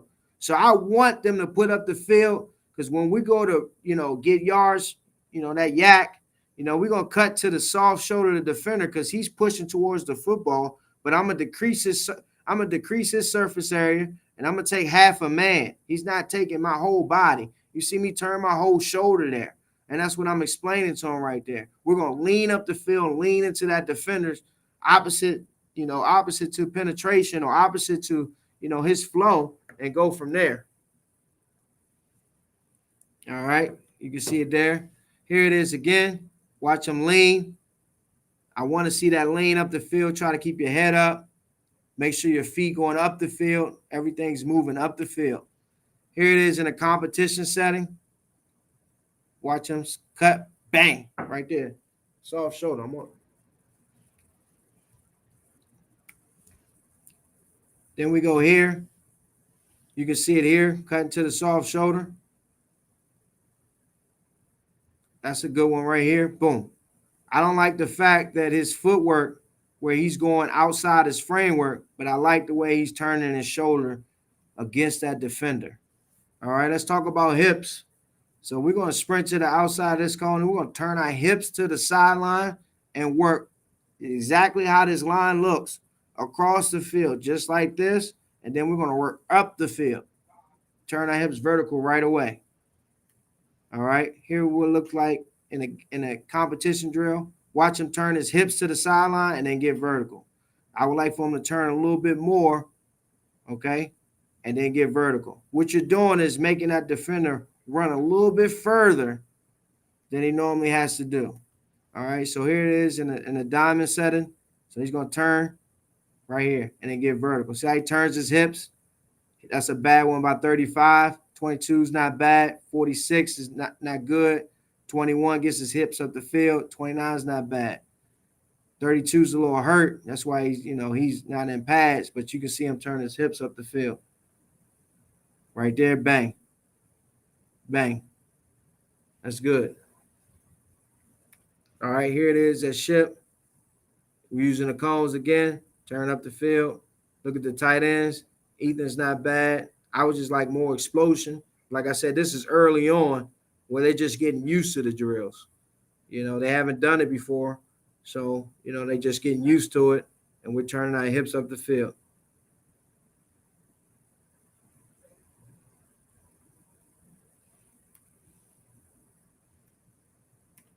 All right, here it is in a game day situation here. Look at 41. All right, he's actually a tight end fullback, but we give them the football sometimes too. So watch him turn his hips, get vertical right away. Something subtle. You won't see it a lot in film, but you'll see it, a little bit. But you're just working on that hip mobility. I think that's very important, that you get your running backs able to do is turn their hips and get vertical right away. All right, pick up the lines, my favorite drill. As you can see in this picture right here, you see this guy put his whole hand on the ground. When I was a running back, I wasn't the fastest, but I pride myself on making the first person miss. And there was a lot of times where I just had my hand on the ground because I was low to the ground, but I need to stay up. And I would make more with less because I knew how to stay up and keep my balance. So pick up the lines, and we call it one and done. But I'm going to show you what it looks like at Salisbury University back in the day. Like I said, this is even before the press box was built. They got a beautiful stadium now. But watch number 5. He gets out in the open field. He makes a guy miss, and then he puts his hand down. He's able to get some more yards. And we practice this every day. I don't use it as a ball security thing. I actually use it, so we can keep our balance. And we call it one and done. So the kid's going to put his hand down and then make a move afterwards. One and done. We finished the dynamic agility with one and done. And they can do any of the drills that we just talked about. It could be hips. It could be in and out, speed cut. I don't care what they do as long as the drills that we talked about. That's a tap cut. That's a tap cut. That's a tap cut. That's a tap cut. They do whatever they feel comfortable doing, but they make sure they put that hand down, okay? They put their weight on their hand. When you put that hand down in a tripod setting, so you'll put your left hand down, your right leg will go back, okay? And then you have full balance on one side, okay? Now, once I push off the ground, I want to shoot my hips forward, and my head will follow. So thrust your hips forward, and my head will follow. What that's going to let me do is get my head up so I won't stumble, okay, and fall to the ground. And I know everybody in this room, if you coach running backs or a skilled player, you've seen guys put their hand on the ground and their head's still going down and they fall down. And you're like, oh, man, we could have got an extra yard. Or, oh, man, that could have been a bigger play, a touchdown. But if they pop their hips forward, their head will follow and they can run afterwards. All right, here's the tight copy of the one I showed earlier so you can get a better view.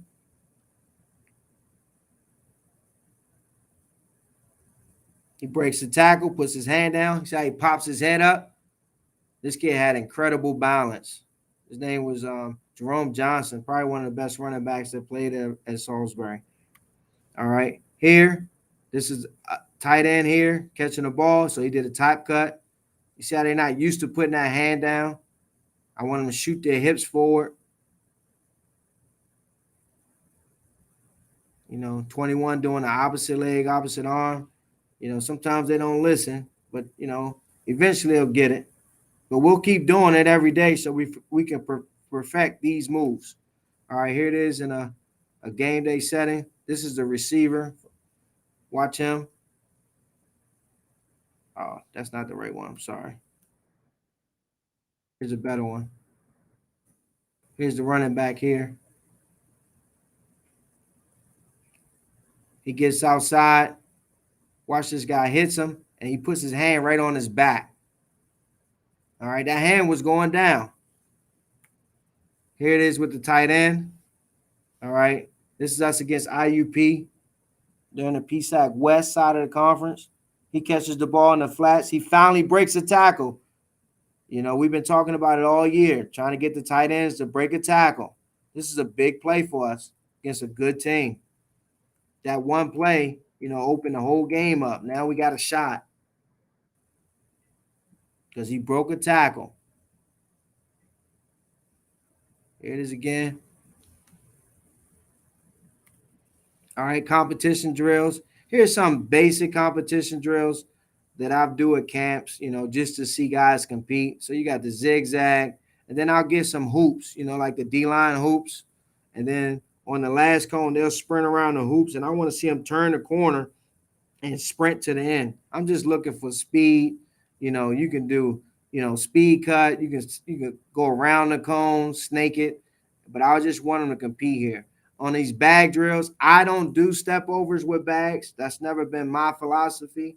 A lot of guys use bags for step overs. I don't, because I don't believe a kid, you know, will step over real high bags. So everything we do is either going to be shuffling outside here and then coming down the middle, or we're going to sprint, you know, turn our hips this way, come down the middle, things of that nature. But you can do whatever you like as long as they're coming down the middle, competing with each other.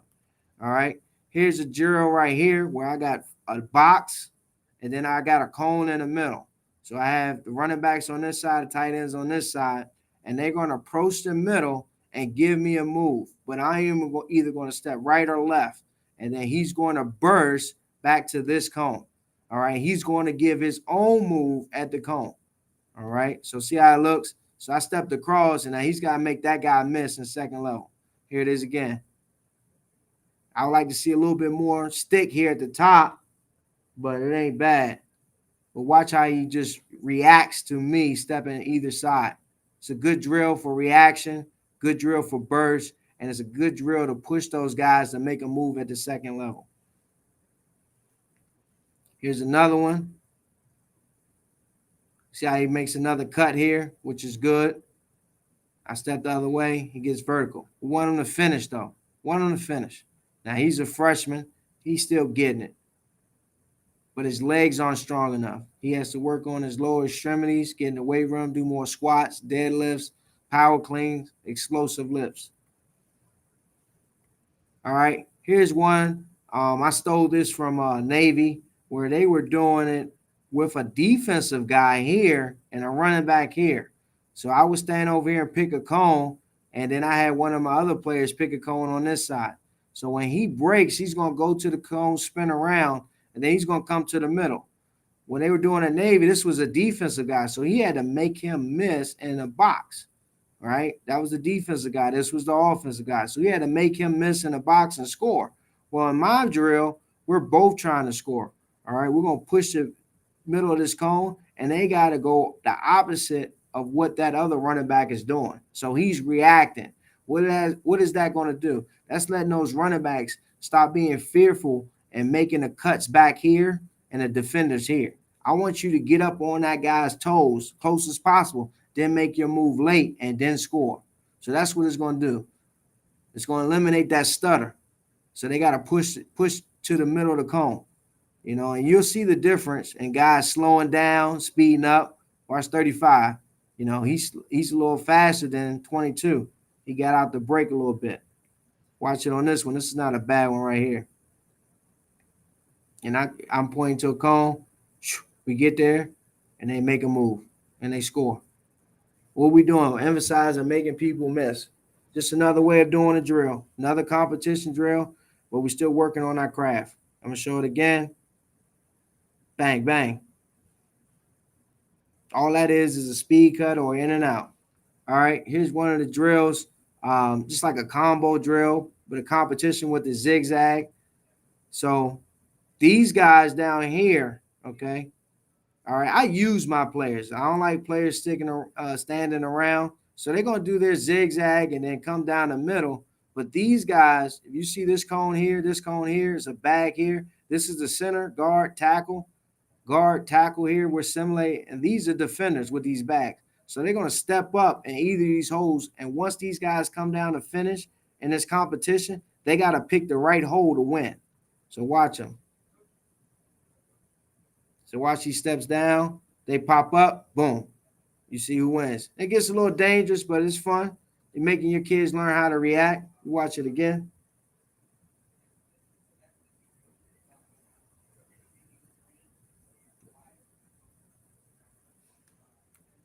All right.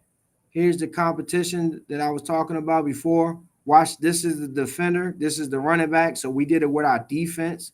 In D3, we didn't have full gear. So we had to do things to, make our guys still compete. But you still got to teach them how to make somebody miss. So he gives them an in and out and makes that guy miss right there. Same drill. So I did it with defenders and running backs. Here's a kind of a combo drill again. Here's a running back. He's got the football here. He's going to chase this guy's butt, and he's going to react late to his block. So if he goes this way or this way, he's going to react different. Same thing here. He's going to chase this guy's butt, and wherever way he goes, he's going to react late to it. I want him to try to get on the back heels of this guy's butt, and then we react to his block. Here, we're just working inside zone with this guy here, and he just has to read the flow of these three guys, these interior guys. So see how they go off his butt, and then I would give the ball to him, and they would either flow to the left or the right. All right. Now, like I said before, I'm going to take you in my meeting room, and I'm going to talk about what we do here at Shippensburg University and how I teach the running backs. So we meet Tuesday, Wednesday, Thursday at 6:30 in the morning. We go about an hour. In the morning, I try to keep my meetings less than an hour, maybe 45 minutes, so I can get them time to go get something to eat and just get their lives together, man. I think it's very important. Some coaches are sitting in the daggone meeting rooms for 2 hours. Them kids not, their attention span ain't that long. You need to be more efficient as a coach and clip out your clips and what you want to show them. First thing we talk about, I've been taking this back from when I was at Cheney. Time to eat, meal on me. Characteristics of a dog DNA. We're going to eat, effort, attitude, and toughness. I should not be coaching this. This is our first day. I should not be coaching this. Eat. You should be eating every day. If you ain't eating, you ain't getting better, and you not hungry. Because if you was hungry, you eating. Effort, attitude, and toughness. All right. My standards, my rules to my room. Be early for everything. All right. Bring a pen and paper for every meeting.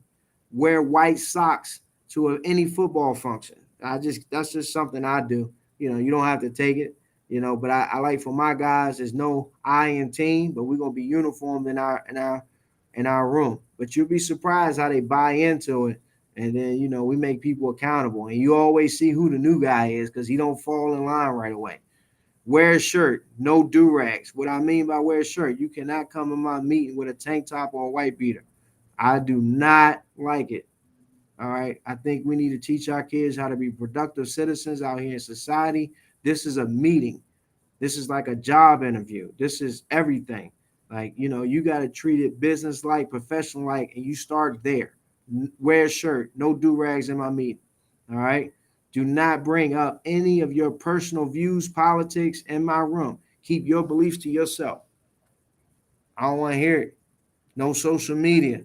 You are representing our program. You're representing the last name on your back and where you come from. But as long as you wear our uniform, you keep your political views to yourself. I don't bring that in my room. I don't want to talk about it. Unless we totally have to if we have a situation in the program, but you're not bigger than the program. And you're not going to fix what's outside this program. We're here to play football and get an education.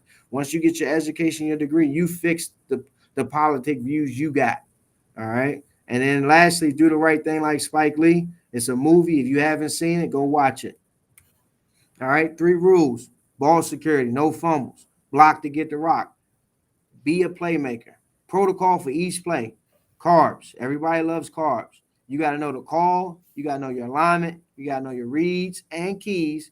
And then lastly, ball security and blocking and speed. So every time a running back comes to the line of scrimmage, he's going to say carbs in his head mentally. And we're going to break what carbs is down. All right. we're just talking about our standard and how we do our stance. This is just, everybody's different. So I'm not going to force my stances on you guys, but this is our standard. And this is what I want to see on the field. I don't variate from any of it. This is what I want to see. Everybody's different. All right. Here's the stance again. If we're out in the receiver stance or, because I was coaching tight ends and, sometimes the slot receivers. I'm going to bring this up again. If we're not protecting the football, here's an all-conference running back here. You see the ball high and tight there. He's jumping over a guy. The ball is high and tight here. He's going in the trenches. The ball is high and tight here. He's going here between the hole. Look at him cover this football. If you don't have any pictures in your program with a running back doing this, you ain't coaching it. This is my documentation right here. Right here. When I go on the web and you see my guys like this, right here, they carrying the ball correctly. All right, standard, what you need to know. All right, these are the questions that I present to them from the jump. What are we trying to do with this play? Is it an RPO? Tight end, to the call, away from the call? Is he in an RPO route? And I mean, when I say RPO, run pass option, that means we could be running the ball and or passing at the same time. We have the option to do both. And then carbs. What are your rules? And playing fast is only good when you're using proper footwork in everything we do. Be fast with technique and quick with responses. All right, let's just talk about inside zone.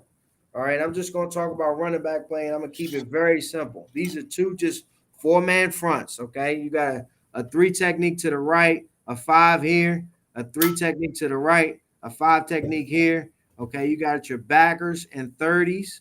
Okay, here your backer here in a 20. This is a 1 technique in my book. You can call it a shade, or gap play, or whatever you call it. What I'm telling these guys, we're going to read the first down lineman past the center.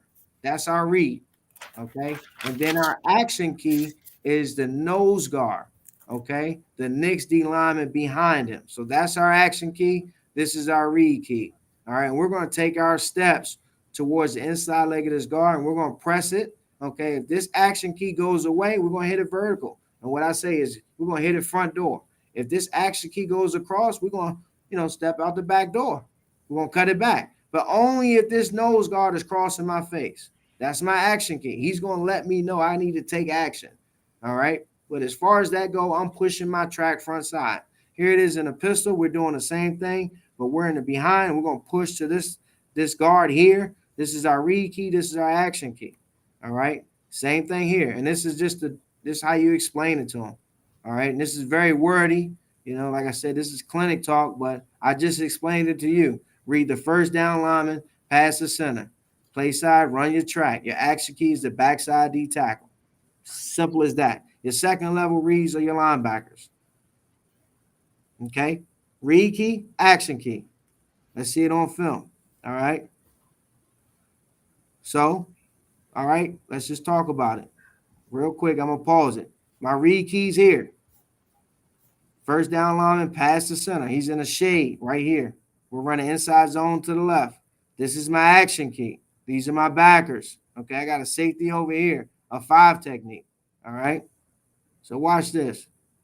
Watch what my action key does. He comes across, we come off of it. He cuts it back. That kid never played running back in his life in high school. He was a true downhill fullback that just dug people out, and he was in a 3-point stance. But we trained him to train his eyes. He sees action key. He knew when to cut back. That's a great run. All right. Let's look at here. All right. 4 down front. We're going to send this guy in motion. I'm going to pause it. Center. First down lineman past the center is here. My read key, my action key is here. Let's see what we do. He stays on that side. I hit it front door. I'm out the gate. Front door. Now, the only time that I cut this back, if he crosses my face and I see him, that's my action key. But he's tangled up in there. Let him go. That means he's blocked. All right. Let's see it here.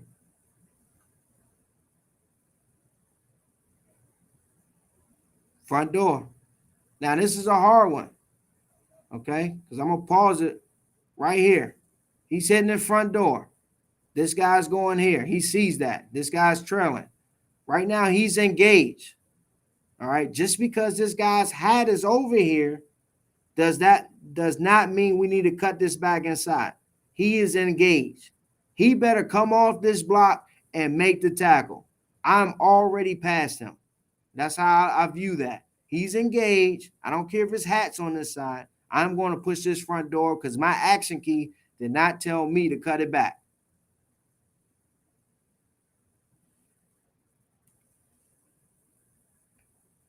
Because my action key's over there. He stays over there. Go. Front door. We out the gate. All right. Odd man front could be a little tricky. I don't know if you guys can see that. So I'm going to pause it right here. This is a linebacker. It's a nose guard. So what I say again, we read the first down lineman past the center, which is the DN. Okay, that's a linebacker just playing up a little tighter. They're in the odd stack. So this nose guard, this DN here. So read key, action key. If the nose guard go backside, I'm going to hit it front door. That's my action key. Look how he gets downhill. Here's another odd front. You know, I hate when running back coaches only talk about even fronts. You see so many fronts in a game, it don't make sense. And your kids need to be able to identify it, not just the lineman and the quarterback. My read key, my action key. Now, what's wrong with this picture? He should have split this right here because my action key is here. We need to go right there.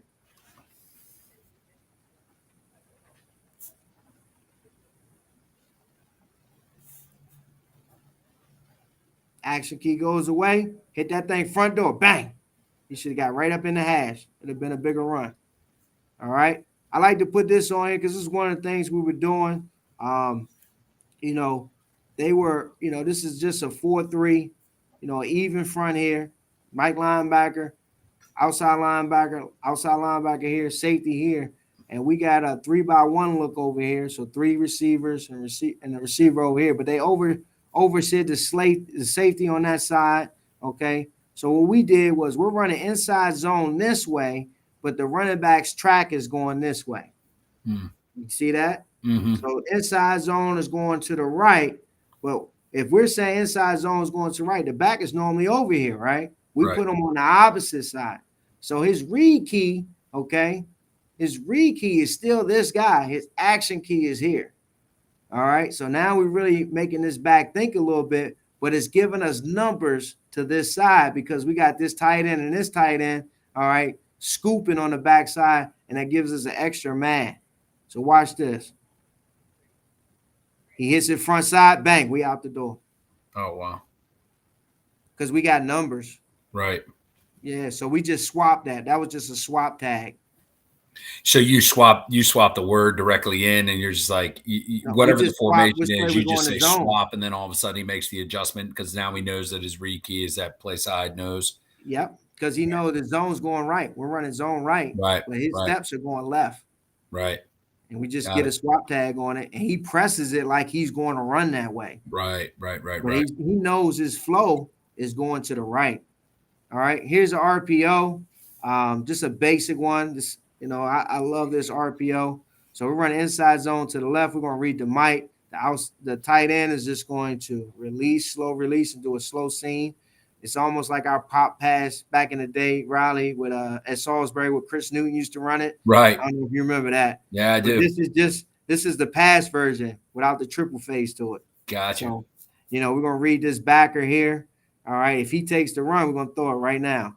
So you can see it here. We're in a 2 tight end set. So it's still 3-by-1. He's going to run the bubble. He's going to block. And then we're going to run inside zone. He's going to read this Mike backer here. Boom. Pop, replace. Yep. Got it. That's nice. Oh, it's like stealing, man. Yeah, that's pretty watch sweet. This guy. He's reading this guy here. It's stealing. He sinks in. Bang. Oh, yeah, that's lovely. Yeah. Yeah, and what a nice, easy RPO to kind of think of to be able to utilize. And then look at the diagram. Look how you're teaching your back. Like all he has to worry about is this triangle here. Right. They're going to lock on the backside. So if he fits, he knows the ball's out. If And he then I'm goes sure here, the running sure back's that you gonna could add press in. it. That's Right. his action key right there. Right. So forget this guy. We're gonna dig him out. That's your action key now. So this is the adjustment off of it. We used to put if the safety comes over top of the tight end and caps him, we call it if he's capped. So Yeah. he's taking away that free release. We'll check it, and then we'll just go vertical with number 2, and then we'll take this one-on-one matchup. Yeah. Yeah. So, And yeah. You could we'll also do the same thing here. have like a choice concept with that. Yeah. I mean, if he's capped, and then you can be in a situation, have him check down and go out, just have him, turn away from the defender where it is the defender is at. But yeah, you're just isolating that Sam backer. You hope he's an athlete, but he's probably on one of your best slots. Right. You better do something. Right. Here's another adjustment. If they go one high and go 3, 3-on-3, so the safety comes down on the tight end. So now he's not going to run the seam. He's going to run into the flats, and this guy's going to run a man beater square in. All right. And then we're still reading this guy. So we're going to hit this guy and then 2 to the flat. So the quarterback's got to, he has to RPO to ride it in there, and he has to decide based off the structure where he's throwing the ball, based off this mic. It's a good little easy change up, and then all 3 of these come in as one play. So remember back in the day in the triple, if they gave us a 3 technique, we check at the midline. If they gave us a bear front, we go midline triple. Things it's the same thing, but just in an RPO format. Here's another one, 2x2 RPO, where we got the tight end going to the flat right now. We're going to run a glance with number 2, and we're still going to read this backer. All right, we're running inside zone here. All right, and I'll show you here 2x2. And then we're going to hit the glance. So the quarterback's going to do a progression read because they're going to take the flats, all right, and then he's going to hit the glance on behind him. If the safety stayed inside, he'll curl it up. So then it just becomes curl flat. Real simple, easy read. That safety's backing out. They go cover 2. Look at that. Bang, right there. It just opens up for you. I'll play it again so you guys can see it.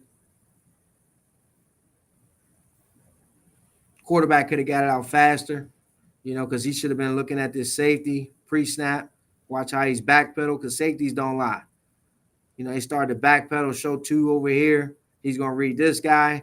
He stays in the RPO running here. We're going to throw it to the flats. Sorry, you'll see it here. He's backing out, so we're going to run a glance because the corner's playing low. Right there. And that, but triple option, throwing the ball, baby. Here's some split zone. I'm not going to go in depth on this because I know I'm running out of time. I'm going over a lot of stuff.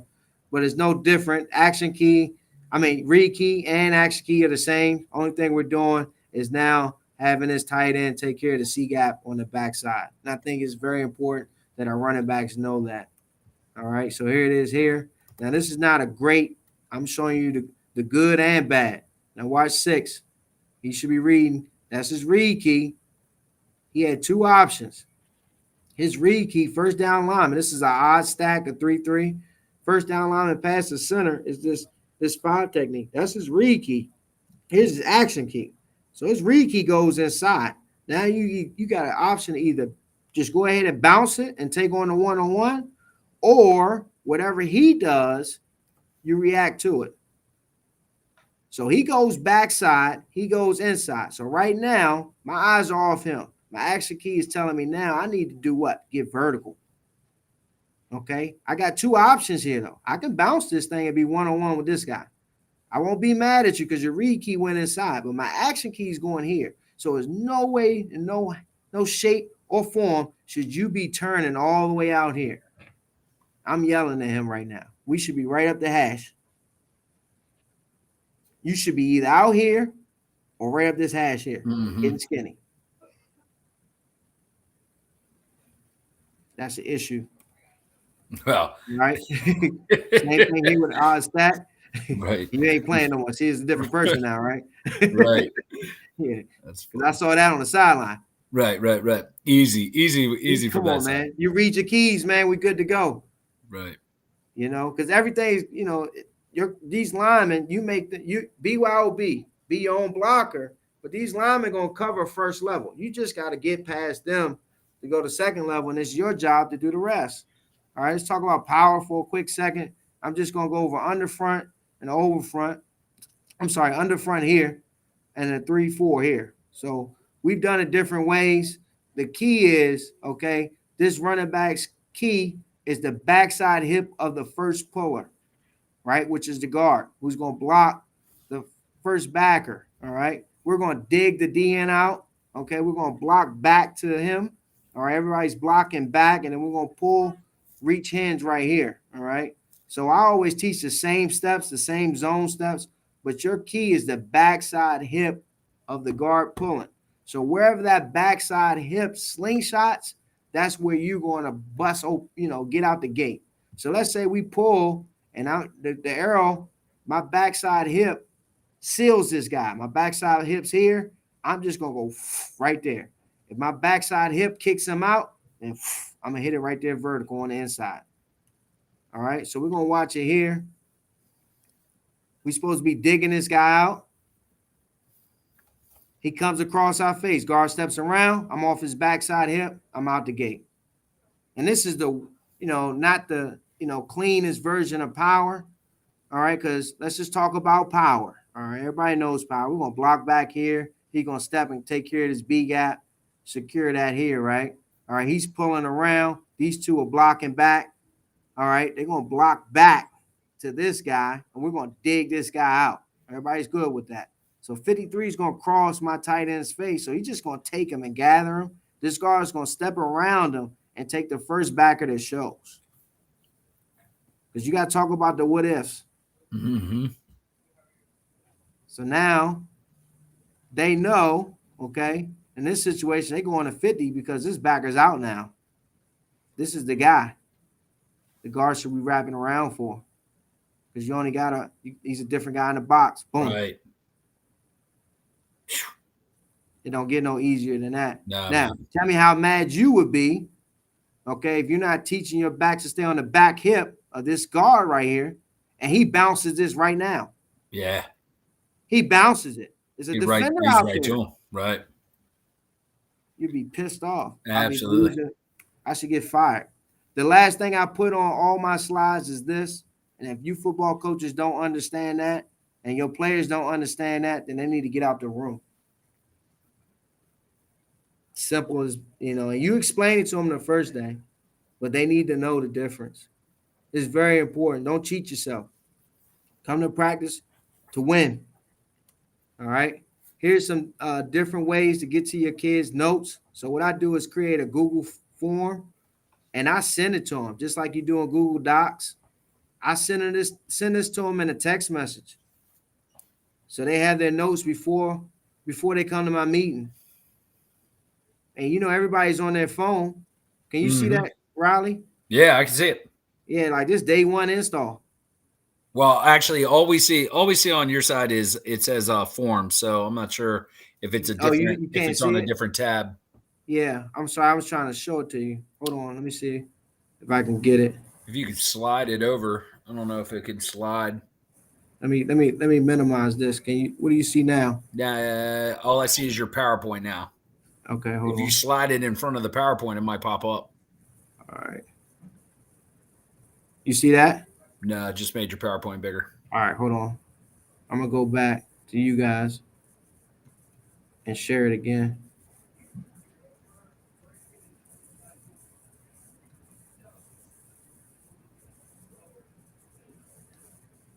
I thought I can share it. What do you see?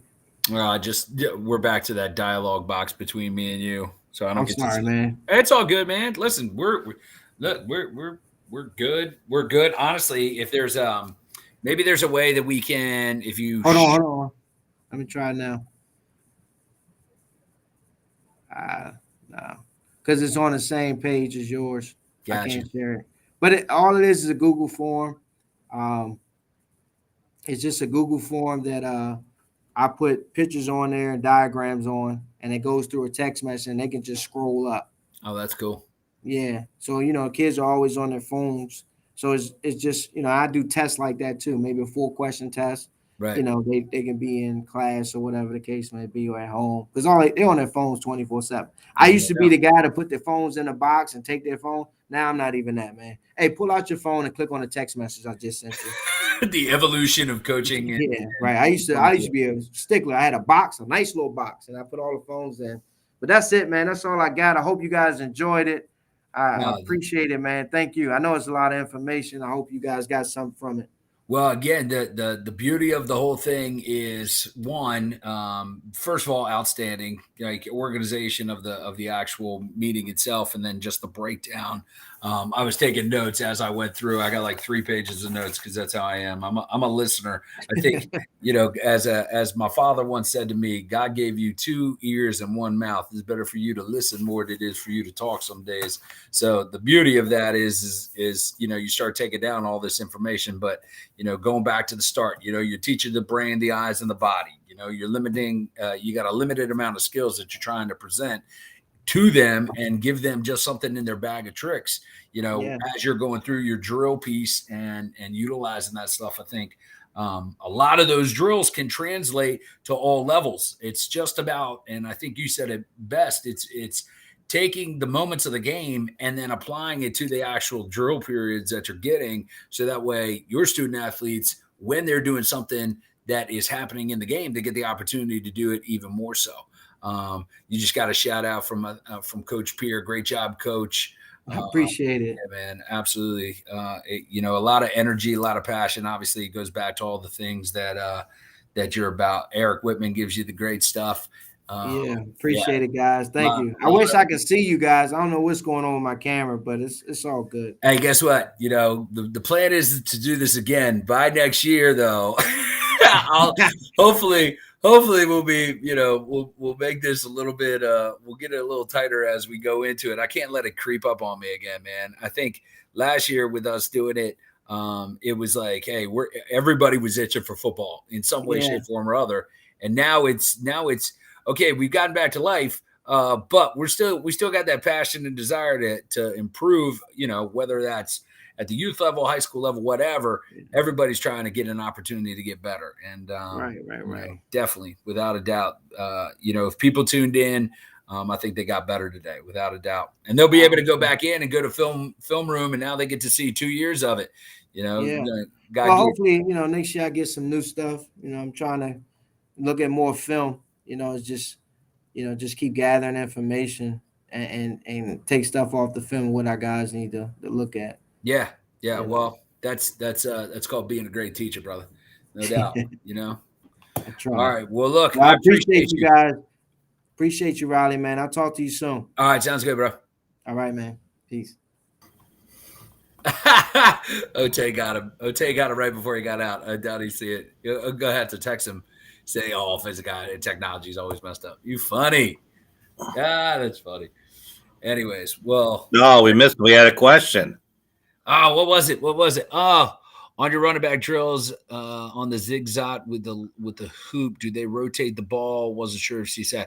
Wait a minute, he's still on. No, Can you answer? AJ, you still there? Yeah, no. Every time they make a cut, we keep it in the same arm. I don't teach switching arms ever. Yeah, I know where you got that. Yeah, never. I remember. First time AJ told me that was like, what was it? It was like 15 years ago. God, stop dating us, man. Bro, I'm just saying. Look, we're like fine. We're like good whiskey. It just needs years to sit around. That's all it is. No it was it Coach Ball, right? Yeah, Tony Ball. Coach Tony Ball. He was at Georgia. Yeah, man, he was at Georgia at the time. That was awesome. Yeah, he's don't switch the ball ever. Switch a ball. Why are they going to switch the ball? You're trying to get them to score. What do you got to worry about switching the ball for? Just run, man. Just run and score. Keep the ball high and tight. Nose to the sky, chin to football, wrist above your elbow. That's right. Coaching cues, baby. I'm off, man. I'm out of here. Buddy. Thanks, bro. All right, thank you. All right, that was your last chance at a question. So good luck with that one. That's it. Yeah, man. Well, cool. Sean, we did it, dude. 2 down. Yeah, year 2, man. Year 2, not too bad. Did a lot. There was a lot of good information today. I think everybody did great. Coach Moyseenko was like, "I'm sorry, man." He sent me a text. I'm like, "Dude, you did awesome. Like, even with the short time, whatever, man. It's an opportunity to get better." And we want to thank everybody that tuned in. And it's tough because we got guys that are behind university firewalls, and it's not as easy as it I guess it seems, Right. Well, Yeah. something that you and I, we could troubleshoot, again, people, the nice thing is that even for the presenters, the nice thing is that they can do it at their house, and Right. hopefully they can get it in a comfortability situation to be able to say, hey, look, I'm going to be able to do this. I'm at my home. I don't have to go. Well, but the difference is we want to have film and we want to have guys to show film. So it's not just me and you talking in front of a screen or somebody else talking in front of a screen. I mean, I don't know how many times you've been to these clinics. I've been to thousands of them. You're just sitting there going, okay, I get nothing out of this. Yeah. You're just, and again, I'll say it back to, our first presenter. When you're showing me film of a pro guy, if you're a high school coach or a youth coach and you're seeing film of even a D2 running back or a D3 running back, I think it puts things in perspective, because a lot of times it's hard for us to understand when we're trying to say, hey, coach, we got a guy for you, or hey, we have a guy that can play at your level. I mean, you saw a Division II program that's one of the best Division II programs in the country, and I think if you go back and, obviously his gap talks and presentations from a defense was impressive. But if you're not interested in the defensive perspective, go look at the speed of that. Go look at the athletes that, for a lot of guys, they go, and I know we had a young man on earlier today, hey, I'm a D1 football player and that's all I'm going to be. Well, go look at what D2 football is. Go look at what so there's always a unique part of this that I think when you share that side of it, there's a value to that other than X, Y, and Z. And, we've talked about this now for maybe 2 years that we've done this. We'd love to get high school guys on. Yeah, absolutely. I think there's a different level of high school, even if it's just around our state. I'd love to get guys from other states. Sounds like we have some international guys on. Yeah. I'd love to be able to expand this into a 2-day, I think, we're right. 4 or 5 hours is probably what we can do. But I'd love to be able to expand this into a multiple day. Yeah. Type presentation. I agree, man. I even doing like a Friday, Saturday kind of deal where, we got some presenters in, even like mid-afternoon, like a 3 to 7 or a 3 to 8 o'clock, 4 presenters. And then, hey, we're going to hit it off the next morning, carry it over from there and just, do the same kind of deal, 9 o'clock until 1 or something along those lines. I definitely think that's something that we can strive to do.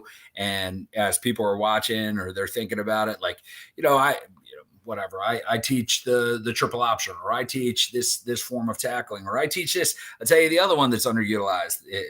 It's funny. I was talking to an AD today. He was texting me about it. He's like, hey, you got any special teams guys? And I was like, I did, but something happened. And one of our presenters, and I'm thinking about him right now, and his wife had an issue. So they had to go into the hospital. So we were going to have a fifth. But he was like, hey, I got to back out. Totally understandable. And he was a high school guy. So yeah, you're exactly right. Special teams there's so many ways that this can, and I think a panel for players, I think asking coaching questions, recruiting questions, you got a guy in the area, Donnie Zimmerman, who does a lot of stuff from a recruiting. I think there's so much where this can expand, where this is just not all for coaches. Right. It's not all for high school guys. It's not all for college guys. It's not all that. But everything we did today will be on our site, FB Film Room.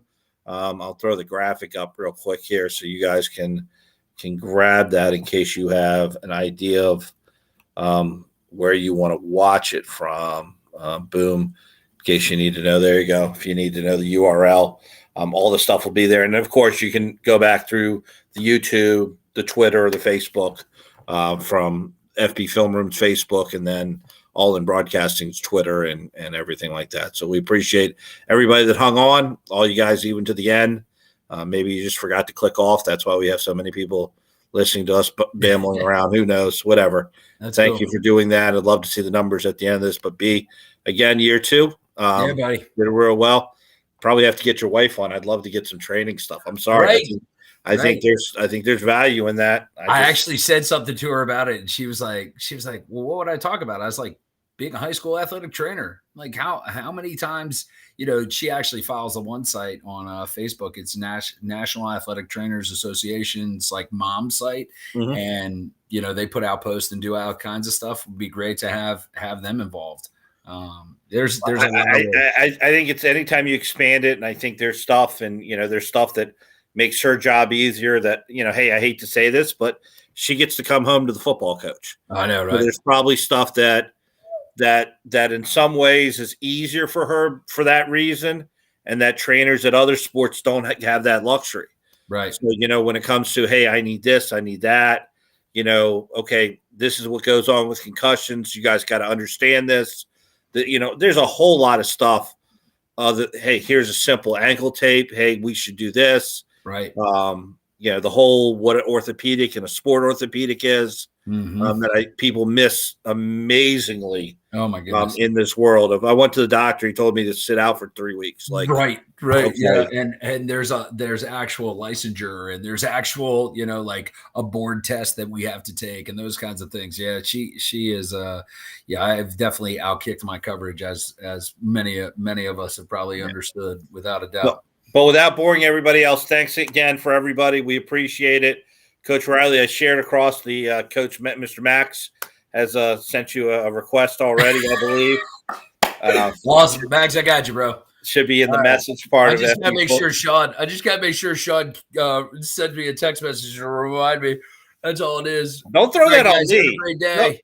Don't throw that on me. I got a season to worry about. You got up until the spring. Yeah, I hear you. I got you until the March. Well, yeah, let's hope no snow holds that up. Right. All right, buddy. All right, bud. Thank you, guys. Appreciate it, everyone.